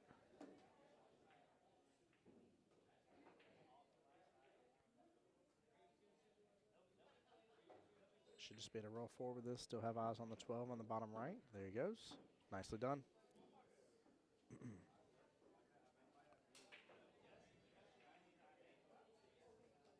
So Jakers, there's 2 of every color. 2 of every color. So the 2 ball is blue, the 10 ball is blue, 3 ball is red, the 11 ball is red, the 4 ball is purple, the 12 ball is purple. And just keeps going in order with that, but it's always +8. So if you learn what the 1 through 7 colors are, you know what the 8 through 15 colors are, or the 9 through 15 colors.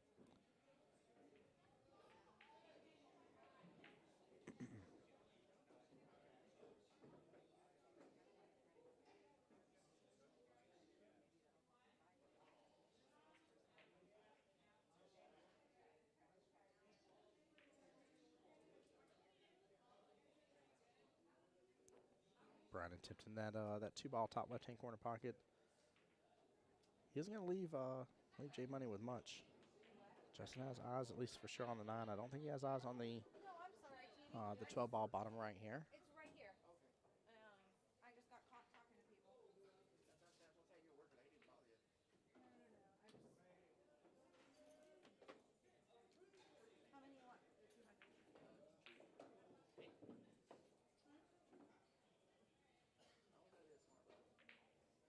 He's trying to get a little bit of bump there.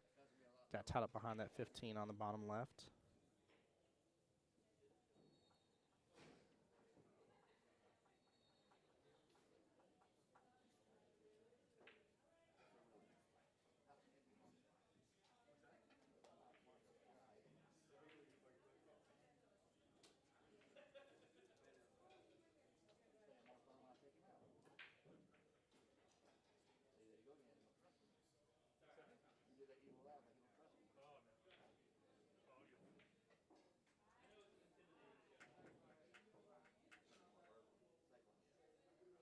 I feel like he's got enough room to still work towards draining that top right. It's just really tough.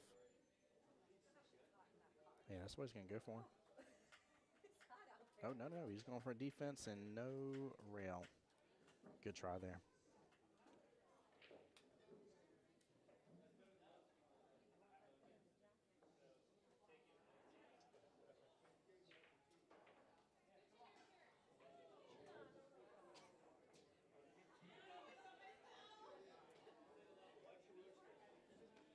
Brian's going to have a great opportunity here with ball in hand. Everything's kind of opened up and spaced out now. He's looking at the 5-ball there towards the left-hand side pocket. Now he's changed his mind. He might be looking towards the top right.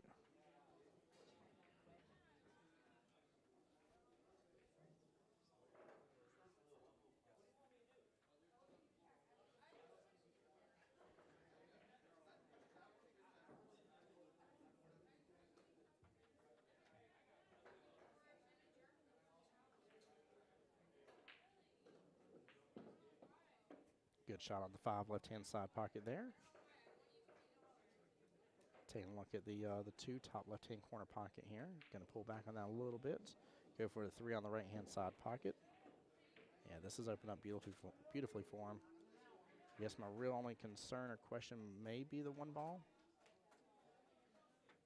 Actually, you can go for the 4 bottom left-hand and then go for the 3 top right. If you want to, see if we can get back down.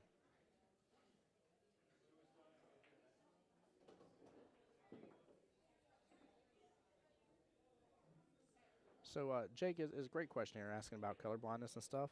So the nice thing is an 8-ball, you're not worried about the colors. You're just worried about solid or stripe. So with color blindness here, you may not know what color which ball is, but you need to know that the 8-ball is black.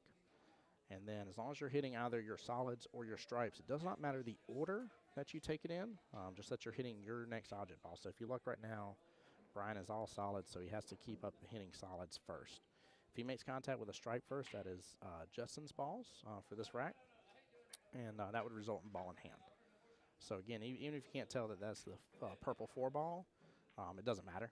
There's some countries that when they're playing 8-ball, you'll actually just see 3 colors. You'll see like the black 8-ball, then you'll see red balls and yellow balls. They don't even have numbers on them, and so that way you're either red balls or you're yellow balls, and it's just that simple. But yeah, as long as you can see that one set of balls has a stripe and the other set of balls is just full solid color, you'll be a-okay. Now 9-ball, that's where it gets more difficult for you, especially with people with color blindness. You need to be able to tell some of the difference or be able to see the number on it, because in 9-ball you got to go in numerical order. You can always use the next ball in line to combo another ball. So for instance, if you are on the 1-ball and the 1-ball can be comboed into the 8, that's a-okay, as long as you make contact with the 1-ball first. But you've got to be able to either see the numbers or see the colors, one or the other. I'm afraid to go to Vegas because every time I play on a 7-footer, it messes me up.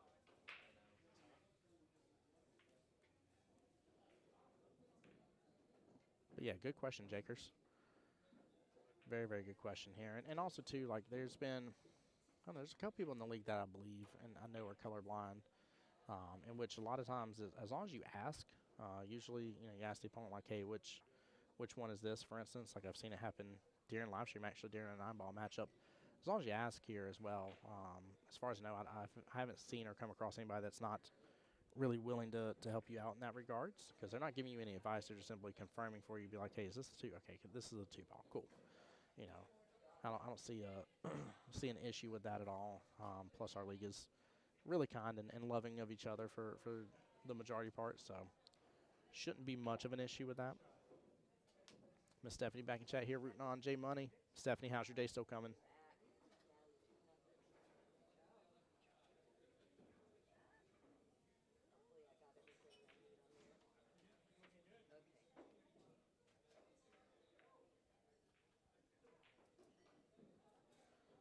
Justin going to do a slight overcut on that 9-ball. Leave it sitting right outside the top left-hand corner pocket, but the run is on for Mr. Bryan now. Stephanie, you're having a great day. I'm glad to hear it. In fact, you know what I can do now, guys? I can turn my mic up just a little bit for y'all. Watch it whenever I do so as well. It may the music may start blaring here in a moment, so let me know whenever the music comes back up if things start sounding a little too much.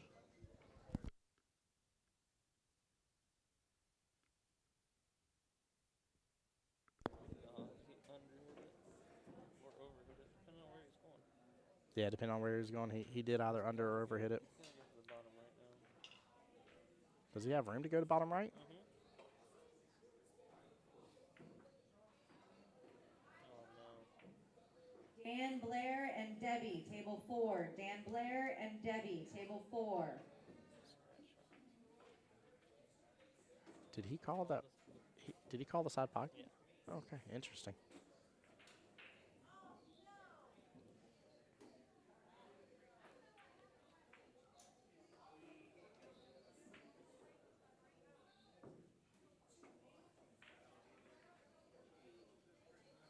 Guys, I'm trying to stay a little quiet here. It's gotten super quiet in here now. Oh, no. Ball in hand here. Oh, and coming close to that top right-hand corner pocket for the scratch. Yeah, Jose's 100% right on the YouTube side. He said most teams will yell if you're shooting at the wrong one as well. Yeah, you're absolutely right. It is not a timeout to tell the shooter they are shooting the incorrect order of balls here. But, yeah. Yeah, I'm trying to keep down just because it's – so we went from having music, it wasn't too loud, to now we have no music and almost nobody's talking.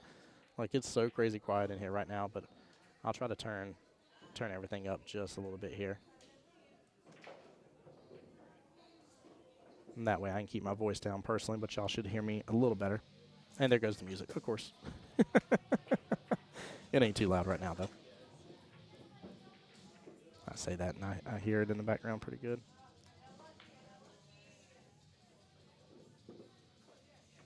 All right, this is set up for success for J Money to hopefully tie this up. And that 8-ball sitting center of the table here. Justin Link's calling that right-hand side pocket is what he's pointing at for me. He's got to drift down. If he's going to, he's going to get the bottom right, though. Yeah, he did not go far enough for that. Bottom right it is. J Money for the opportunity to tie it up here.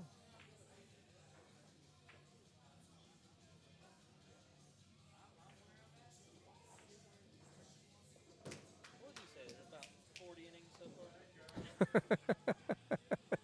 There's definitely been a lot of innings here for 4 racks of pool. That is for sure here. All right, Justin getting rack number 4 there. So tied up 2-2 race. Jose saying center of the table there, J Money. Jason says Brian keeps standing up on his shots. He is standing up on some of his shots. Brian's got to be a little flustered in the sense of the random scratches in the side pockets that keep happening. I mean, again, it's definitely got to be crazy here. Yeah, it's just Jesse's a fast-paced player. Is there really 26 innings? Oh my gosh, there has been 26 innings. So, granted, there at least one of the racks there was stuff that was clustered up a little bit, but.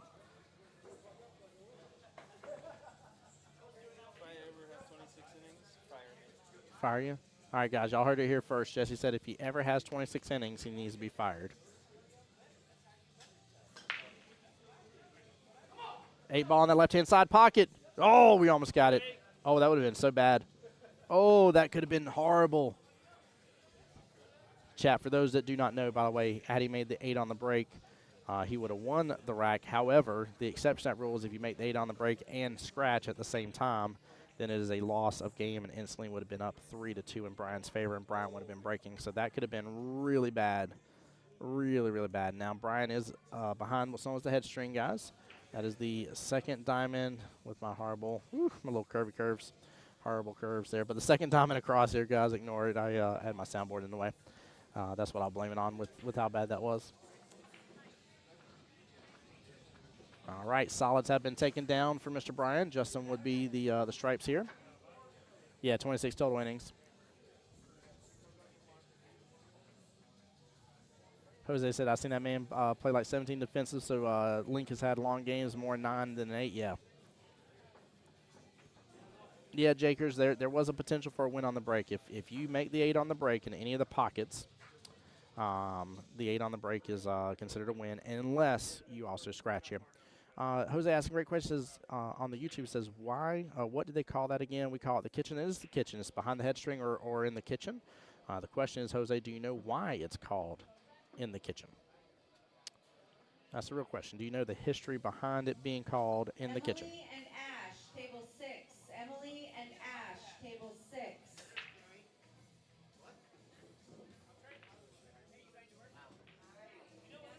Okay, great shot by J Money here. Drifts on over. Looking at a 14 top right-hand corner pocket here.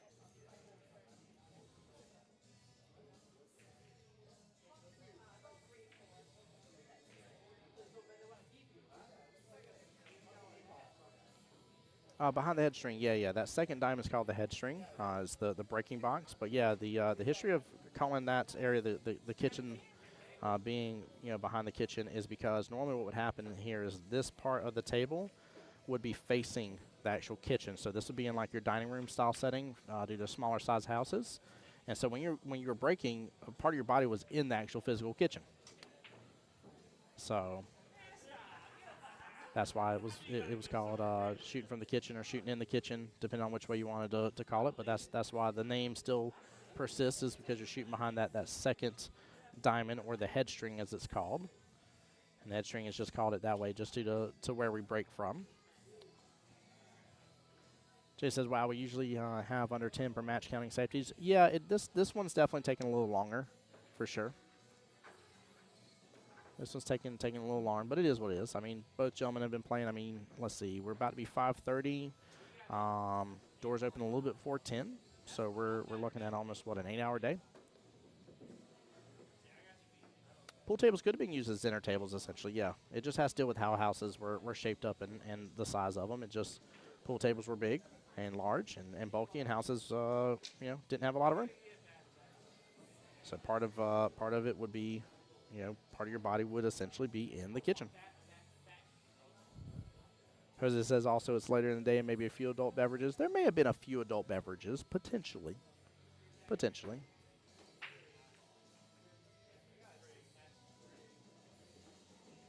Good shot by J Money, letting that drift right in there.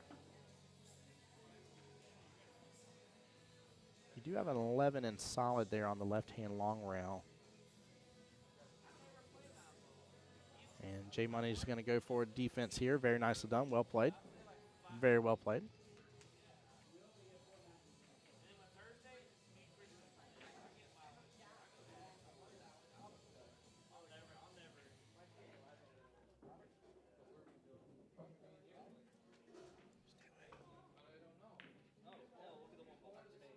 One ball's getting a lot of action here, heading up towards that top right-hand corner pocket. What a good hit by Mr. Bryan there. I think things have opened up a little better for J Money. The real question is, what is going to happen about that 11 ball, and is he just going to leave it alone for right now, or what's going to happen? The fatigue factor is massive for a long day in tournaments here. You can, of course, see it, in my opinion, a lot better in the higher skill levels, because their run-out capabilities and all that kind of stuff, and their thought processes, and you know what your kind of expectation is, and you definitely see it. But I don't blame them, man. It's been a good day, but they may have played 4 or 5 matches already at this point. A couple of them going hill, 9 racks each. It's a fair amount of pool for a day. You got to think, especially in a regular league night, right, which is the normal amount of pool we're used to playing. Even in a regular league night, you may go hill once. An 8 ball, they may go with like a longer game at 9, but that's only 2 longer matches. It's not 4 or 5 longer matches. So it definitely makes a difference. That's what I always try to remind people too. That some people are like, nah, they can handle it. They can handle it. And I'm like, they're literally playing, potentially 2 to 3 times the normal amount of pool that they're used to playing. So, in fact, let's take a quick gander here. So Justin has remained on the winner's side. So he's played Emmett, he played Brian, he played Ronnie. Here he is playing Brian again, and then he plays Jesse next. It's 5 matches. Right now, Jesse has played, he had a bye first round. He played Brandon, played Vinny, played Brandon again. So Jesse's going to be on his 4th match after this.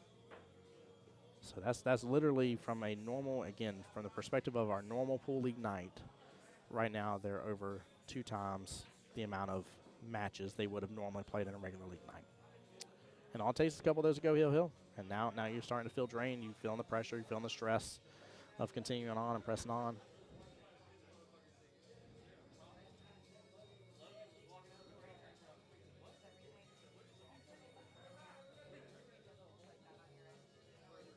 Jake, people definitely use tops that go on top of pool. Their pool tables are designed as dining room tables, where there is a sliding wood cover that goes on top. That's still a regular thing nowadays. But it doesn't mean they use the pool table as a dining room table. It just means that the table the table was in a room attached to the kitchen.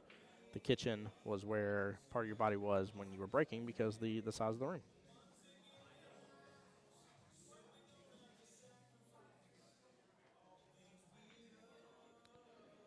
Nothing much could be done there. Brian just trying for a defense here. Phil said played a Scotch doubles tournament with Robert a few years ago. Tell Robert I say hi next time you see him, by the way. And by the 10 to 12 hour mark was pure fumes at that point. Yeah, absolutely. Everything was getting blurry. It was a very odd thing to experience. Learned a lot from it, though, yeah. There's a major stamina factor.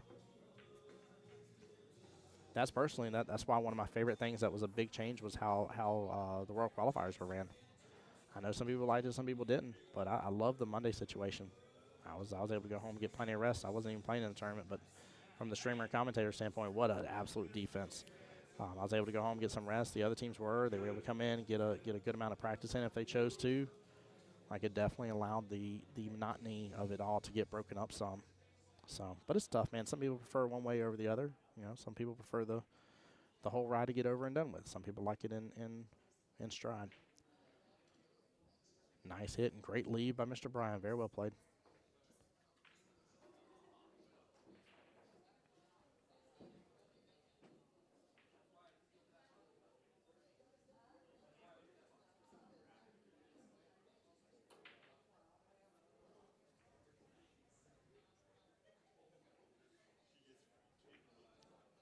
Jay Money with a nice defense back. Both gentlemen playing very well.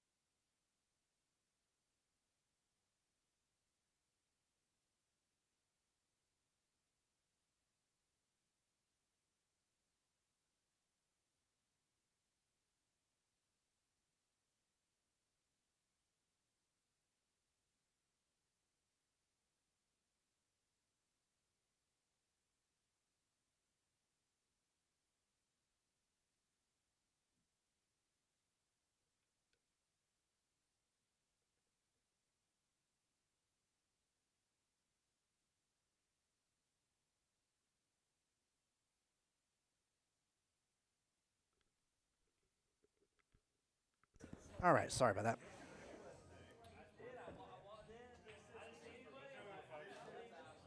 It's tough though, Rebecca. I mean, it's tough. Some people have worked all day on Friday, and again, it's almost a pick your poison situation. Almost a pick your poison situation.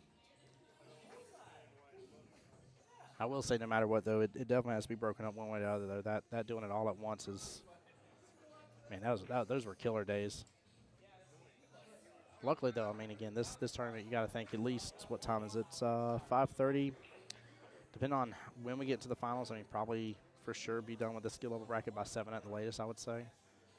So that's not too bad. I mean, it's a long day, but it's not dreadful. Gets a little bump into the 8 here. He has eyes on the 2. You worked all day on Monday when you had to? Yeah. Yeah, that's what some people had to work all day. Some people, I loved it too because I heard somebody be like, I didn't want to do this. And it's like, you have league on Monday nights. I don't want to hear you. You're already going to be playing pool. You have league on Mondays. Oh, how did he miss that?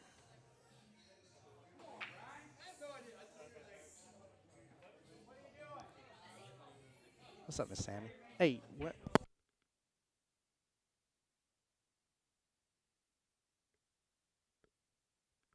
Yeah, so Miss Sammy coming on in here. They're going to be getting ready for their Saturday night tournament here. She said start time should be 7:30, but she says they fill up fast on that matchup on that tournament. So make sure if you guys want to support and enjoy Qball here.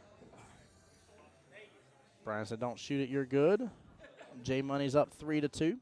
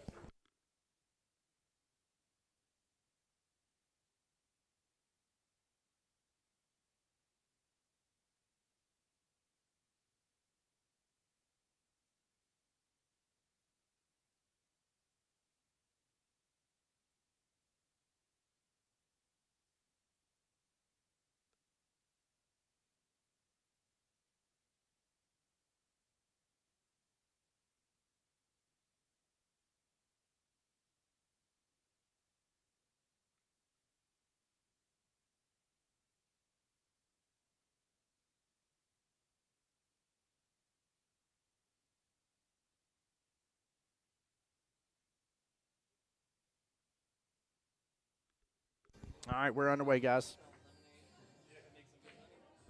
Yeah, Jose, Sammy, and team do a great job here. Jose on the YouTube side giving compliments to him, says that that weekly Saturday tournament at Beach's Qball here is ran amazingly. Yes, it is.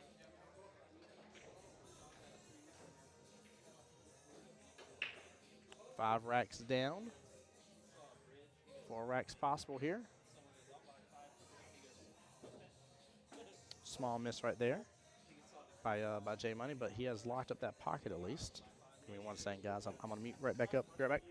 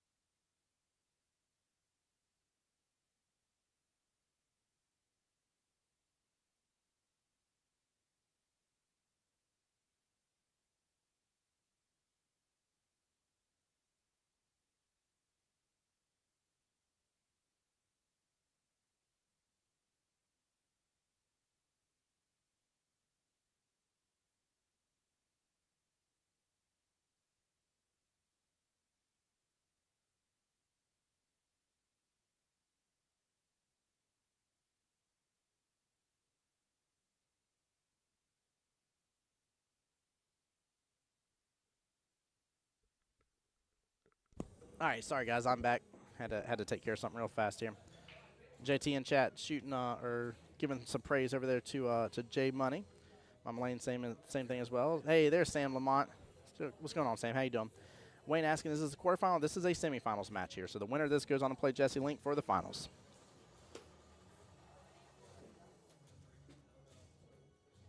But yeah, Wayne, welcome in on the YouTube side. Appreciate you being here.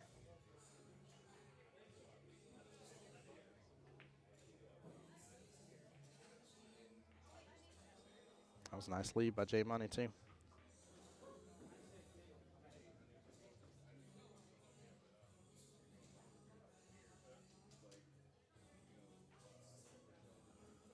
Well, this is a bit of a predicament here, but I think he's going to have to go for the combo here.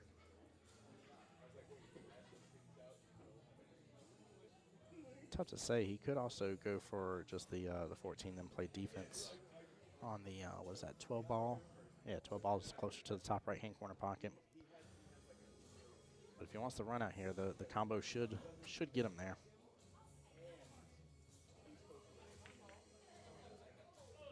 And so close. So close. Good try. He's set up for success now, but the question is if Brian's going to let him back to the table or not.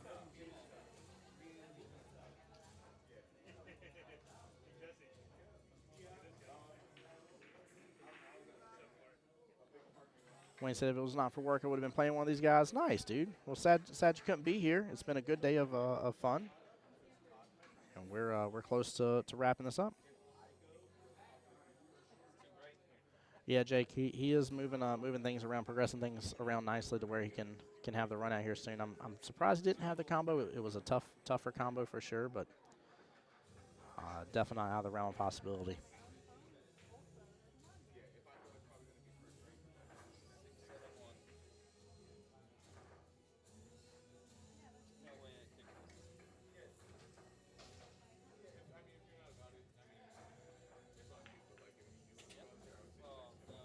Oh, no. It took both. He was not expecting that, by the way, guys. One of those balls needed to sit, so that way he could rotate back around if he needed to.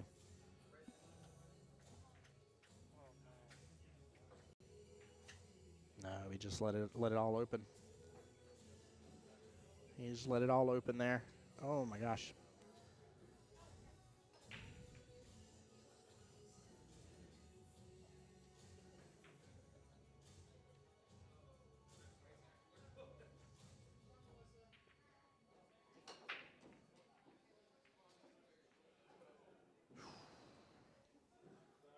Ouch, that ball was sitting over there close to that pocket point. That's why I didn't drop right there. He was close to it.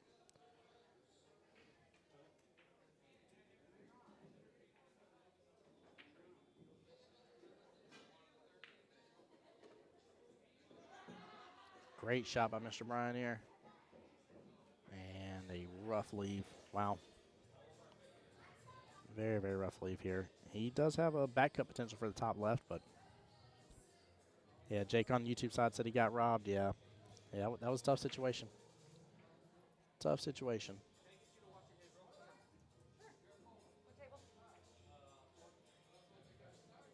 Looks like Kelly's getting pulled over for getting a shot watched.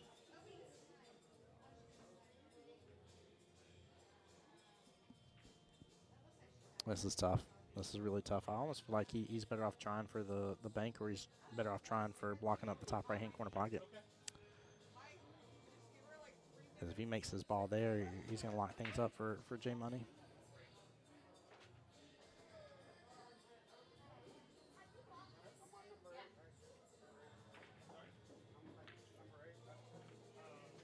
And he does just that. Yep. Oh, well, never mind. That 10 ball popped out quite a bit.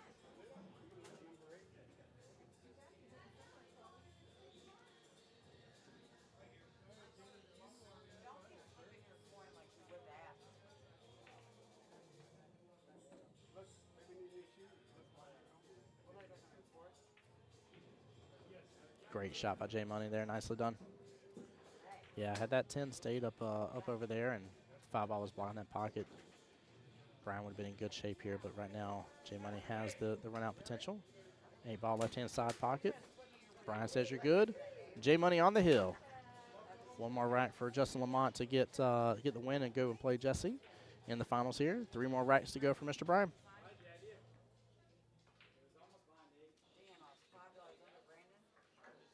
Wesley says, what a shot. What a shot indeed. Very well played.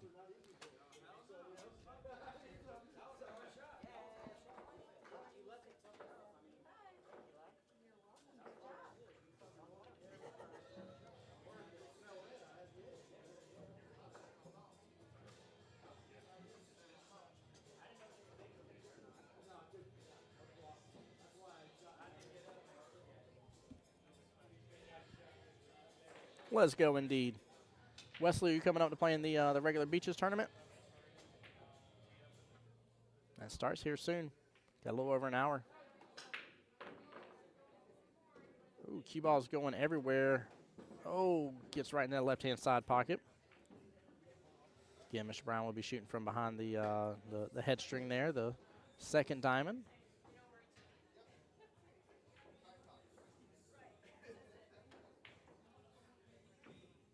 Looks like he'll have his choice of either solids or stripes here. Which way you going, chat? You going with solids or you going with stripes here? You still got a little bit of a mix up there with the 11, 6, and looks like, what was that, 13 right here. That's the real cluster. Then you do have a stripe right over there next to the 8-ball as well. Question is, which way are you going? You going solids or you going stripes here? I think I still agree going stripes. But let me know, chat. Wesley says stripes as well. Stripes is the play. Yeah, I think stripes is for sure the play. I like the control stripes have.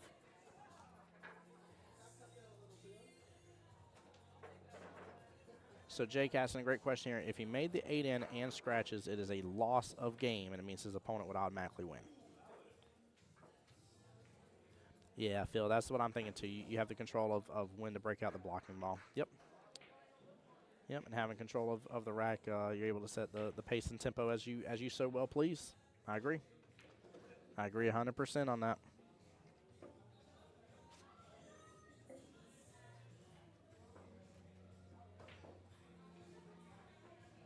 Carrie and Missy, table 3. Carrie and Missy, table 3. Oh, actually, what match is that? I just heard Carrie and Missy. Carrie was waiting in the semifinals here. Yep, that is semifinals. So Missy took out Patrina here. So Carrie and Missy semifinals for the skill level 2-3 matchup will be starting here in a moment. And then I know Jamie and Brandy, I believe, have been playing on table 2 for a moment now. So I don't know how that one's going. Let me do a refresh, see if either one's been scored in. And it has. Jamie is waiting in the finals for the skill level 2-3 bracket. So the winner, so the final 3 people in the skill level 2-3 bracket are in there. Jamie's in the finals, and then Missy and Carrie are playing to get into the finals.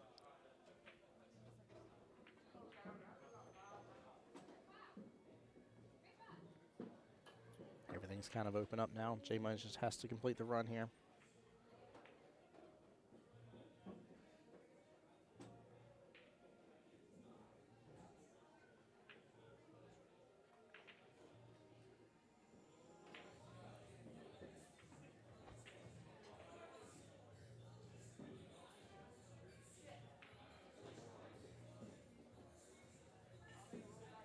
No, Jake, that would be an 8 out of turn. So in 9-ball, you can make the 9-ball early by using one of the other object balls and comboing into the 9 in some form or fashion. But in 8-ball here, the 8-ball has to be the last object ball for you on the table.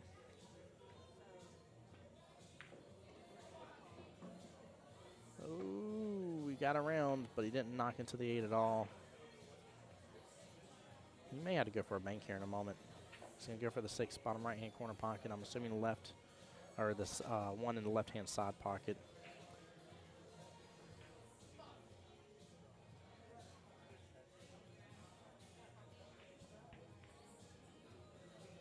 Justin really putting some added pressure on the Bryan here.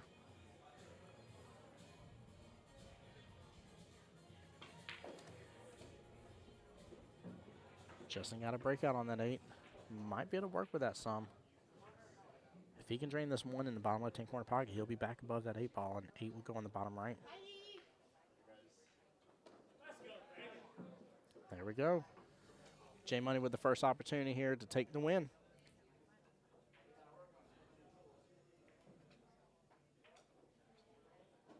No, Jake, you've got to make the 8 last. You cannot do an early combo. We call it an 8 out of turn or early 8.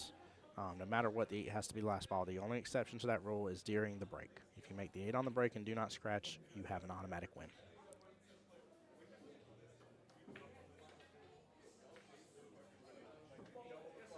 And he drains it down. J Money will be in the finals here against Jesse Link.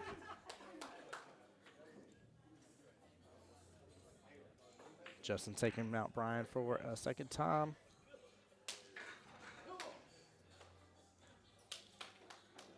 All right, here we go. Justin versus Jesse in the finals. Coming up right here now. You're coming over here? Coming up right here now. All right, guys, be right back in just a second there. Yeah, that was a money run out. Jakers says, sorry if I asked too much. Jakers, you're A-okay, brother. You never know when there's new people on stream that are afraid to ask questions, that don't know the rules. I've had people come in that don't play in the APA leagues and don't know some of the rules and the facets of it. So there's nothing wrong with that. So be right back, guys.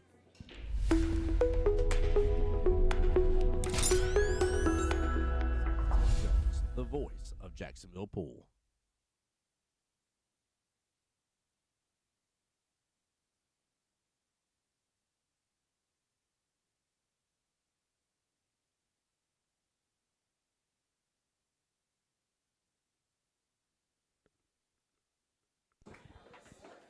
Brian says, let's go, J Money. What's up, Brian? How's your day going, brother?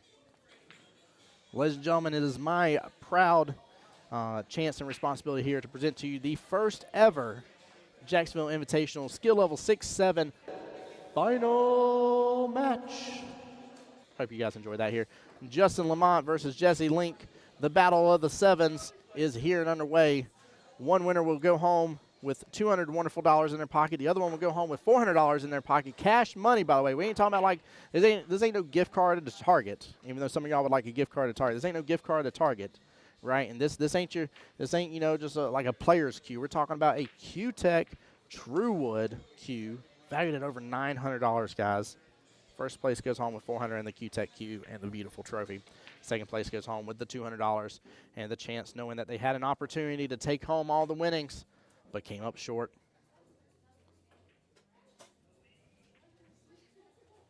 Yeah, you love that that little video transition. I appreciate it, Jakers. Thank you, brother. Brian's for Team J Money in here. Mr. Mosconi himself, Will Dickerson in chat says, let's go, J Money. Woo! We'll see. I think Jesse might be a little fired up here. He's got a lot to say about whether or not J Money is going to take home the win or not. So we will definitely see. But as soon as J Money gets back to the table here, I think we're going to be underway, because we got to get this finals done, because we're going to be waiting up on the next finals here. All right, let me refresh as well. I want to see the skill level 4-5 bracket, see if anybody's in the semifinals yet. No go on that. Right now, playing to get into the semifinals is Mark versus Connie, Tinny versus Robert, Dan versus Debbie, and Emily versus Ash right now. 8 players remain in the skill level 4-5 bracket. 3 remain in the skill level 2-3 bracket, and 2 remain in the skill level 6-7 bracket. Kevin Wright up in chat. Kevin, what's going on, brother? He says, J Money all the way. Holly Jones in the chat saying, let's go, Justin. Y'all showing a lot of love and support here. A lot of love and support. Oop, 1 second.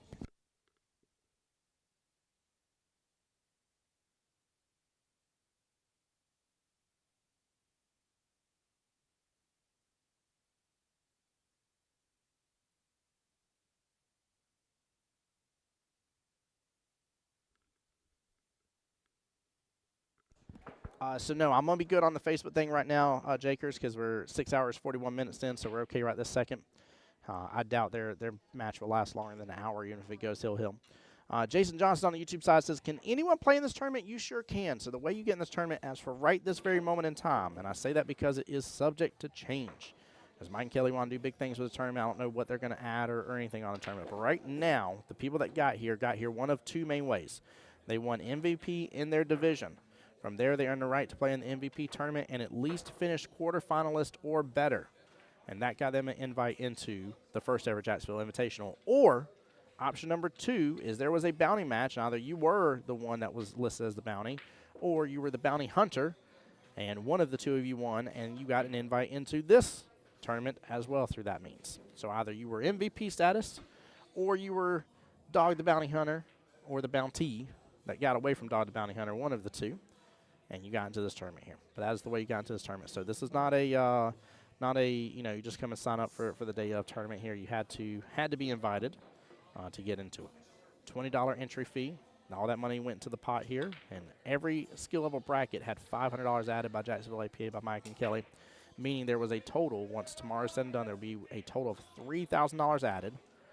There will be the $20 added per each player that's in the skill level bracket, and the 1, 2, 3, 4, 5, I need y'all to count it down with me, 6 Q-Tech Qs, in which 3 of those are the SBQs close to almost $700 in value, and the True Woods are over $900, close to $1,000 in value as well here, guys. A ton of Qs, a ton of prizes, a ton of money, beautiful, gorgeous trophies, and the right to call yourself the first ever winner of the 2024 Jacksonville Invitational.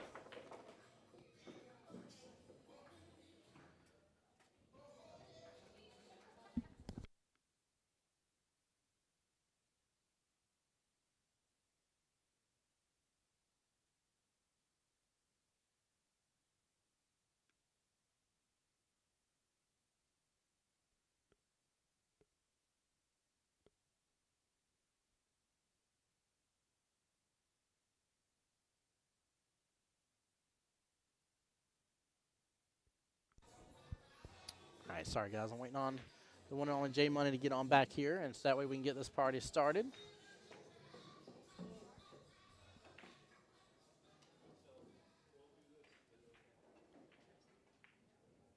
Jake says, dang it, boy, the guy practicing is good.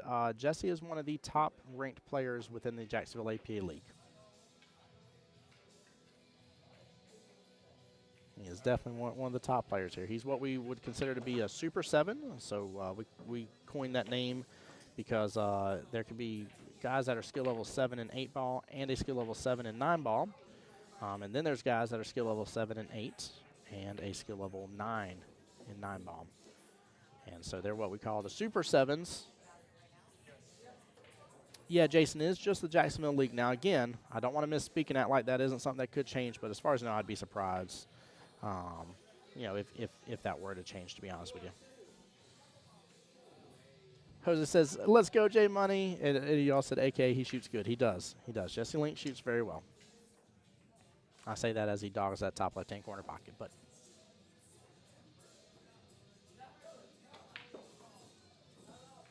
yeah, he's put in a lot of hours in the pool. He's one of the best for a reason.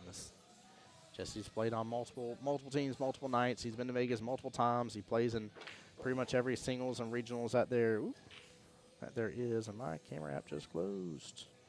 1 second here, guys. I know the camera app froze up. Give me 1 moment. Oh, is it really doing an update for...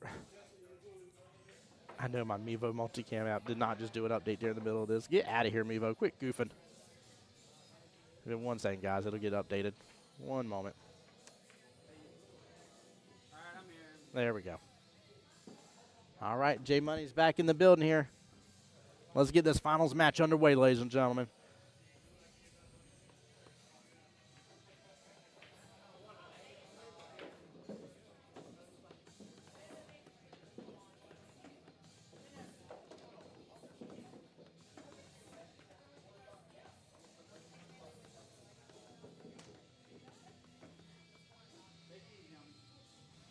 J-Man just like Jesse said, take it easy on me.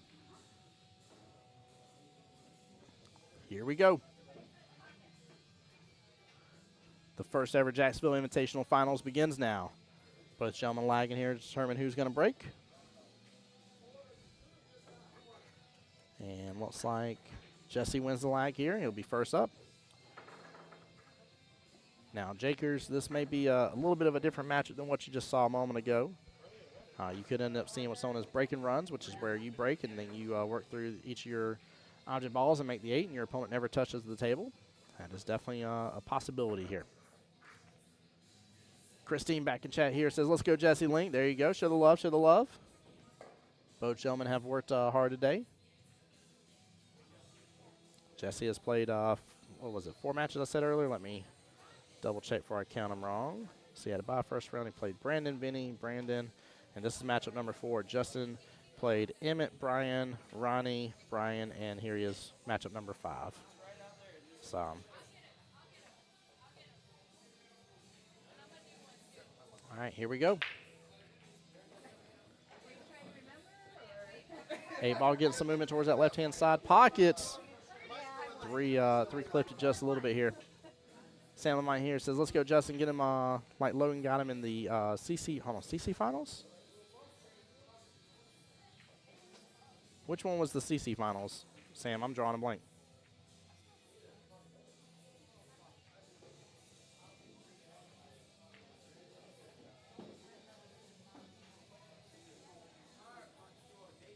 All right, guys, Jesse is underway here. Solids are down.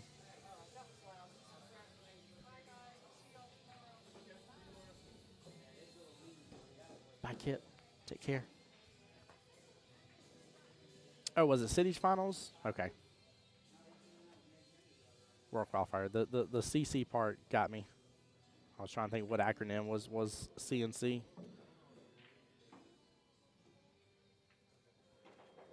Hey, Jason back in chat here for Team Justin, too. Jason, what's going on, brother?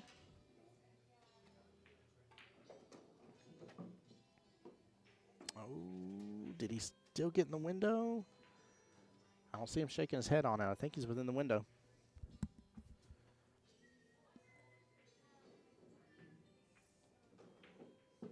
Oh, okay. That makes more sense.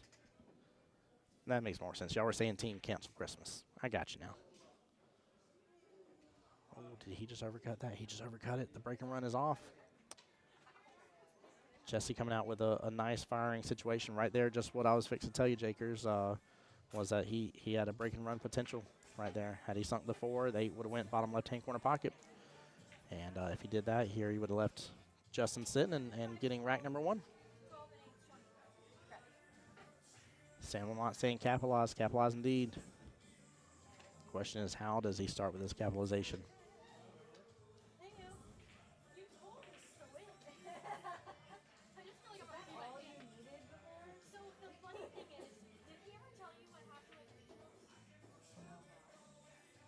I feel like he got left in the one spot that doesn't make this run as easy, but I think he's got to start with that 14 no matter what.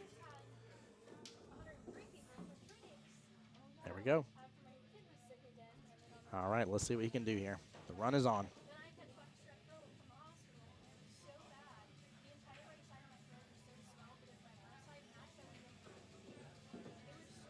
So team CC is Cancel Christmas. The FBRDs, Fire Breathing Rubber Duckies. And the TVs would be the Voice Squad. We're just gonna acronym every team name.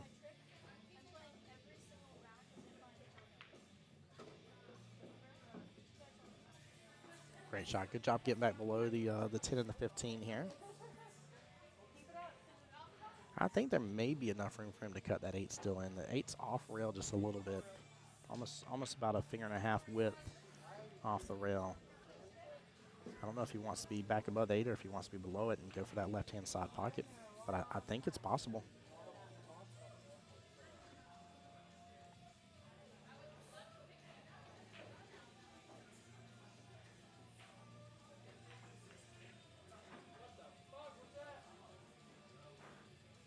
That was interesting. I'm surprised that happened.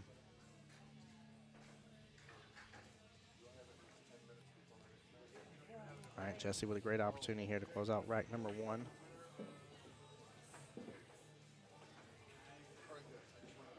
And J Money says you are good. All right, rack number 1 going to Jesse Link. Race is now 5-4 in the first ever finals for skill level 6-7 bracket of 8-ball for the Jacksonville Invitational. Guys, appreciate everybody coming into the live stream here as y'all are tuning in and enjoying. I hope you guys have enjoyed the day. Make sure to hit the share and like button for us. Show the love and support of these two gentlemen as they battle it out here. Once this matchup is done, we will very likely have another finals coming to you here very soon, which will be the skill level 2-3 bracket. But before we get to that, I am going to have to reboot the stream computer and everything because we'll be close to the 8-hour mark for Facebook. And no matter what, Facebook's going to kick us off at 8 hours regardless of how much fun we are having. So just know that once this is done, I will be rebooting stream and getting it back live as soon as we're ready for the next matchup.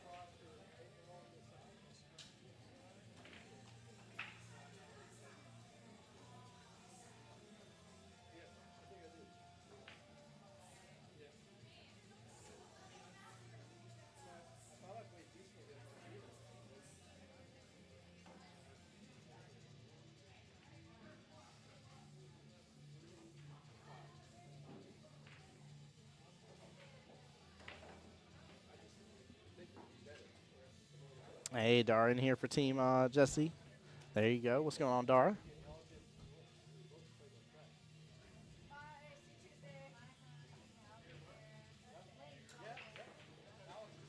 All right, J Money's locking down the solids here. Which I definitely like. I don't like how the 9 and 15 are paired up with each other a little bit.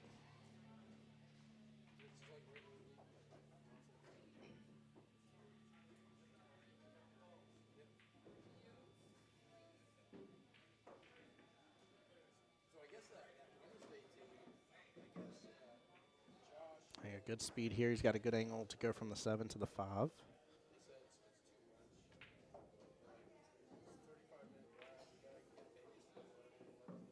Nicely done. Good speed, good control.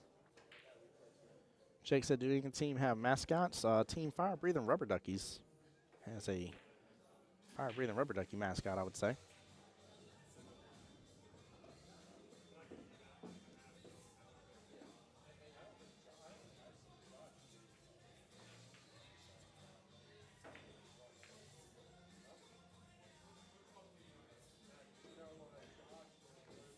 Justin's getting up close to that 8 ball here, but still has eyes on the 3.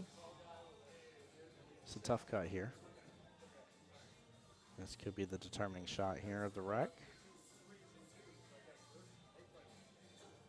He hits it with great speed. That was very nice, but small miss nonetheless. Yeah, I wouldn't say anybody like an official mascot in the sense that like I haven't seen any team with like a giant mascot that's like dressed up and paraded around the pool hall or anything silly or funny like that. But certain team names are in their own right a mascot. So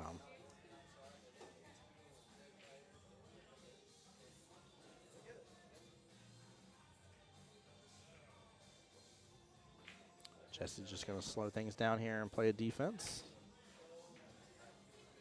I feel like he may have still left a little room for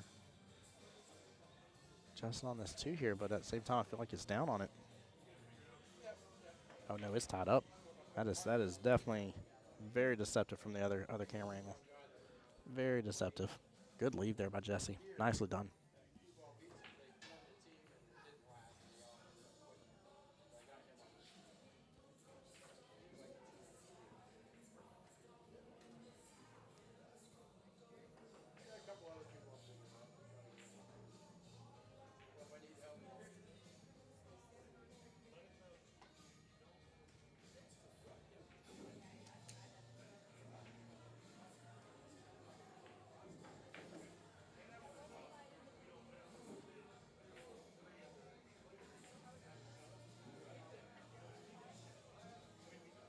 All right, Justin going for, nope, trying to see if he can go for a masse here. Hats come off. He's really thinking about this situation. Jesse has left him in a bit of a conundrum. Just trying to see if the one rail is there, but honestly, there is a potential one rail there. He's got to go in between. In between here is where he's got to end up going. Ends up flipping the 9 in the process.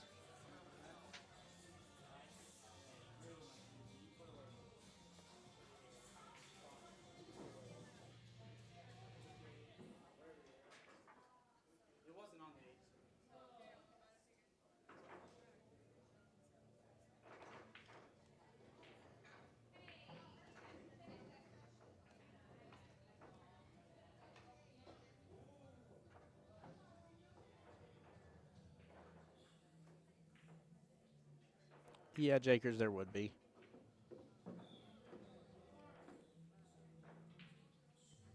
Yeah, because very likely you'd end up bumping into people. There's just not enough proximity. But very likely you end up bumping into people or something like that.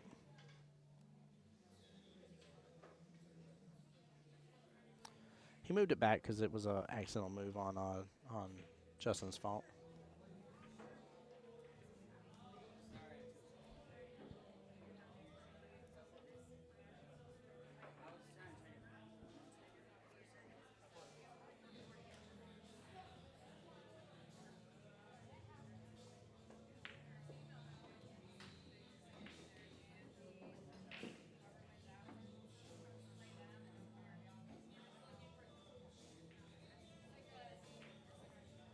Jess with a good run so far. Look at that 9, bottom right-hand corner pocket.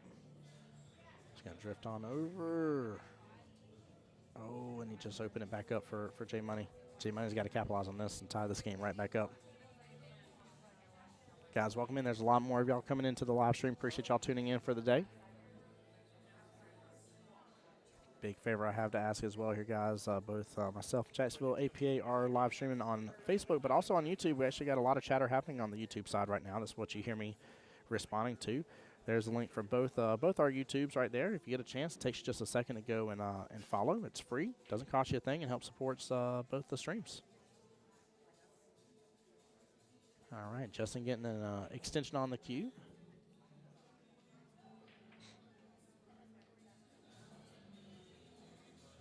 He's going to try stretching over the table here. I'm assuming he's going to try to pull back on that cue ball a little bit.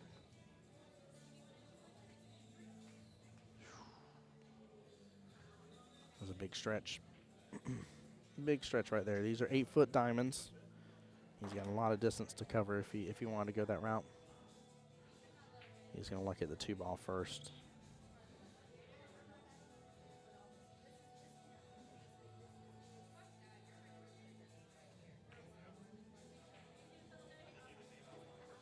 And good pot right there on the 2-ball top right-hand corner pocket. And I think he's got just enough room to work with this 3. To be able to pull back on it and take that 8 in the right-hand side pocket. He just can't go, he can't let it roll forward. He's got to use a firm amount of bottom here and stop shot it. That's what he's got to do. If that cue ball drifts out at all here, he's going to hook behind the 11 ball.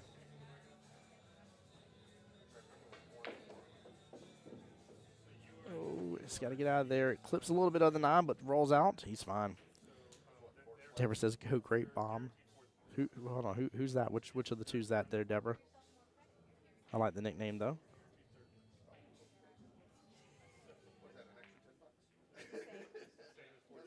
And a good out by J Money Lamont right there. Nicely done. 1-1. 4 racks left to go for both players. So you got to explain to me what the grape bomb meaning is, Miss Deborah. How you still doing? I'm still in it. Still in it? I saw it. Yeah, I've been tracking you. Have you? Yeah. Is Tim excited? Right there. Did you win against Ash? I did. Ooh, so you moved down. You're down here. It's updated now. So Miss Emily is, oh, no, Emily and Mark, 2 out of the 4 for the semifinals. So they're both waiting on their opponents right now. Very good job. So that means for your bracket, Miss Emily, you have guaranteed yourself $135. Really? Yeah. Well, that's nifty. I Third- didn't even know. Third and fourth place get paid out $135. Your next matchup is to increase that to $250, and then the matchup after that is, of course, for the Q and 500 Smackaroos. That is nifty. Mm-hmm. I like that. Yeah. I like making money on a random Saturday of pool playing. Right? Yep. Did I tell you what my trick was? What's your trick? What are you doing? I've been playing every single rack like I'm playing Tail Hill. That's smart. That's good pressure. Really good pressure. I like that. Miss Emily's recommendation was playing every single rack as if it was a hill matchup the entire time. I mean, honestly, she's not wrong. If you can overcome that pressure, Justin was literally on live stream a little while ago talking about the weight of the mental part of the game. If you can overcome that and already put that pressure on you right there, you'll do really well. Do you guys play against girls? Yeah, absolutely. Jakers. Yep. So in APA, it's equal opportunity. I don't know which way. Yes, who it is. Jose, you know which Emily this is. You know which Emily this is. I was going to say, you can hear her voice in the background. I know you can. Jakers, the only exception to that rule is there is a women's league, and I have seen like certain APAs have an actual all-men's league as well. I did see that. Are we Yeah. starting one up, or was that? That was First Coast APA that I saw did it. I don't know if that's something coming to our league or not, but from what I understand here, and I'm trying to think who said it because I don't know if it's true or not. That's not the first APA league to do that. So, now granted, I don't know that for a fact. Don't go texting Kevin Nash and be like, Tim said y'all weren't the first ones to do it. He's talking trash on stream. I'm not. I love Kevin Ashley. So, Jose says, love you, girl. Go win it. There you go. Jaker says, I don't know which Emily. No, you're not supposed to know which Emily it is. Jakers, if you know which Emily this was out of nowhere and you randomly met me playing a video game online and then happened to come in live stream and knew which Emily this was, I'd be freaking out. Do you know I've never played a video game in my life? You've never played a video game in your life? No. But you play pool. Correct. Pool's a real video game. Yes. Who is Miss Deb buying drinks for? I don't know. Miss Deborah, who you buying drinks for? No, it's not Emily Weber. I'm offended. That hurts. She's on my team. I saw you Thursday. She said that on purpose.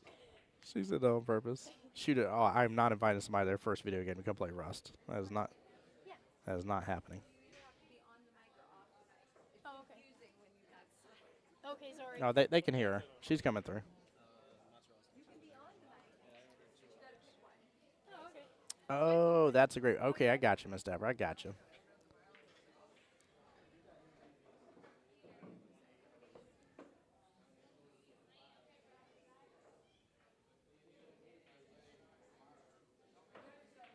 Seven and 15, still a real big problem for this rack. Jesse going for the bank shot on the 3-ball, just a small miss on it. Good opportunity, good try. It's actually a really cool shot right there.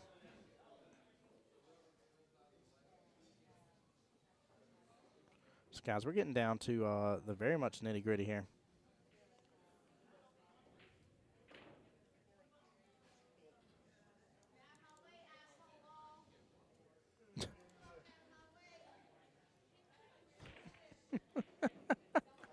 It's so loud.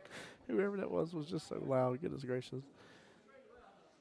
All right, let me refresh here. So we are down. Let's see. Emily beat Ash. Dan and Debbie are still playing. Tinny and Robert are still playing. And Mark took out Connie. So we're about to be down to the final four for the skill level 4-5 bracket.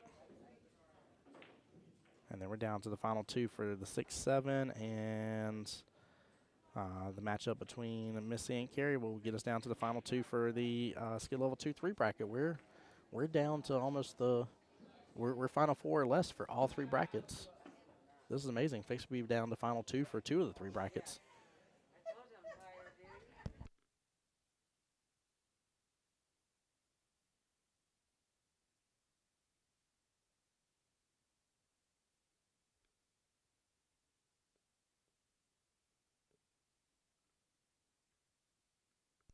Looks like we're about to have a shot here to be watched, but it got called back.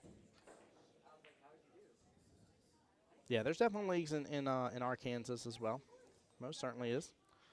Emily is waiting on the winner of match 50, which is the winner between Danby and Debbie. So that's who she's waiting to play.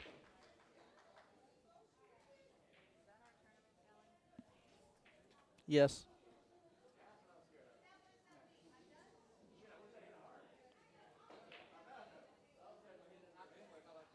That is true, Jose. That is true.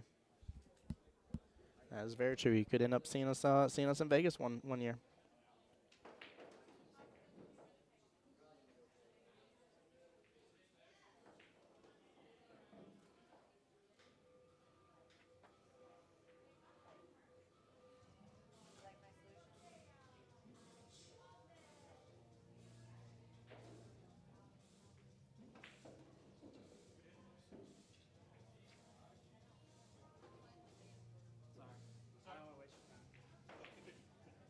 Hey, Miss Deborah's rooting on Miss Emily. Yeah, root her on.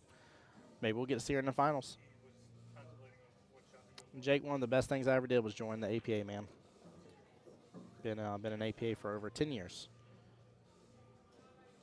Oh, he might have got enough of a breakout there. It's definitely 15's off the 7. How do I do it, Eddie? Where do I put that? Right there in that box. Just tally them up. Which one? Right here. There you go. Good shot by Jesse again. He may actually have to go down. He ought to take a tougher cut on the 1 ball here. I think he's going to go and take the 7.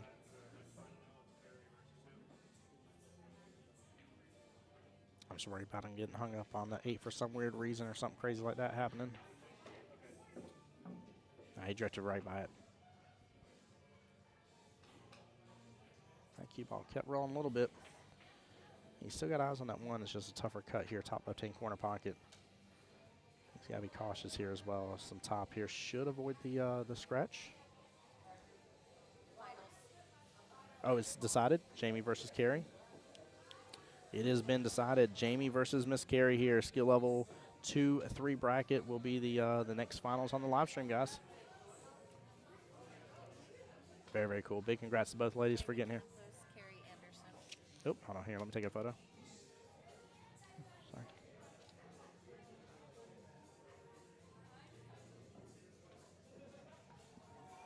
Thank you.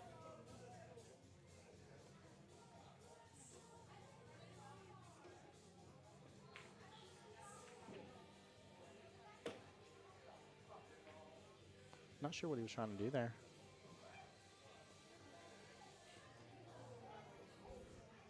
I'm not 100% sure what he was trying to do there at all, to be honest with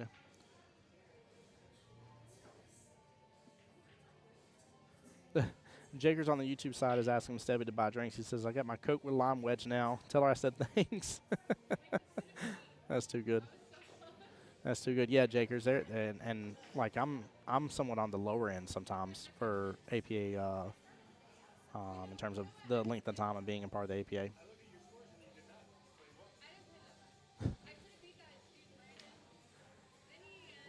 Smith Lamont in there. Justin's wifey right there. Saying again, capitalize. He's got to. He's got to indeed. All right, he is going to stretch for this one here.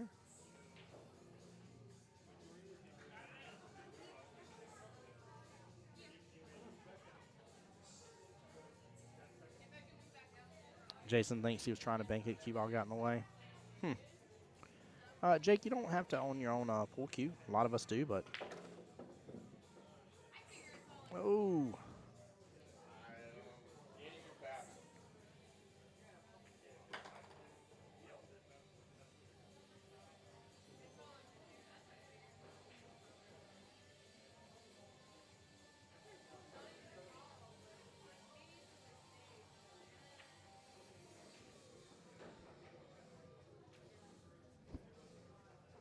Tough situation right here. This is not where Justin was looking to be. I figured something could go awry with how far he was having to stretch across the table.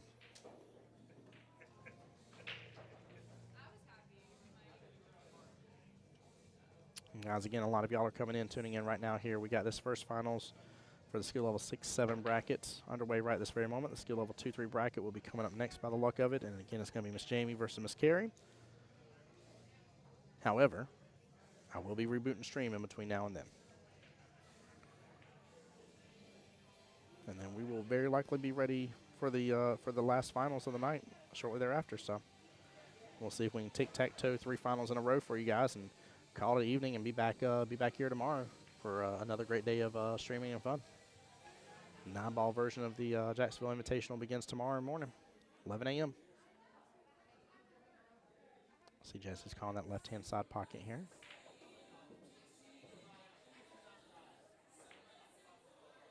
Nikki's Cruise Guides on Amazon. I like it. I like it. Nikki, you could pay for mine and wife's cruise and give us a guide on the cruise. And a good out there by Jesse. And then let us enjoy the cruise. That'd be nice. All right, here we go. Rack number 4 is about to begin. First pool cue doesn't have to be expensive. My first one's $50, 60. Lucky cue, I spent an extra 20 to put a community tip on. There you go, Phil. Yeah, my first main cue was a player's cue.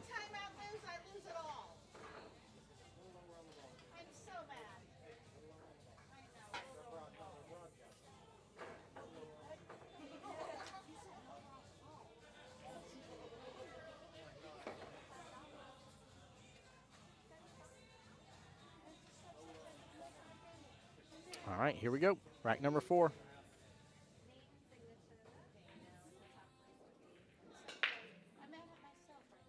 Miss Sneaky, I'm glad you had a good time. Hey, ball getting a lot of movement there towards the right-hand side pocket this time.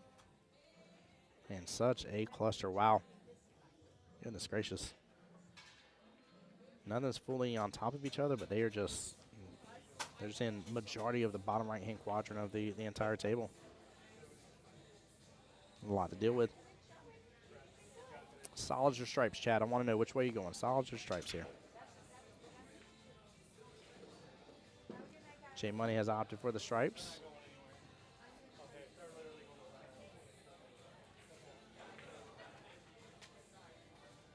Oh.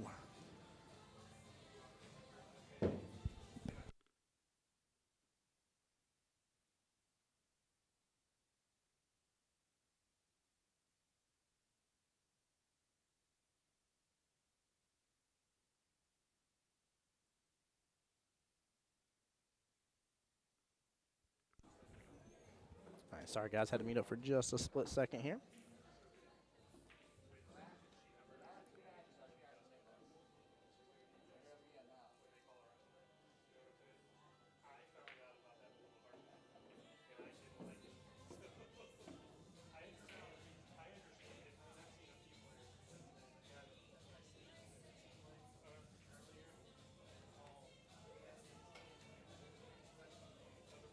Jesse got the 15 over a little bit, but it's still blocking some of the view he needs for the 3-ball.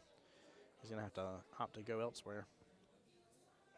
Looks like the 8 maybe taking up some of the real estate for the 2. I think he might be able to see some of the side of the 2, but he's in a tough position here for sure.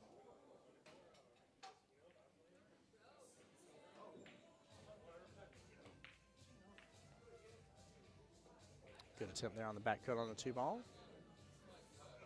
Gets a couple of stripes to cluster up there. Looks like 15 and 11 right next to the 3.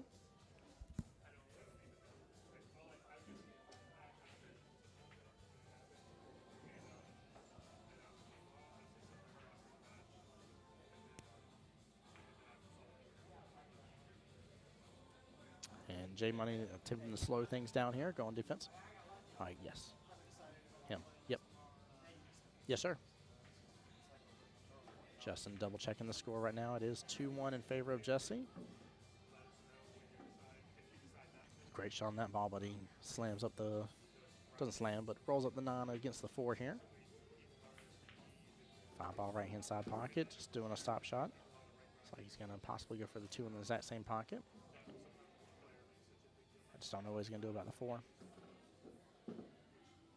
Good shot, nicely done on the speed. Jake, she's not, brother.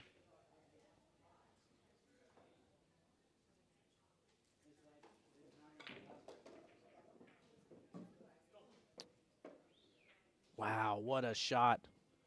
Very nicely done. Quick little instant replay here, top right, while Jesse's getting ready to shoot this next shot, but he hit that so good. I'm surprised it got over like it did and just hit it very full, very solid. Drew it back, and J Money says you're good. Nice out. Very well played. Jesse up 3-1 right now in the race to 5. That was a brilliant shot and a half. Very well played. Very, very well played.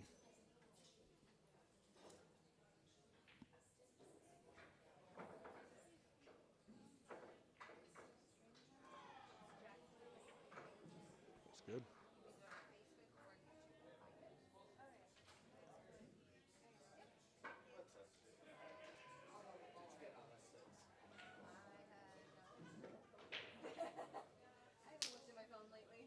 All right, here we go. Next rack.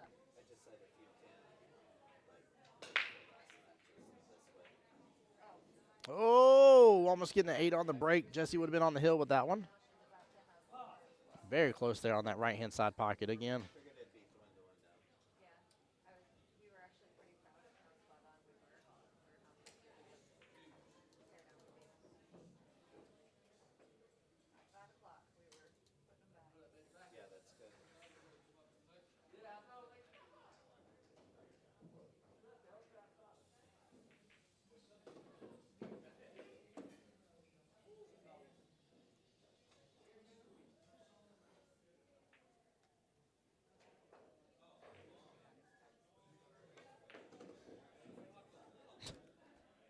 I'm going to get you. Oh, Emily here in chat says, we're supposed to say 8 on the snap?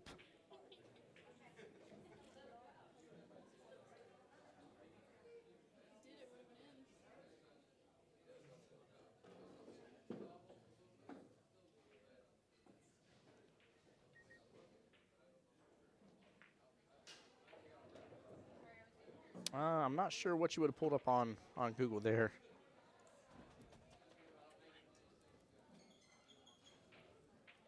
I think just calling it Jacksonville Invitational would do it a disservice, to be honest with you here, since it's Jacksonville APA.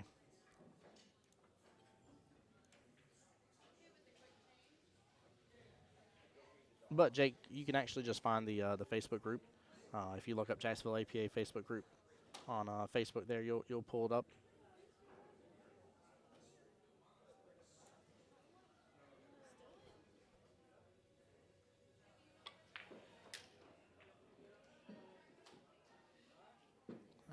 Don't know if that pulled back enough. If it did here, he's got good eyes on that 12 top right-hand corner pocket. I think he's got enough room to work with it.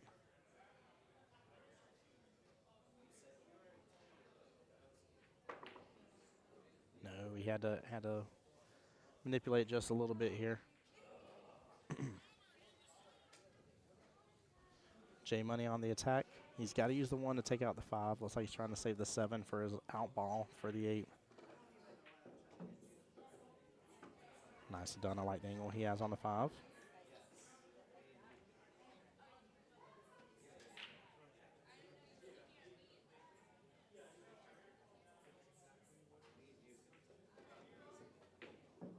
There you go. Very well done. Looks like he's straight in for this 7.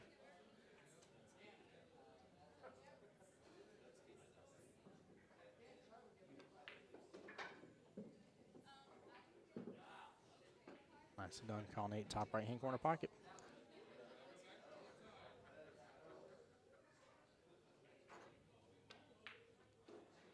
And it's out here. We're within a 1 rack difference right now.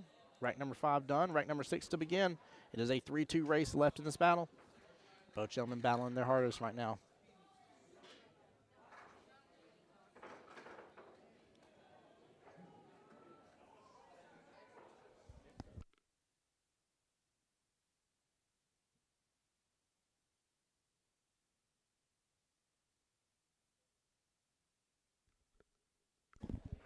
Yeah, that was a strong out, wasn't it, Sam? That was really good. Really, really good. Both gentlemen have had very, very strong runs, too. Very strong runs.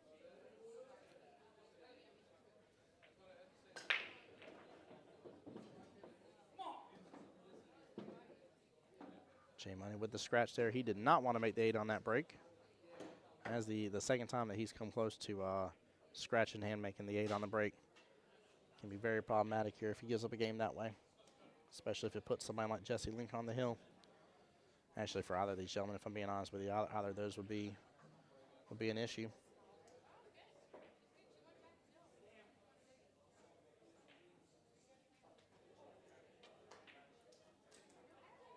Jesse back behind the head string here, determine which way he wants to run this. So he's going for the combo right here. Gets the stripes. 9's in a little bit of a problem. In fact, he doesn't have eyes on 2 of his balls right now. He's kind of locked behind.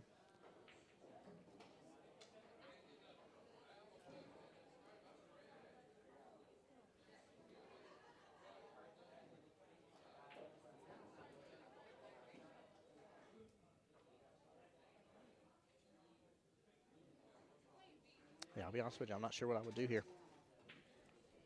A little worried to mess up these stripes here towards the bottom. They're in pretty good position.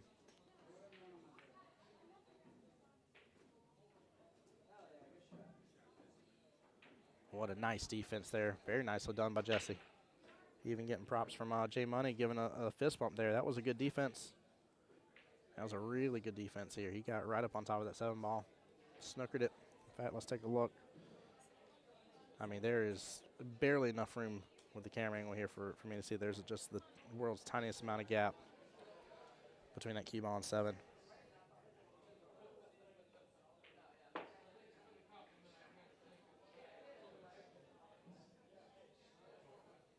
J Money with a good hit and a decent lead by the luck of it as well.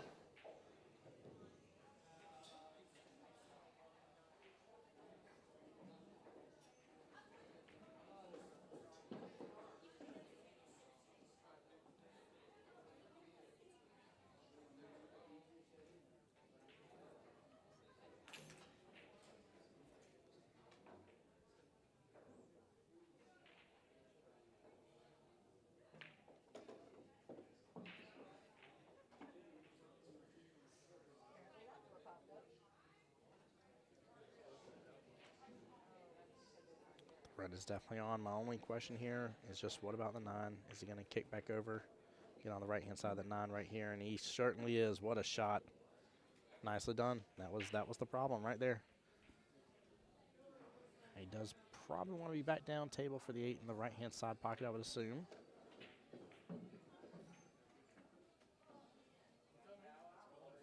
Oh, he's up over the 2 ball.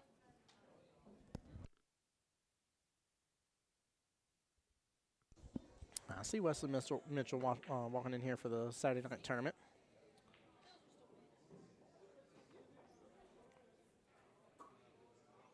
Very unfortunate here. I think if he'd not have been over that 2 ball, he would have had a better opportunity there.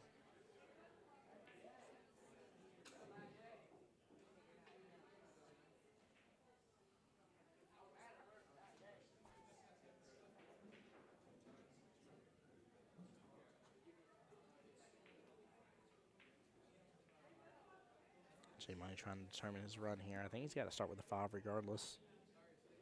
It's just a question of opening up that bottom right-hand corner pocket and not finishing the run would be the real issue in the 6 balls.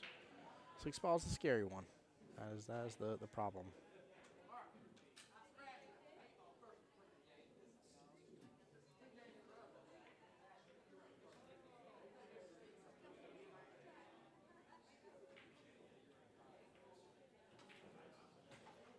Oh, man.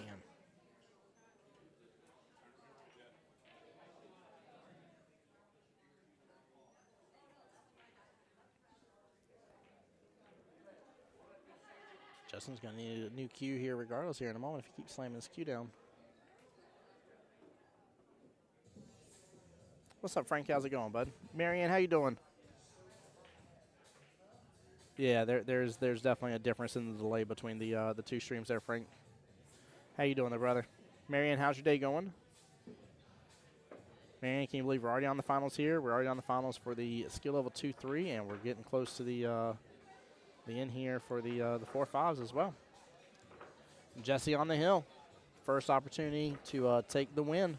It is a 3-1 race left in this battle here for the first ever Jacksonville APA, Jacksonville Invitational here at the one and only Beaches Qball. Let me pull it back up again so I don't tell you wrong. And it is Jamie versus Carrie here for the skill level 2-3s. You're relaxing but missing the action. It's been a good day. It's been a good day of some action for sure. A lot of good competitors for sure on this. It's been a fun tournament. And I'm just impressed with how fast the tournament has ran. I mean, I can't believe it's already 6:30 in the afternoon, but also, I mean, I'll be honest with you, I was assuming, easily 10 o'clock without a doubt. We would be here until, especially when I saw the skill level 4-5 bracket. I thought it was going to take a long time to get through it. Not to say we couldn't still go till 10, but I just don't foresee it taking that long. But it's been a great day. And we're going to have a great day tomorrow because 9 ball is the same thing, but 9 ball. We're going to have a great day tomorrow. Yeah, you know what I meant. Words are hard. J Money with a nice cut there in bottom right. The competition is fierce indeed. Absolutely fierce. There's been some fun matchups to see kind of go down today.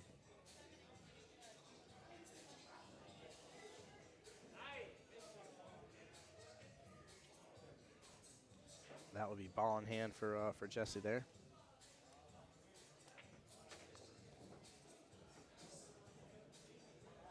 A little surprising that happened right there, to be honest with you. Very unfortunate. Jesse with some work to do on this. That 7-4 is very problematic. 3 is somewhat tied up on the 15 at least, to where I don't think you can be below it and take it top right by the luck of it.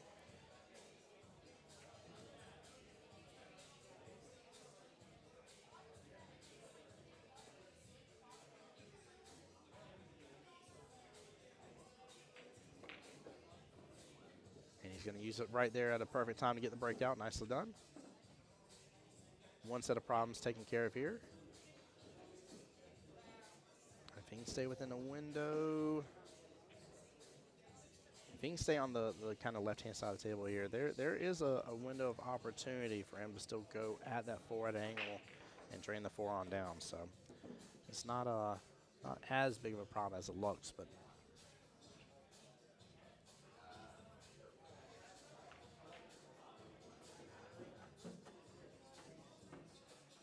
there he goes. That's almost right where my X was too, guys. Y'all see that? Nicely done. Well played.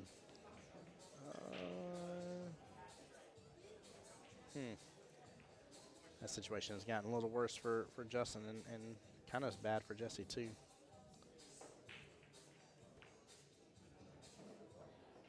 He's going to let it drift over. Will he get the breakouts? He touches the 2 stripes, but nothing on the solid.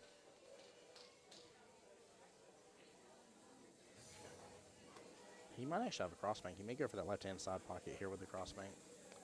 May just play defense here. Could play for a regular bank bottom left-hand corner pocket. He's got a couple options here. He lets it roll and hits it perfectly. Does he scratch in the process? It stays up. He's got eyes on the 8 for the first opportunity here to win.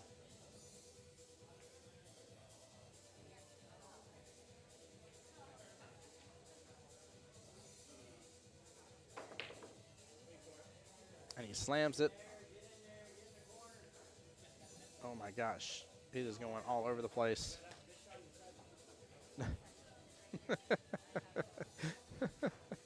That was a tough shot. That was a very, very tough shot. J-Money's going to have an opportunity here. And not a bad opportunity at all. Looks like the 15 should go by the 8 inside the corner pocket closest to them. Yeah, I think he's got a chance here.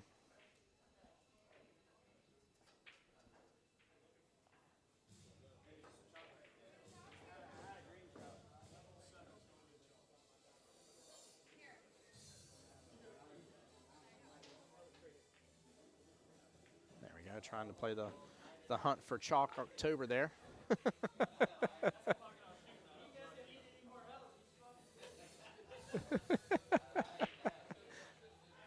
Oh man. Little cutting up right there. That was good.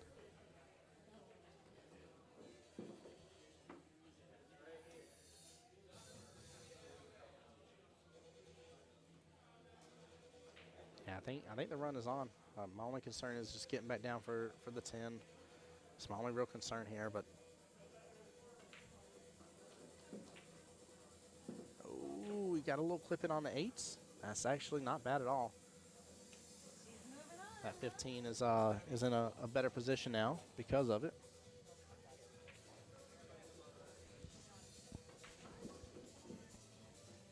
He's trying to get back downfield for this 10. He's going to wind up on the 50-yard line. Now he has an opportunity here to still get back down. Looks like there's enough of a cut that he should not disturb that 8 and can pretty much go 2 to 3 rails back down to the bottom left-hand quadrant. So if he hits this 15 as good as I think he can, he should clip off, go right past the rail, and then come back down if he wanted to. Oh, he's just going to play safety from the get-go. He's going to hit pause. That's not bad. I think Jesse might have a back cut here, though. I don't know if Justin got him enough or not. Emily it's and tough. Debbie, table 7. Emily and Debbie, table 7. Uh-oh. I think I just heard one of the semifinal matches starting for the 4-5s. Let me see here. Let me play a refresh here. I did. Debbie took out Dan B, so Emily and Debbie are officially in the semifinals. That match just got called for the skill level 4-5 bracket. And Jesse lands that shot. Wow. That was a very, very tough back cut here. Very well played. Jesse Link is your official first ever Jacksonville APA skill level 6-7 bracket for the Jacksonville Invitational winner here. Jesse will be taking home that beautiful, beautiful, beautiful new True Wood. Jesse Link, the first of the Jacksonville Invitational champions. Congratulations to Jesse. And he'll be taking home $400 cash money. $400 as well as a Q-Tech True Wood Leopard 1Q valued over $900. Congratulations, Jesse. Well done, well deserved. Well done indeed here, guys. All right, guys, give me just a few minutes. Stay tuned. You'll see the live stream come back up. It's going to be on Jacksonville APA's Facebook, on Jacksonville APA's YouTube, and on my YouTube page as well, The Voice Jacksonville Pool. I'm Tim Jones, The Voice of Jacksonville Pool. Love you guys. Appreciate you guys for tuning in to the live stream here. Big congrats to Justin Link. Well played, well deserved. Good try on that defensive shot by Justin. He did really well with it. But, guys, I'll be back here very shortly. Like I said, I got to reboot stream because we're 7.5 hours in, and Facebook's going to say, knock it out of there. So, be right back, guys. Stay tuned.